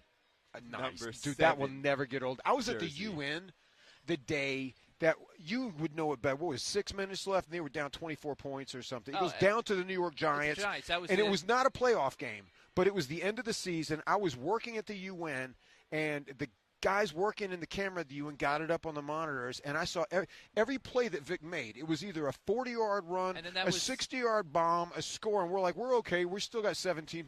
And then again, And like then that was the Deshaun return finished it out. I think so. Yeah, but Vic was insane. Like his fourth quarter would smoke like any other quarterback's entire game. It was insane. I want to know how many people watching had Hank working at the UN on their bingo card when we were sitting there having the conversation. What's great about I was working at the UN when I was watching that it game. was literally the Syrian Revolution cross-referenced with Giants versus Eagles. Make your head sick, you know. Okay. So you did, in fact, sleep in those clothes. I did not. I wore them last night, went to bed. I changed into these clothes yesterday evening. They have not had a full day in them. Okay. By the way, this green polo has no other use except to go over this green Eagles shirt. If I wore this alone, I would have to wear salmon-colored slacks and white shoes with golf spikes on the bottom of them. You can't wear a shirt like this. Get those here. We Well, have we have a guest here. We have 2 coming up, so if we want to go to a break and we'll get them up here. We have Bo Wolf and Zach Berman from PHLY who cover the Eagles every day. Nice. All right. Let's take a break, keeping the discussion going. Fox Local. Oh, I turned down the echo. All right. We'll just wait, here we go. Get it up for Zach. Will. Right.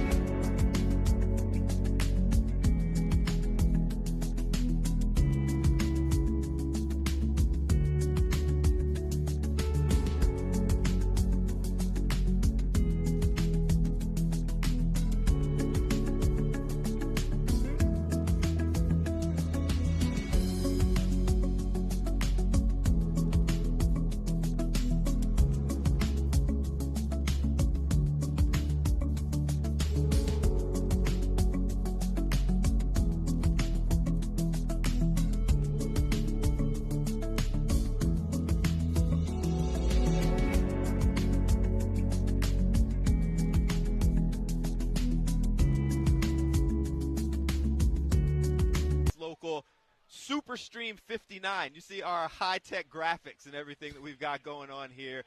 Broadcasting live from Media Row, where we're going to be all week. We just talked to Jamie Lynch from PHLY. We've got Zach Berman, Bo Wolf. They actually do the whole Eagles thing for them. Fair assessment? Yeah. Yeah, Jamie does Definitely. it too, but Yeah, definitely, yes. But you guys the whole Eagles you guys thing like is have the title. Yeah, the story of my life is the whole Eagles thing, right? Like that's how I would describe my existence. So, what is it? Official Eagles correspondent, Eagles host. Yeah, Eagles host. Yeah, we're co-hosts of the show, and we both cover the team as well. So we're at the facility every day. Senior host. That's what I'm going with. Yeah. Oh, senior. Okay. Senior executive. Yeah, host. well, yeah. I'm actually older than he is, so I feel like senior exgecutive host is a title, not necessarily an age. Yeah, I agree. Okay. Yeah, this is about quality of work. Yeah. Wow. How come we're not going Superstream LIX? Because they probably figured that the people watching wouldn't be able to figure it out. Yeah. But it's all about. I'm not a Roman numerals guy anyway, so I like 59. Give me the numbers. I like LIX. It's evocative. It's a whole. He's a LIX guy. That's for sure. You guys got swag and everything. Yeah. Oh yeah, you can go to our store, phly.com. Oh, yeah. Look at him working in the plug. The hustle is real. Yes. All right, so you guys covering the team, you're doing all. What's this like? Like, you've done these before. Yeah. Is this taking it up to another level? Is this old hat for you guys? What's this feel like?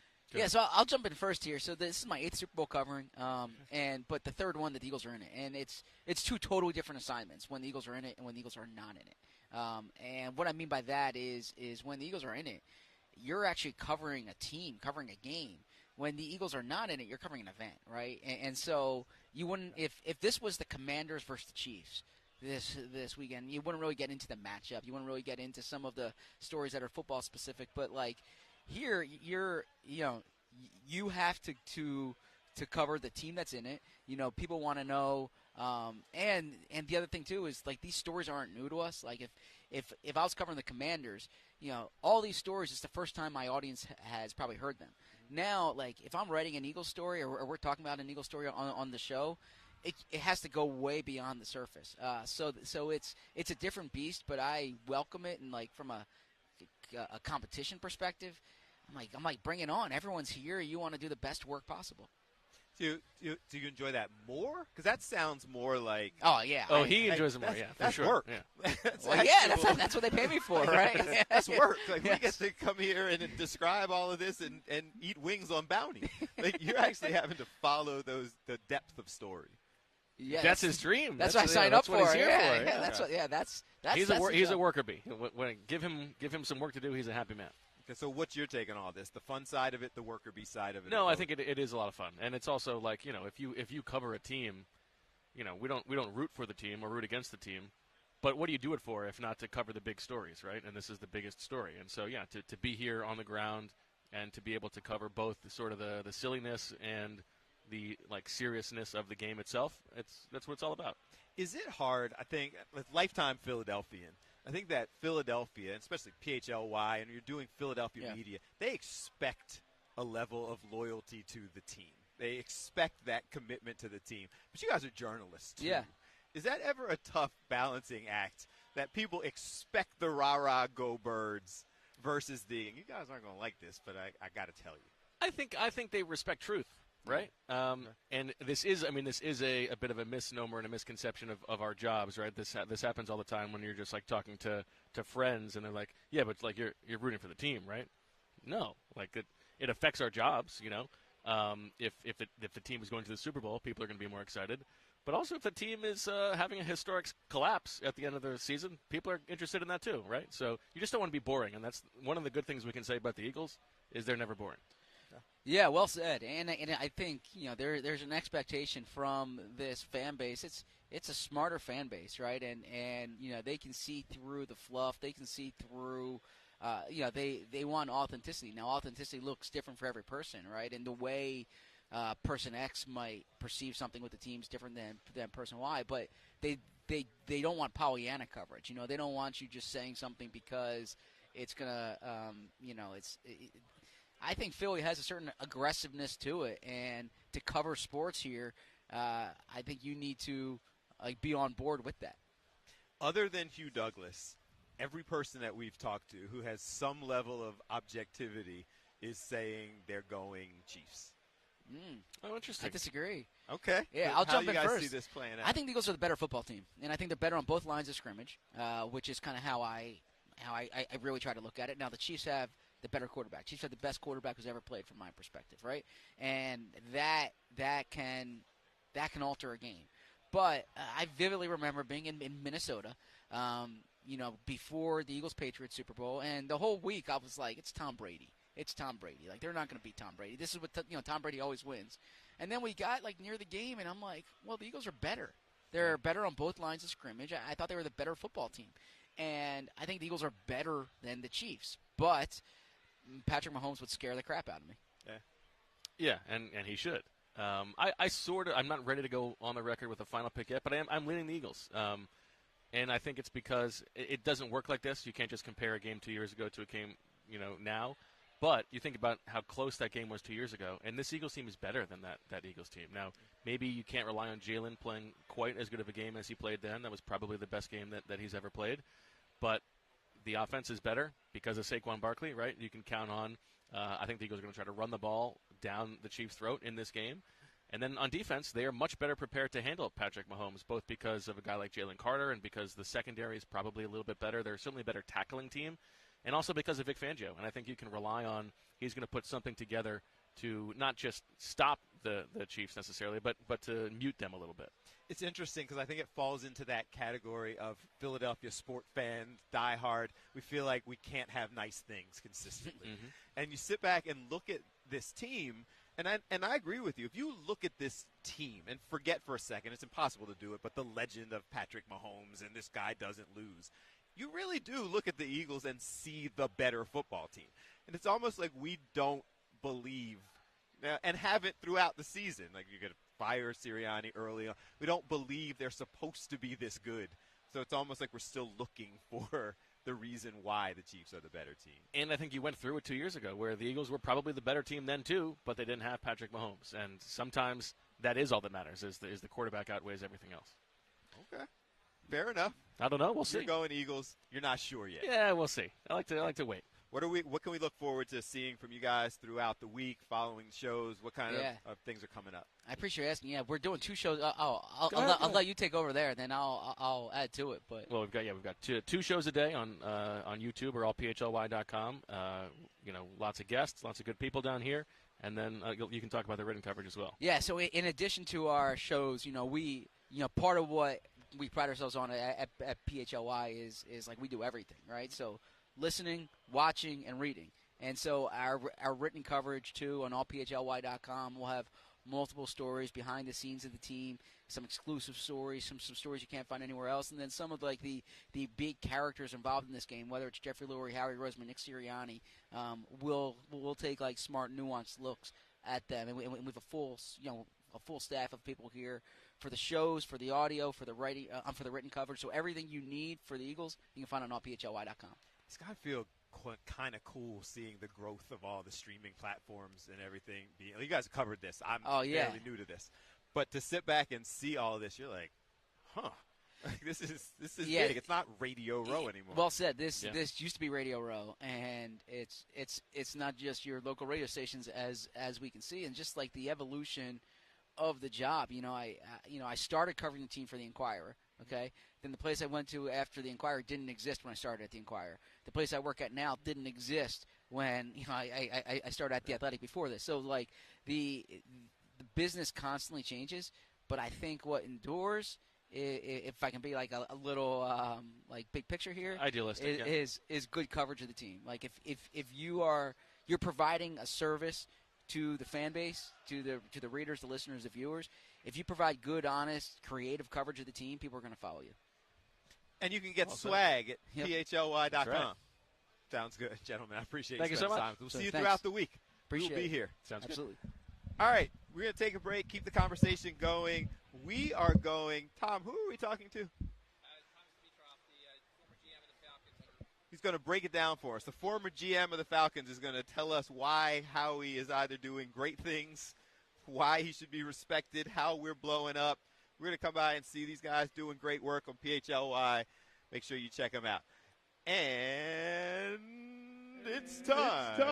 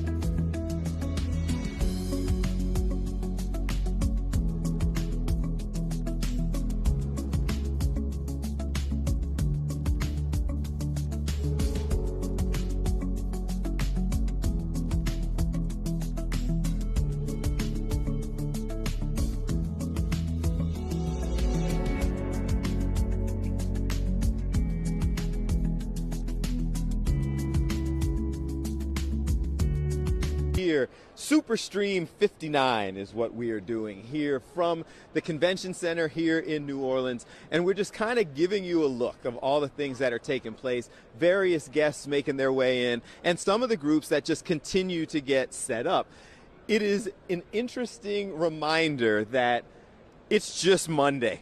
And so with it just being Monday, you can see the folks who are kind of going through, getting everything set up from all over the place. We wandered around, met some of the different podcast hosts, some of the different radio and TV. We see over here the NFL alumni has things that they are working on and will be doing. Hey, what's up, man? How are you?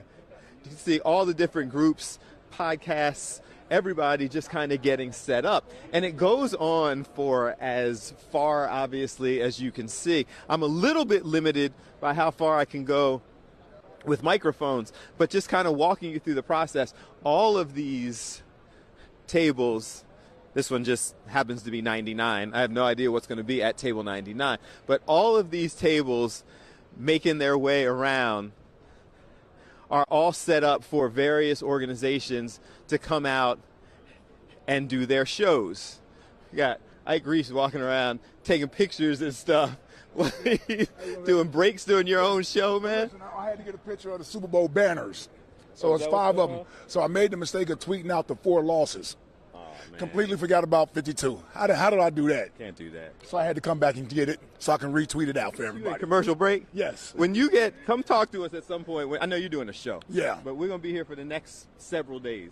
Got me. So stop through. No doubt. My dude, appreciate you. Yes, sir. So, and that is a lot of what goes on around here. He was taking pictures of the banners, right? So if you follow him, that's Ike Reese, obviously, 610 WIP, or 94 WIP. I'll show you how old I am, going back to the AM days. But you can see all of the various banners that are set up. And what he was explaining was people got upset with him because he was tweeting out pictures of the banners and did not tweet out banners including the Eagles and Eagles victories. So if you make your way around, Coach O still getting their setup going as I'm taking another walk. You can see they're going to have cool things going on throughout the week. Make sure you check them out. I'm going as far as you guys can see as we continue to zoom. Solomon Wilcott's making his way around still. He still picked the Chiefs. We still appreciate you. It's all good. And you can see, guys, this now coming up, so it's going to stop our ability to go much further. But you see all the way back, different sponsors, things are going on, all the different organizations back here. There is not just media. It's not just media, but there are some of the nonprofits. Things are here getting set up. Over here, you've got let's see if we can swing by. I'm just walking by things that he can't see anymore. So the quick move through, as you can see everything as we walk through. Here's where they got the wings set up before that they brought over to us, and some of the sponsors. As I came over a little bit further and see. So what's going on back through here is it looks like a football accuracy competition that they are doing through here. And again, as the day goes on, there's some of the newspapers. This setup right here is a very cool setup. It just happens to be the Chiefs, so Philadelphia fans, not huge fans of it. But just in the time that we've been here throughout the day, you can see all of the different people who are getting things set up. People have their full spots to come and do their shows. This looks like the Kansas City Chiefs teams. Over here, a whole setup, different sports right around this corner. And I'm not going to walk too far because the further you go, there's different walls and things that are blocking it. But WIP and Ike Reese, who we were just talking to, is over in that direction. Yeah, I'm trying to see. So they actually look like the Odyssey brand has several different outlets that are here doing their thing. So I see Ike Reese and them over at 94, but there are several of them that are all under that umbrella that are all broadcasting different locations, different areas. So that's just kind of a taste of what's going on. There are folks over here working with the Empower campaign that they're going to join us, and Laura Oakman will talk to us later this week. She actually is a reporter with Fox Sports with Westwood One, does some of the reporting covering NFL, but they have a whole organization that's about empowerment and working together and opportunities for women in sports and others. So she's going to spend some time with us later on this week, and just seeing everything as all of the national outlets are set up. It's a lot, guys. Like, there are so many things that are going on here as we are showing you the whole behind the scenes at the Super Bowl. And as we approach I'm fixing our high-tech monitor. Ran into an issue, and I'm trying to fix that while talking and getting everything set up. So when we come back, our super graphic is back up and ready to go. But just doing that quick kind of walkthrough to show you some of the things that are taking place, that's what this was about. You just talked to Laura Oakman. Yeah, Laura is actually, she's working for Westwood One. She's going over to do player interviews now for the game, but she's also here working with a group called Galvanize, which is to get women more into sports. So she's working with the whole team over there, helping them, put together questions and interviews, and she's kind of coaching a group of women over there. So she's going to she'll swing by sometime tomorrow. She said she'll definitely make time for us tomorrow, but she was running out right now. So the women over there are working, and she'll explain it, I guess, better tomorrow. But it looks like it's a bunch of women who are actually working in the industry and kind of owning their skills here at the Super Bowl. That's a pretty cool opportunity. Absolutely. I mean, if you all the way down the other end, Syracuse University has a table where they have like 7 or 8 students, what kind of an awesome opportunity is that? And I saw some other colleges on the list as well. There's some HBCUs here. But like Syracuse had a whole team of kids come in, and they're getting to experience this and be part of it and do the same thing everybody else is doing. So it is, and I wonder, like, universities and things have the budgets to do that, but it's not inexpensive for people to come here and set up. So I think that it's pretty cool, the folks who will come here, universities, some of the nonprofits, some of the podcasts and these organizations, to find sponsors and be able to provide these types of opportunities for people as they get here and get set up here at Media Row.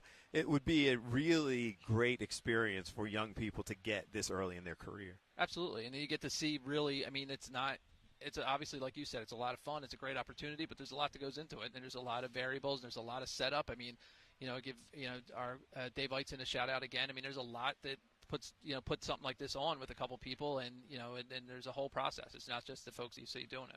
It's also, what's interesting is not that long ago we were commenting on the Ross Tucker show, and we may speak with him. And know that Breland spoke with him earlier, and so you'll hear from Ross Tucker on Fantastic Sports Show and the Fox 29 News.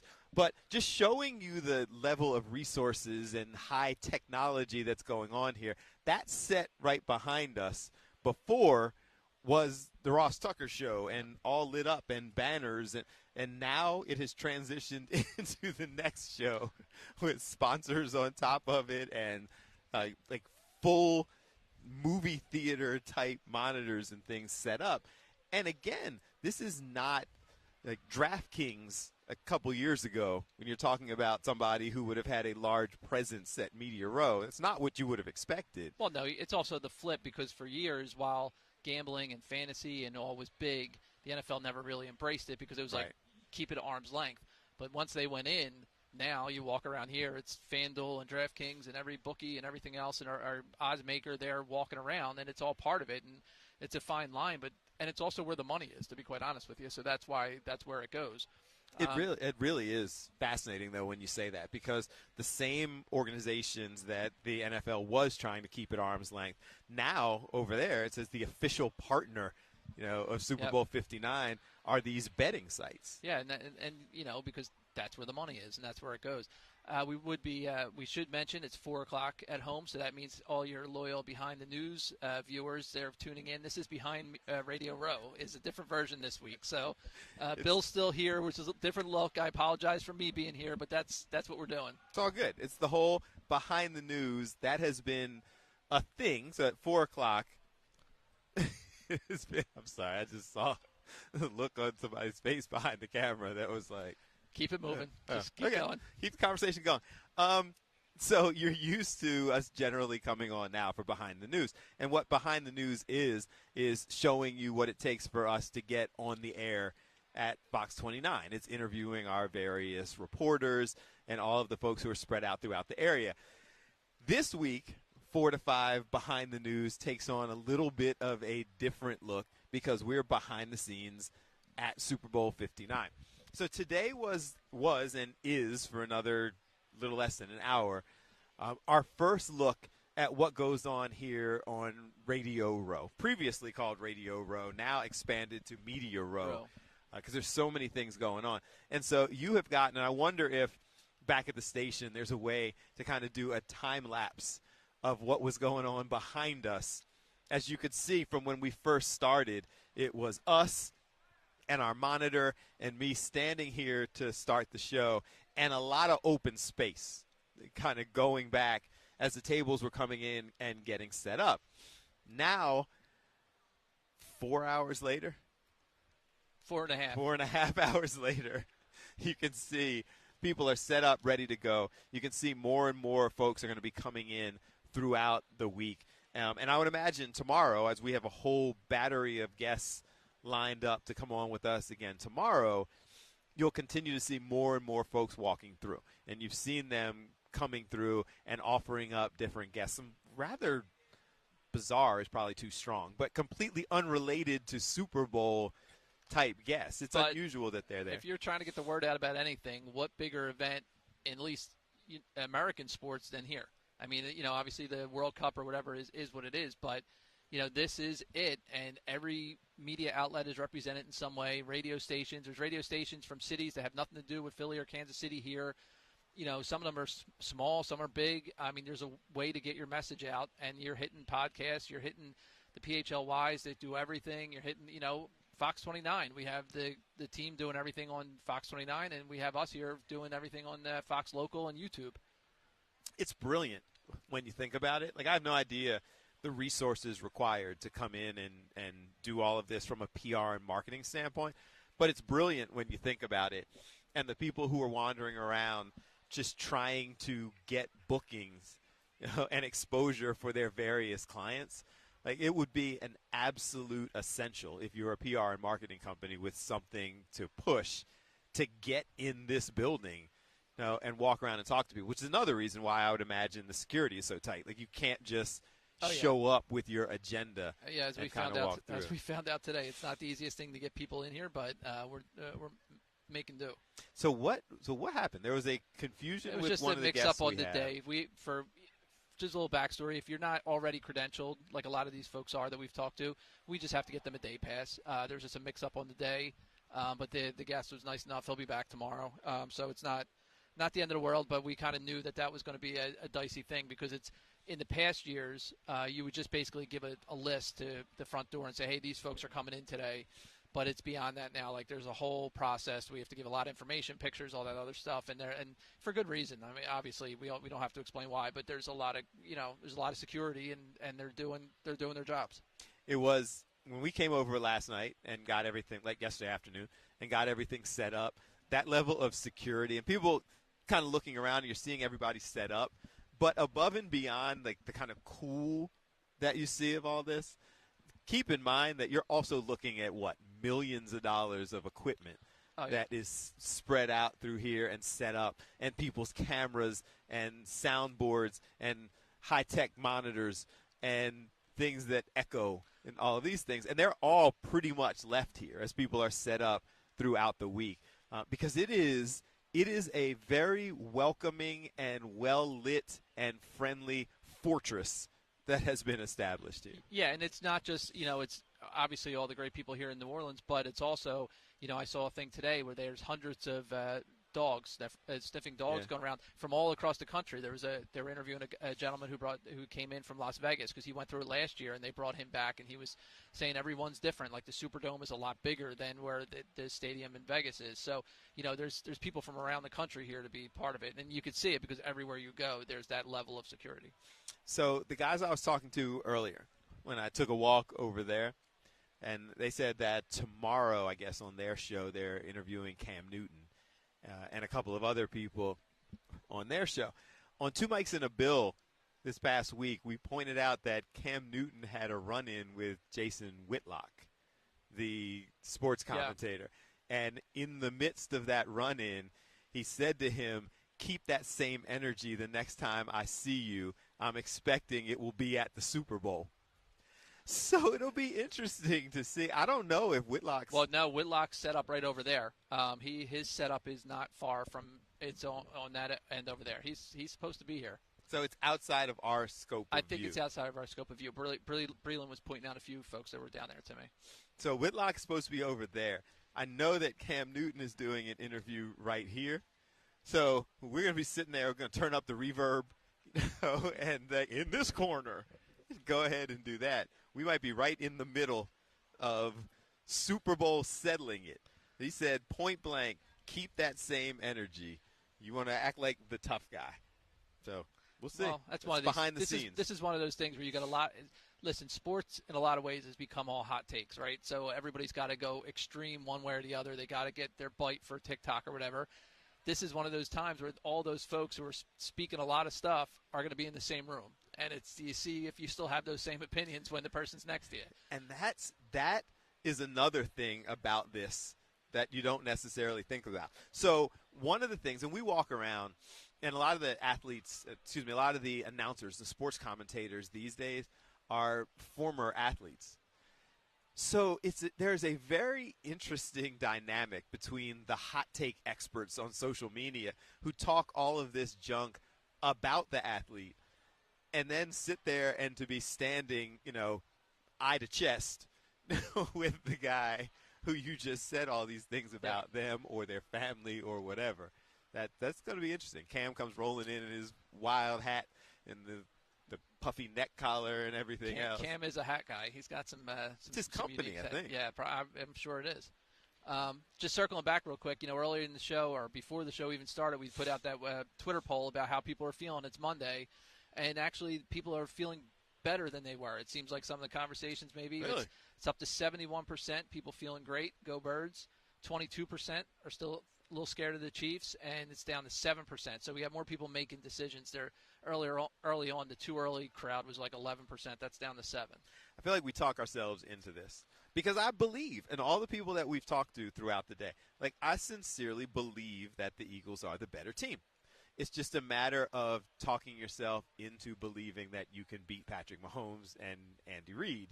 And it sounds like before we get deeper into all of the analysts and things like that early in the week, then people are willing to do that. I do. I mean, I know you mentioned it with Bo and Zach, but it is interesting to me that in between guys that we've had on have all kind of leaned the one way. The odds people, the folks like that, which doesn't mean anything, but I'm sure a lot of those same folks were picking the Patriots back a few years ago when Nick Foles was starting. But that's just how it rolls. Now I know Zach and Bo had a little bit of a different feel, and they're around the team every day. I mean, I think that's the one thing. I'm not sure if everybody around the country realizes how deep this roster is. Well, and Zach specifically is every time he's on Ant's show, Anthony Gargano's show that you see on Fox Local every day at 1 o'clock. Is Ant's actually here? Is he here? No, Ant's not here. His crew's here, and Ant will be on, since we're on right now at 1 this week, he'll be on at, I believe, 7 o'clock. Somebody will correct me if I'm wrong, but we're still going to have Ant all week talking Eagles. Okay, so he's not here. He's not here. He sent his Eagles crew here. Oh. Okay.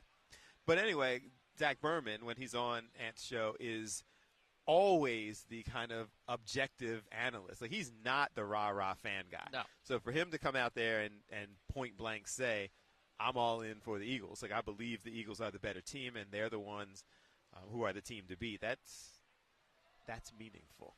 Yeah, for sure. Now I think this place is going to start, in the next few minutes. We'll start clearing out a little bit because, as we've mentioned a few times tonight, tonight's media night. So everybody's going to get and head over to the Superdome to do that whole thing. And it'll be interesting to see how this week goes. I mean, even like talking to Jamie Lynch, they experience the same thing. It goes in waves. So what is, for people who aren't familiar, so media night starts, I guess, 6-ish? It's like 6. The times I'm all messed up. But basically, it used to just be the teams, and they'll pick a certain amount of players, the big names, to be up on podium. So like Saquon and Jalen and Devontae and AJ will be on podium. Same with the Chiefs. And then they'll introduce the full teams, but then all the other players will just be wandering around, and then people will be grabbing them, and that's when, like everybody said, you'll get, like Breland said earlier last time, somebody handed Josh Sweat a baby, or somebody will be dressed up in some costume asking weird questions, and so it's kind of that. It's also famously where Marshawn Lynch said, "I'm only here not to get fined, because it's a required event for these guys," and Marshawn famously didn't speak to the media, so he showed up and said, "Listen, you guys can ask whatever you want, but I'm going to have the same answer." And they said, "What's the answer?" He said, "I'm only here so I don't get fined." And he said that over and over and over until his 8-minute, like they start a clock and you have those players for that amount of time. So then the wandering around, they separate them, right? So the Eagles go first for a certain period of time. And then the Chiefs. And then come in afterwards. And then they'll also, it goes year by year, but I know back in Minnesota, they'll bring up the two quarterbacks together up on the stage and do a little, thing. They'll bring up the coaches and do a little thing. That was, I think, in Arizona, it's when they brought up the Kelsey brothers, and then their mom Donna came up with the cookies. They made it like a media thing. So it's all for the show. They make a show of it. Back in the day, they used to have it during the day, and just for the media, and you would see the clips later. Now it's a TV show. It's like, I think NFL Network or whoever else will carry it live. So it's a production, around the media availability. That's crazy that it's advanced to the point where it's that level of an event. At this point, where we're sitting there. So the update on social media is that the overwhelming majority of people are still feeling like they're confident about the Eagles. I am seeing some of the comments that I have up on social media. Another gratuitous plug at Bill A. Fox 29. I put up a little clip earlier about some of the things that we are doing here at the Super Bowl. People are talking about they love how excited we are to share this experience with them. Go Birds. Eagles fans are going to be out of control all week.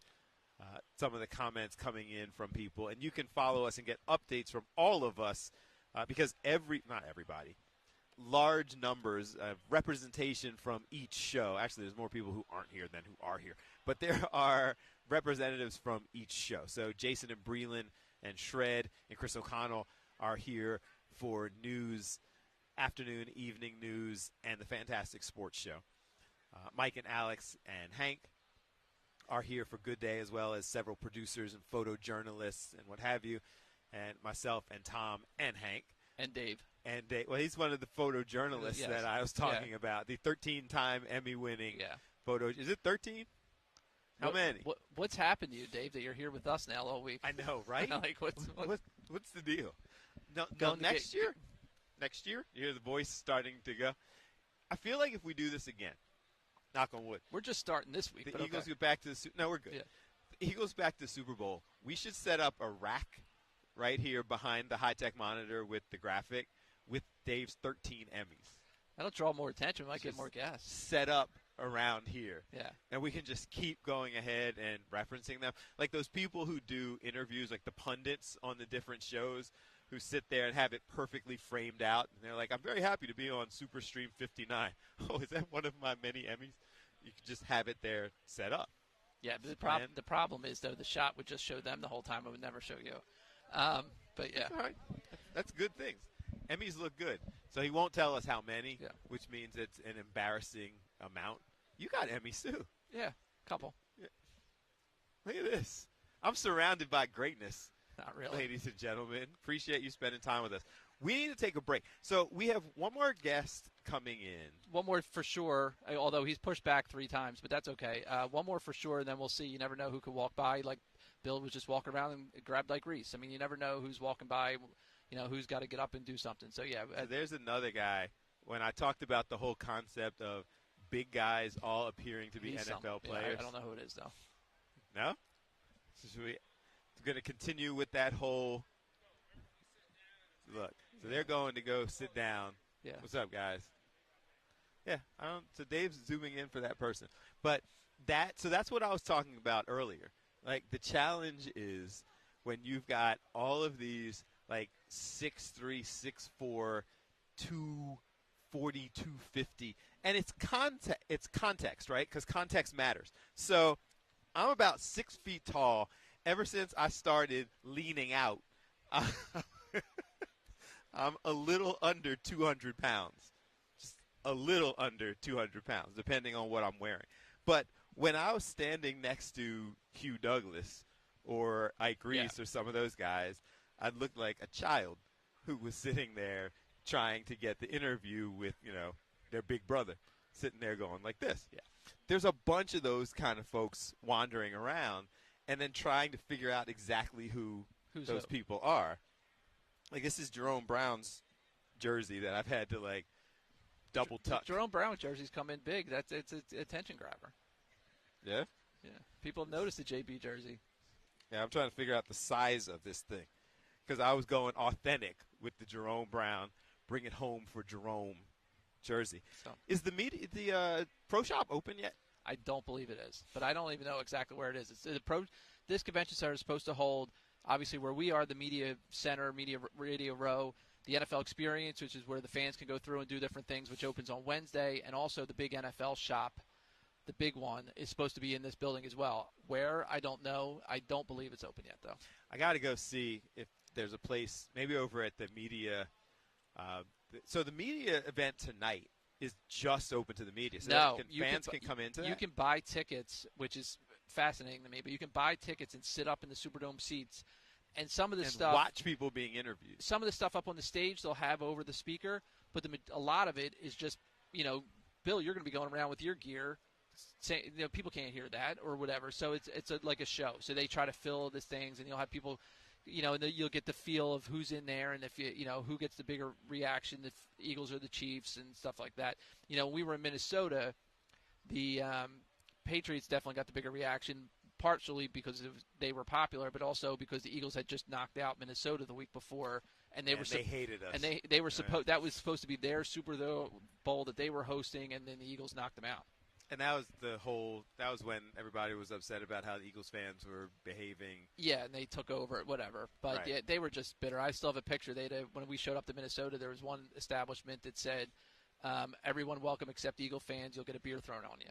So, fun fact, one of their Minnesota fan types actually sent a message to one of our managers because they were upset about something that I posted on social media about Minnesota fans being critical of Eagles fans, and they've never been to Philadelphia, and they're presenting as an authority. They actually sent a message trying to get me suspended for doing that. It said I was a representative of how nasty Philadelphia fans and media are. Yeah, well, they lost, and the skull chant became false chants, and they're not here either, so we'll move on. All right, let's take a break. We'll be right back. It's Fox Local, Fox 29, Fox 29, YouTube. We are here at Media Row. It's chilled out a little bit in that kind of in-between time as we're bringing people in and out. They're getting everything all set up. We will be here this time every day throughout the week. All sorts of guests get set up. I think we've spoken to 8 or 10 so far today. At least. More to come. People wandering around. We will continue to bring you that information, giving you a behind-the-scenes look of everything that is taking place here.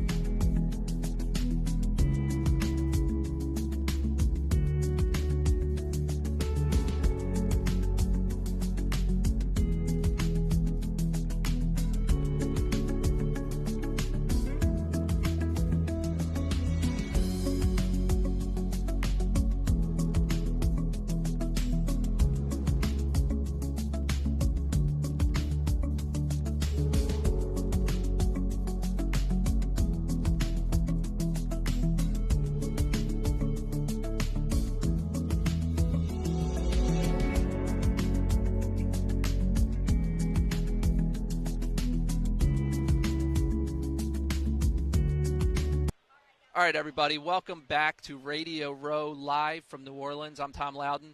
Bill Anderson, as you can all understand and appreciate, we've been on for almost 5.5 hours. Had to make a little run, so he'll be right back. So we're just giving you a look around the building right now. Dave Eitzen, our great photographer here, is showing off. You see all the Odyssey sports groups over there. WIP is there with Reese. They're in the middle of their show right now. We should, in about 15 minutes, be joined by Thomas Dimitroff, who is the former general manager of the Atlanta Falcons. He's been a busy guy today. It seems like every place is interviewing him, which is slowing up his schedule. One thing I'm curious to talk to him about is Howie Roseman's draft. If you've seen the last 4 years, the top 3 rounds of Howie's drafts have all been hits. So, what goes into that? How impressive is that for a guy who did the job? We know Howie's had some misses in the past, but the last 4 years have been pretty good. So we're going to stay here. We're going to be live for another 35 minutes or so. We're going to take another quick break while Bill finishes up, and he'll be right back, and we'll be back with time.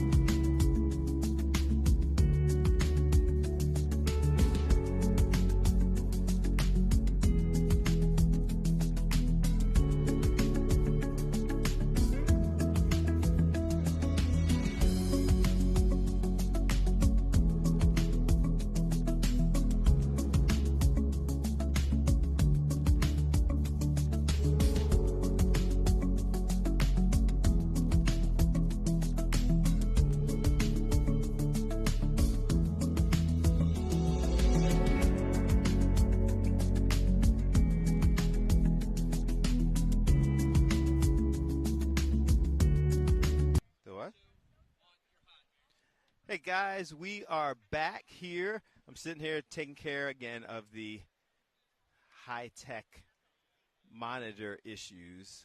My bad.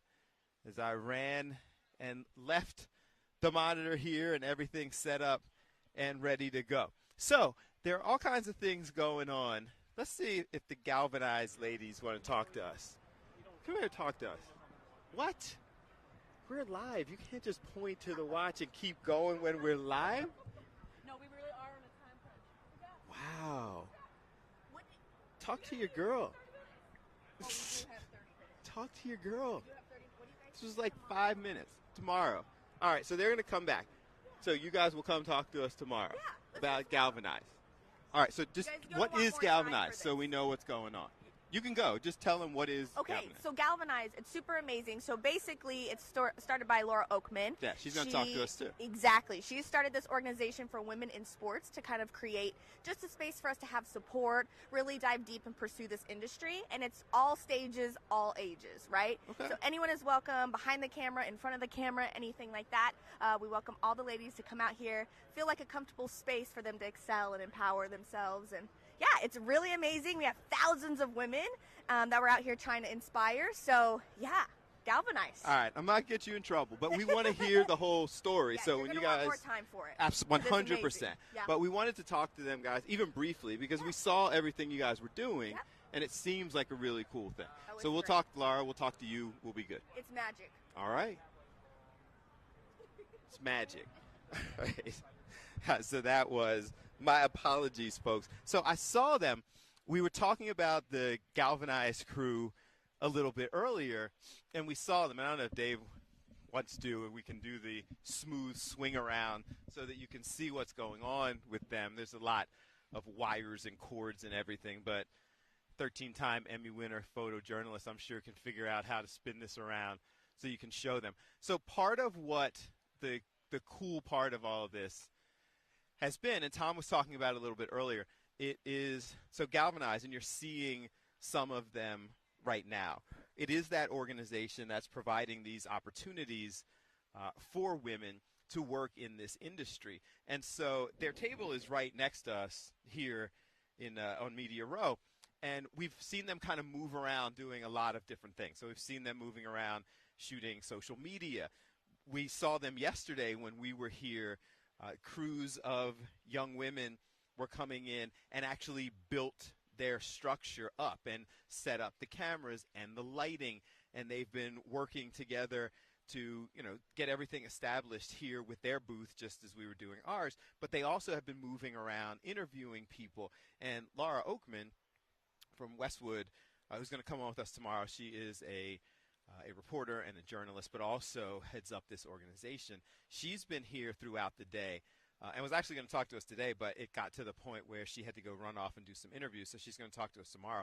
But she has kind of been serving as that mentor for them, and you could see it.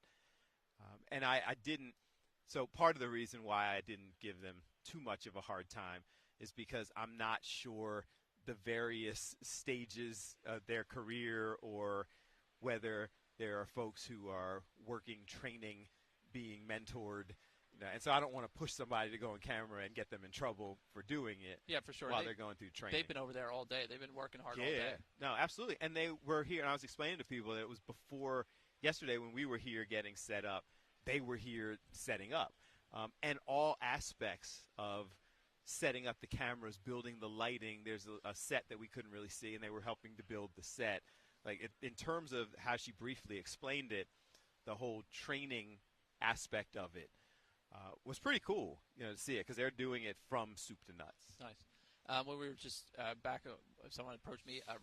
Roman Gabriel, great Eagles quarterback back in the day, who passed away last year. His son's making the rounds, also Roman Gabriel, and they have a whole thing, so he'll be stopping by tomorrow. Okay.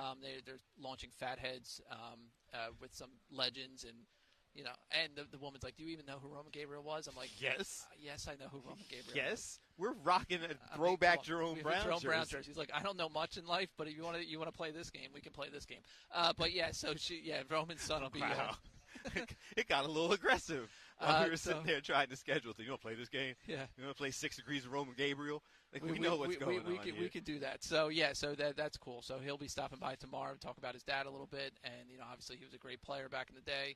And, what they have going on and still keeping his name alive. He's going to be Roman Sr. is going to be inducted to the Asian Hall of Fame, which is a big deal. Okay. Yeah, so they're coming through tomorrow. So there's still people making their way around, kind of trying to schedule things out for tomorrow. Yeah, so it's an interesting vibe, and it's an interesting thing that keeps, popping up, and you just don't know. Like, we're sitting here, and they're like, "Hi, excuse me." So we just, go with it.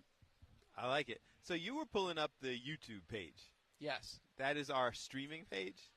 We have all morning since this morning. We've had a live on the Fox 29 YouTube. Look Live. at that. That's a decent shot. Yeah, I just saw it. It's almost like Dave knows what he's doing. Weird. That's not bad. Yeah. So it's you been can live all day. See everything that's been going on in the background. Anybody make any comments? We've got a lot of comments on there. A lot of Go Eagles. Somebody saying they didn't realize we had a YouTube page.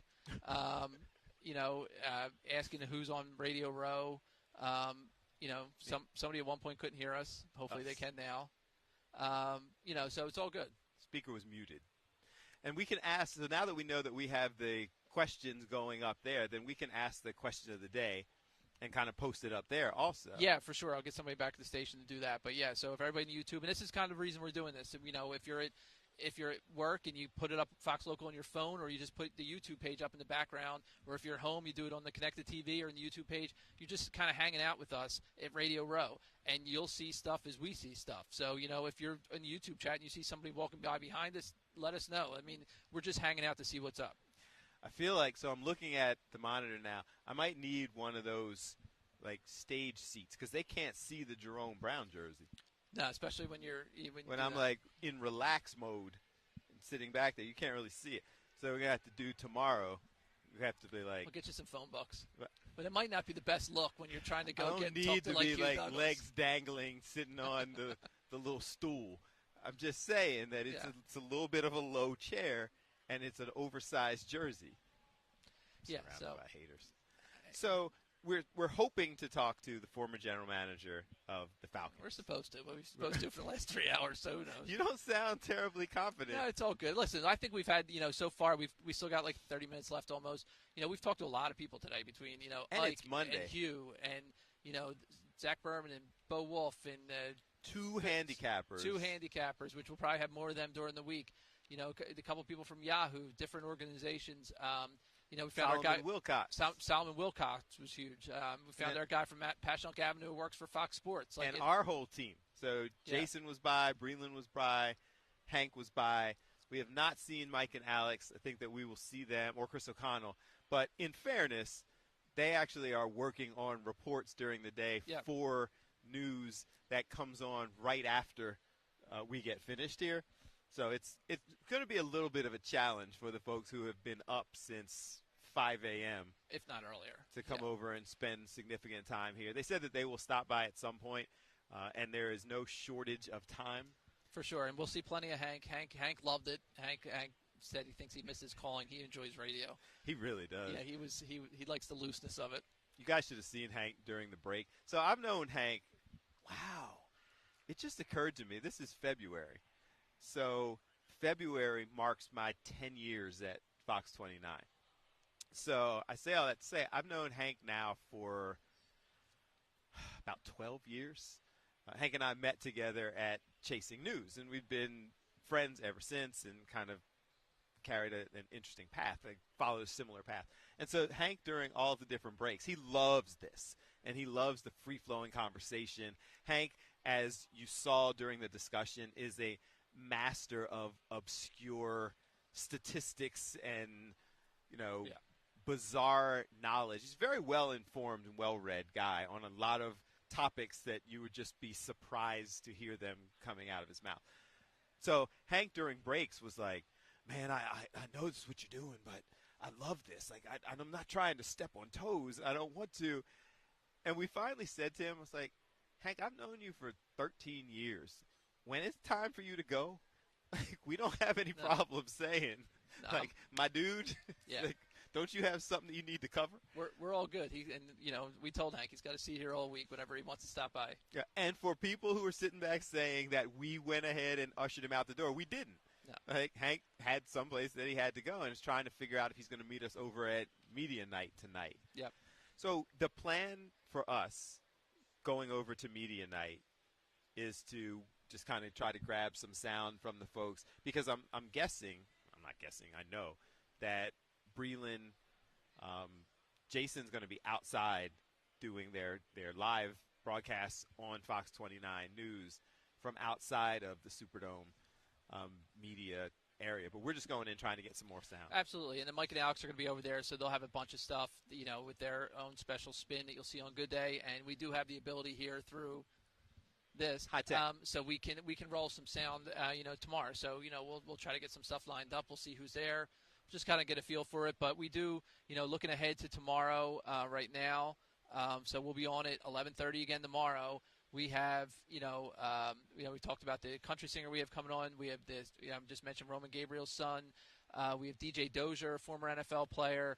A couple folks from a 107.3 ESPN down here in Lafayette, Louisiana, to get the perspective from down here. They're here doing their show. And a bunch of other folks as well, including some other folks from Yahoo, and that's in addition to anybody else we just grab as they're going along. Oh, and we also have, I almost buried the lead, Jim Murphy. If you know the name, sound familiar? He is the author of Inner Excellence. Will be stopping by tomorrow. Stop it. Yeah, he's coming in. See, I didn't even know this, so I'm sitting here getting surprised. Yeah, so he's coming in at 3 or 4 o'clock. Yeah, 4 o'clock at home tomorrow. But he's swinging by. He's going to come in the radio row and hang out with us.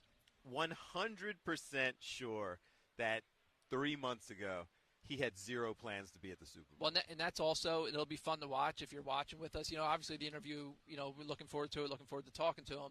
But that's one of those things where people around us will be like, who are they talking to? And they see the book. That'll be a guy. Keep holding up the book. He'll be getting grabbed by everybody because everybody wants to, that became such a big story, and he's become part of the Eagles story this year. So, yeah, he's coming in and he'll be with us at 4 o'clock tomorrow. So at the beginning of the Behind the News time slot tomorrow, we'll have Jim Murphy sitting here. Nice. And one of our guests from today who had to be rescheduled, who's a movie producer, who put together a pretty cool film that kind of explores the changing dynamic of college sports, of college football, that transition into the NFL, and this name, image, likeness thing that is making a lot of these guys, like, how is it changing the game? Yeah. A lot of these guys are coming out of school millionaires. Well, yeah. I mean, the quarterback Carson Beck from Georgia, who just transferred to Miami, the report says he's getting paid $3 million to play for Miami. So why would – is he even that good? He's good, but he's not – wasn't going to be a top 5 pick, I don't believe. So, he's going to make more by staying in college and, for a year. He's also dating one of the Cavender twins, but that's beyond the point. But for social media. Yeah, for social media, they'll make a ton of money on that as well. But, these guys are getting paid. It's across all sports. The whole topic's fascinating about how that's working and eligibility. And Ohio State won the title this year. They had the most expensive payroll. Apparently their payroll was like $20 million for that team. So, oh, by the way, speaking of which, did you see, Ohio State's offensive coordinator was this year? Chip Kelly. Chip just took the job as the new offensive coordinator of the Las Vegas Raiders. He's back in the league. Oh, God. So the Raiders next year are going to have 5 plays. Well, they have Pete Carroll's their head coach. They just hired. Okay. And so then they just hired Chip. 4th and 1. Yeah, so Chip's back in the league. Wow.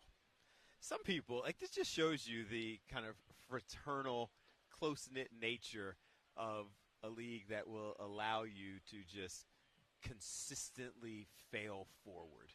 Yeah.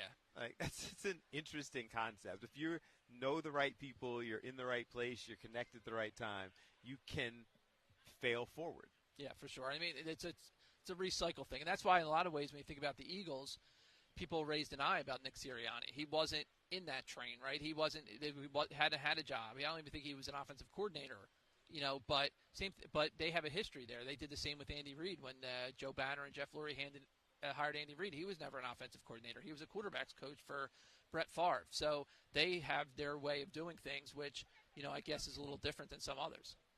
I feel like, so we've got a little bit of time left before we wrap up for the day. I'm starting to feel as if our – oh, wait. Ryan Leaf right behind you. Oh, yeah? He just walked the other way. We'll get him on the way back. So So Jason interviewed him earlier, and that was one of those guys. I've been telling people all throughout the day that there are series of people who kind of move around, and that they're either former players or something along those lines because of the fact that you kind of see people huddled around, or they're just, big guys. And so Ryan Leaf, who's a bit of a cautionary tale in the NFL, but has kind of turned his life into helping other people, helping people with addiction and mental health challenges and what have you. And this was somebody who was kind of widely viewed as one of the busts, one of the biggest of all time. And then kind of turned his life around, didn't necessarily turn his career around. Yeah, for sure. And he's had some ups and downs, like on the field and off the field, but he's spreading his word around here today, and he's made the rounds. He's been walking. I know, like you said, Jason and Breland spoke to him earlier, and I guess you'll see that at some point this week on Fox 29. Interesting. So we have about another 10 minutes? 15. Or so. So what's the out time on this? So this varies. Here's where Mike Greenwich. 4:59:30. Mike Greenwich back at the station. I hope he's watching. because this is a recurring theme that I joke with him consistently about establishing exactly when the out time is on the show. Because we have this thing of sitting back going, all right, guys, thanks so much for watching. We'll see you again tomorrow. Have a good one.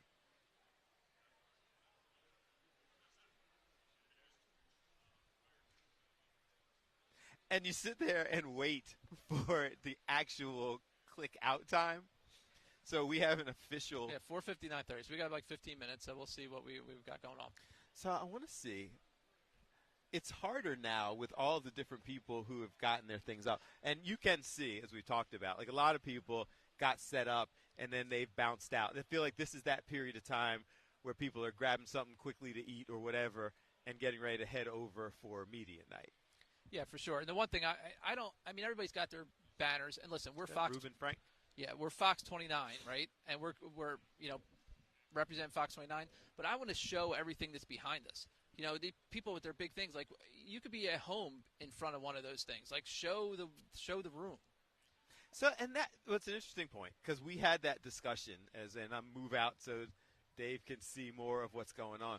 But we had that discussion because we want to make it clear that we are Superstream 59 here on Fox Local, Fox 29. We have a banner and things set up so that people can identify us as they're walking through because there are several people that we have interviews scheduled with, and we want them to be aware of where we are. So a lot of the local media from here can see, oh, it's Fox 29, it's Fox Local. That's why we have, mic flags and all that kind of stuff.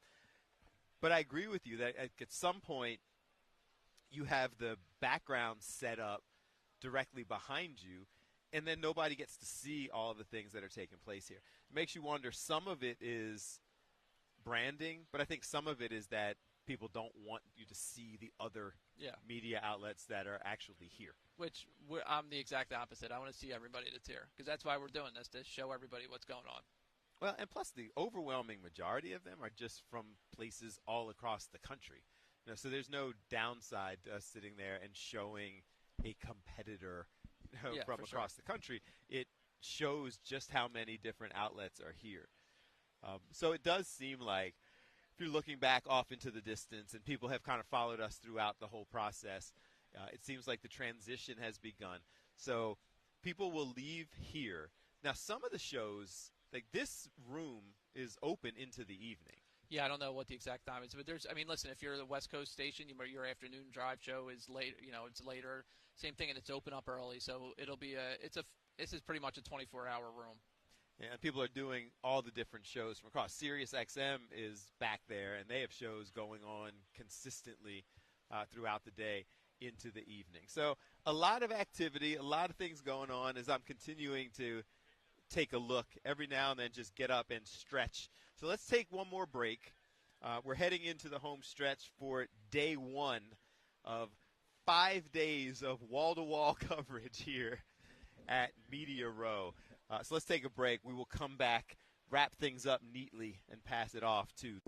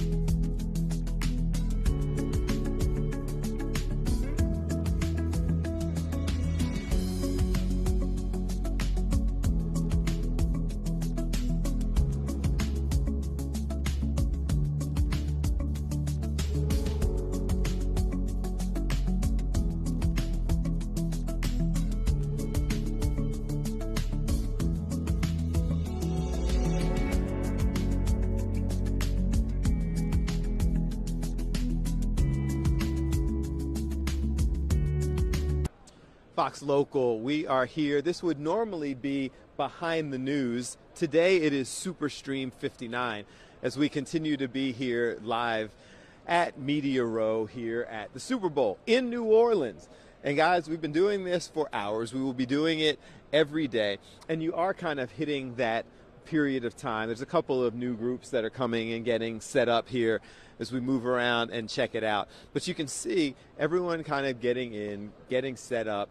They're all now ready to roll. It's a handful of them, actually. It's a little surprising because if you walk over, you can see things like this, the NFL Alumni Association, Huddle for Health, things like that. But there are other tables here that are still just identified by their numbers. So it's 1, 2, 3 or 4 of them that don't have anything on them yet.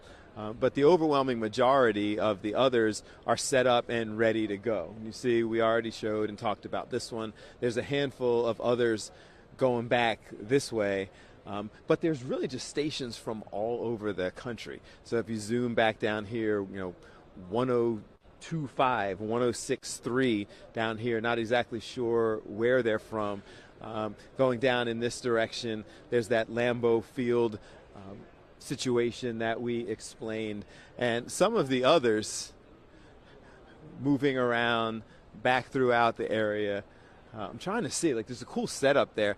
I wish part of me wishes that we could get the camera a little bit more mobile because there are some cool setups here. So what we'll have to do is we'll take some video, but everybody kind of has their limited spaces that they are supposed to be set up in. So we're cheating the system just a little bit by getting up and moving around because we have the audio, the wireless capacity to move around and see some of the things that are going on, different folks getting set up throughout the area. So we have that capacity to move around a little bit. But the cameras are actually tethered to our location, so we can't move that far around. But we've given you a fairly decent look all throughout, all sides of it, to see this entire room. From this end to, it's a good, what do you think, Tom? It's a good length of a football field from one end to the other. So it's a good solid 100 yards plus from one end back, and then the sides. I'm making it up, so I don't know if there was any thought to the length or the distance of the setup. But it's just a buzzing, really active location with all kinds of things going on and people who have been in and out pretty much all day. There are some shows that we've seen going on behind us and around that you've seen these different kind of elaborate sets cycle people in and out throughout, doing different TV shows that are set up, some former football players and coaches, things rolling in on both TV and radio, some of the higher end podcasts with significant resources. There is the entire look where the 94 WIP group is. They have a cluster of their owned stations are all there working together. Just really a lot going on. And when we swing around and look at different things, there's a whole group at some point that we will show you back in the opposite direction. And Dave continues to look in on some of these TV shows and the behind the scenes. Right behind us that we were giving you a look at is the Fox Sports group, that they were there doing their thing. The Empower campaign is others. Galvanize, something that we were talking about earlier. But you just see the continued growth as the day goes on, as all of these different groups are here and getting set up.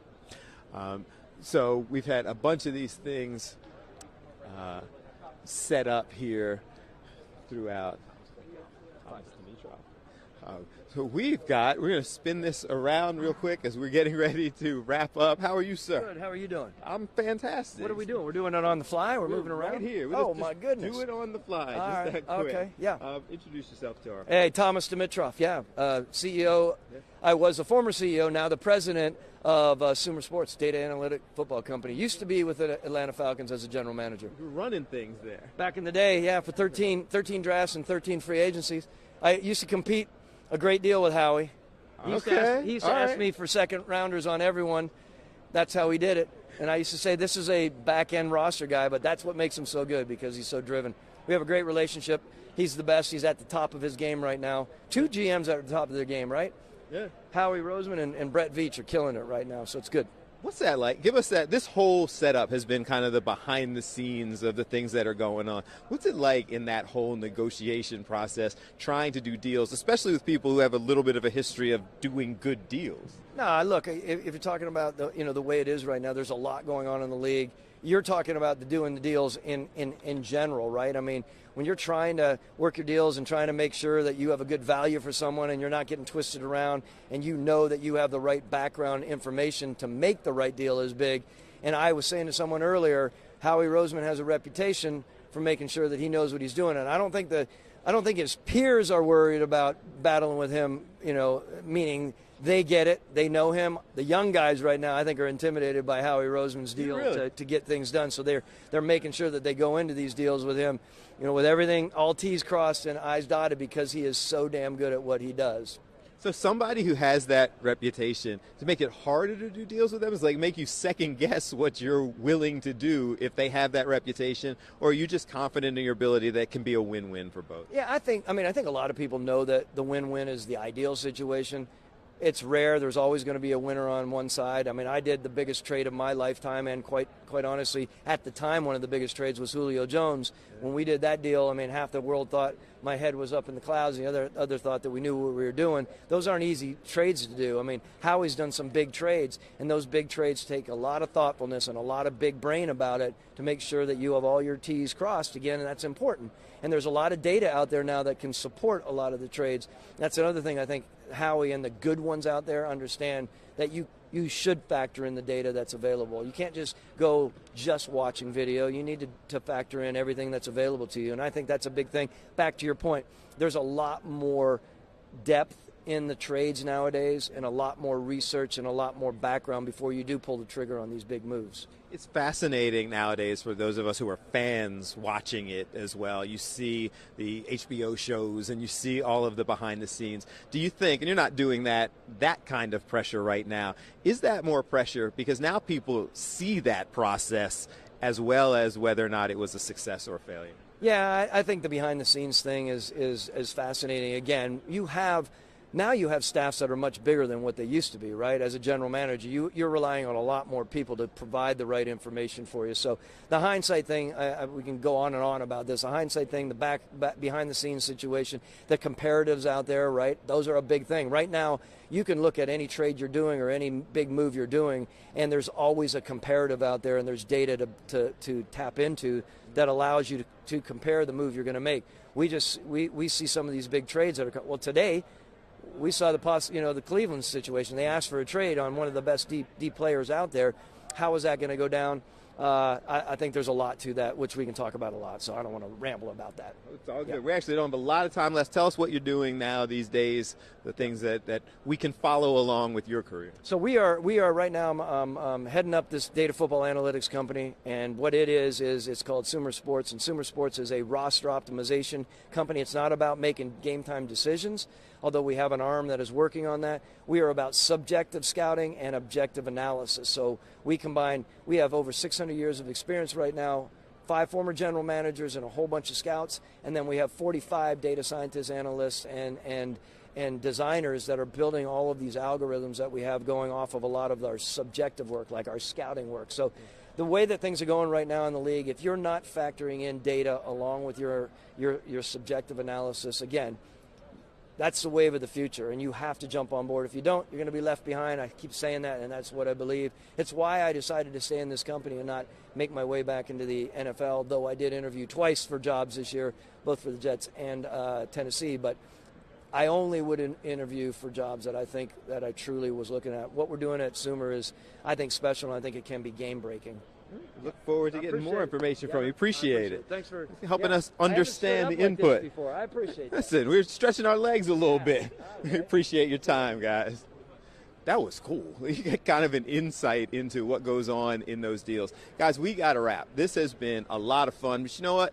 Let's do it again, same time tomorrow. We will break it down. We will have multiple guests on Fox Local YouTube. Hit me up on social media at Bill A. Fox 29. So many cool guests coming in. So thank you for spending time with us. Make sure you're watching all day. Much of the team is here to share information with you. We are your Super Bowl station network stream.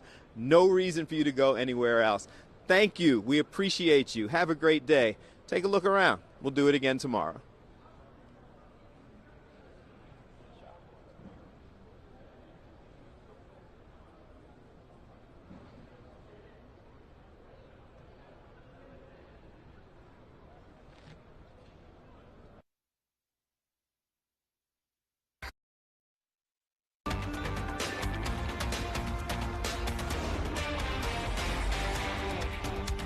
When you look through the footage and you think about what could have been, had a gas line been hit, I'm going to stand strong on my faith.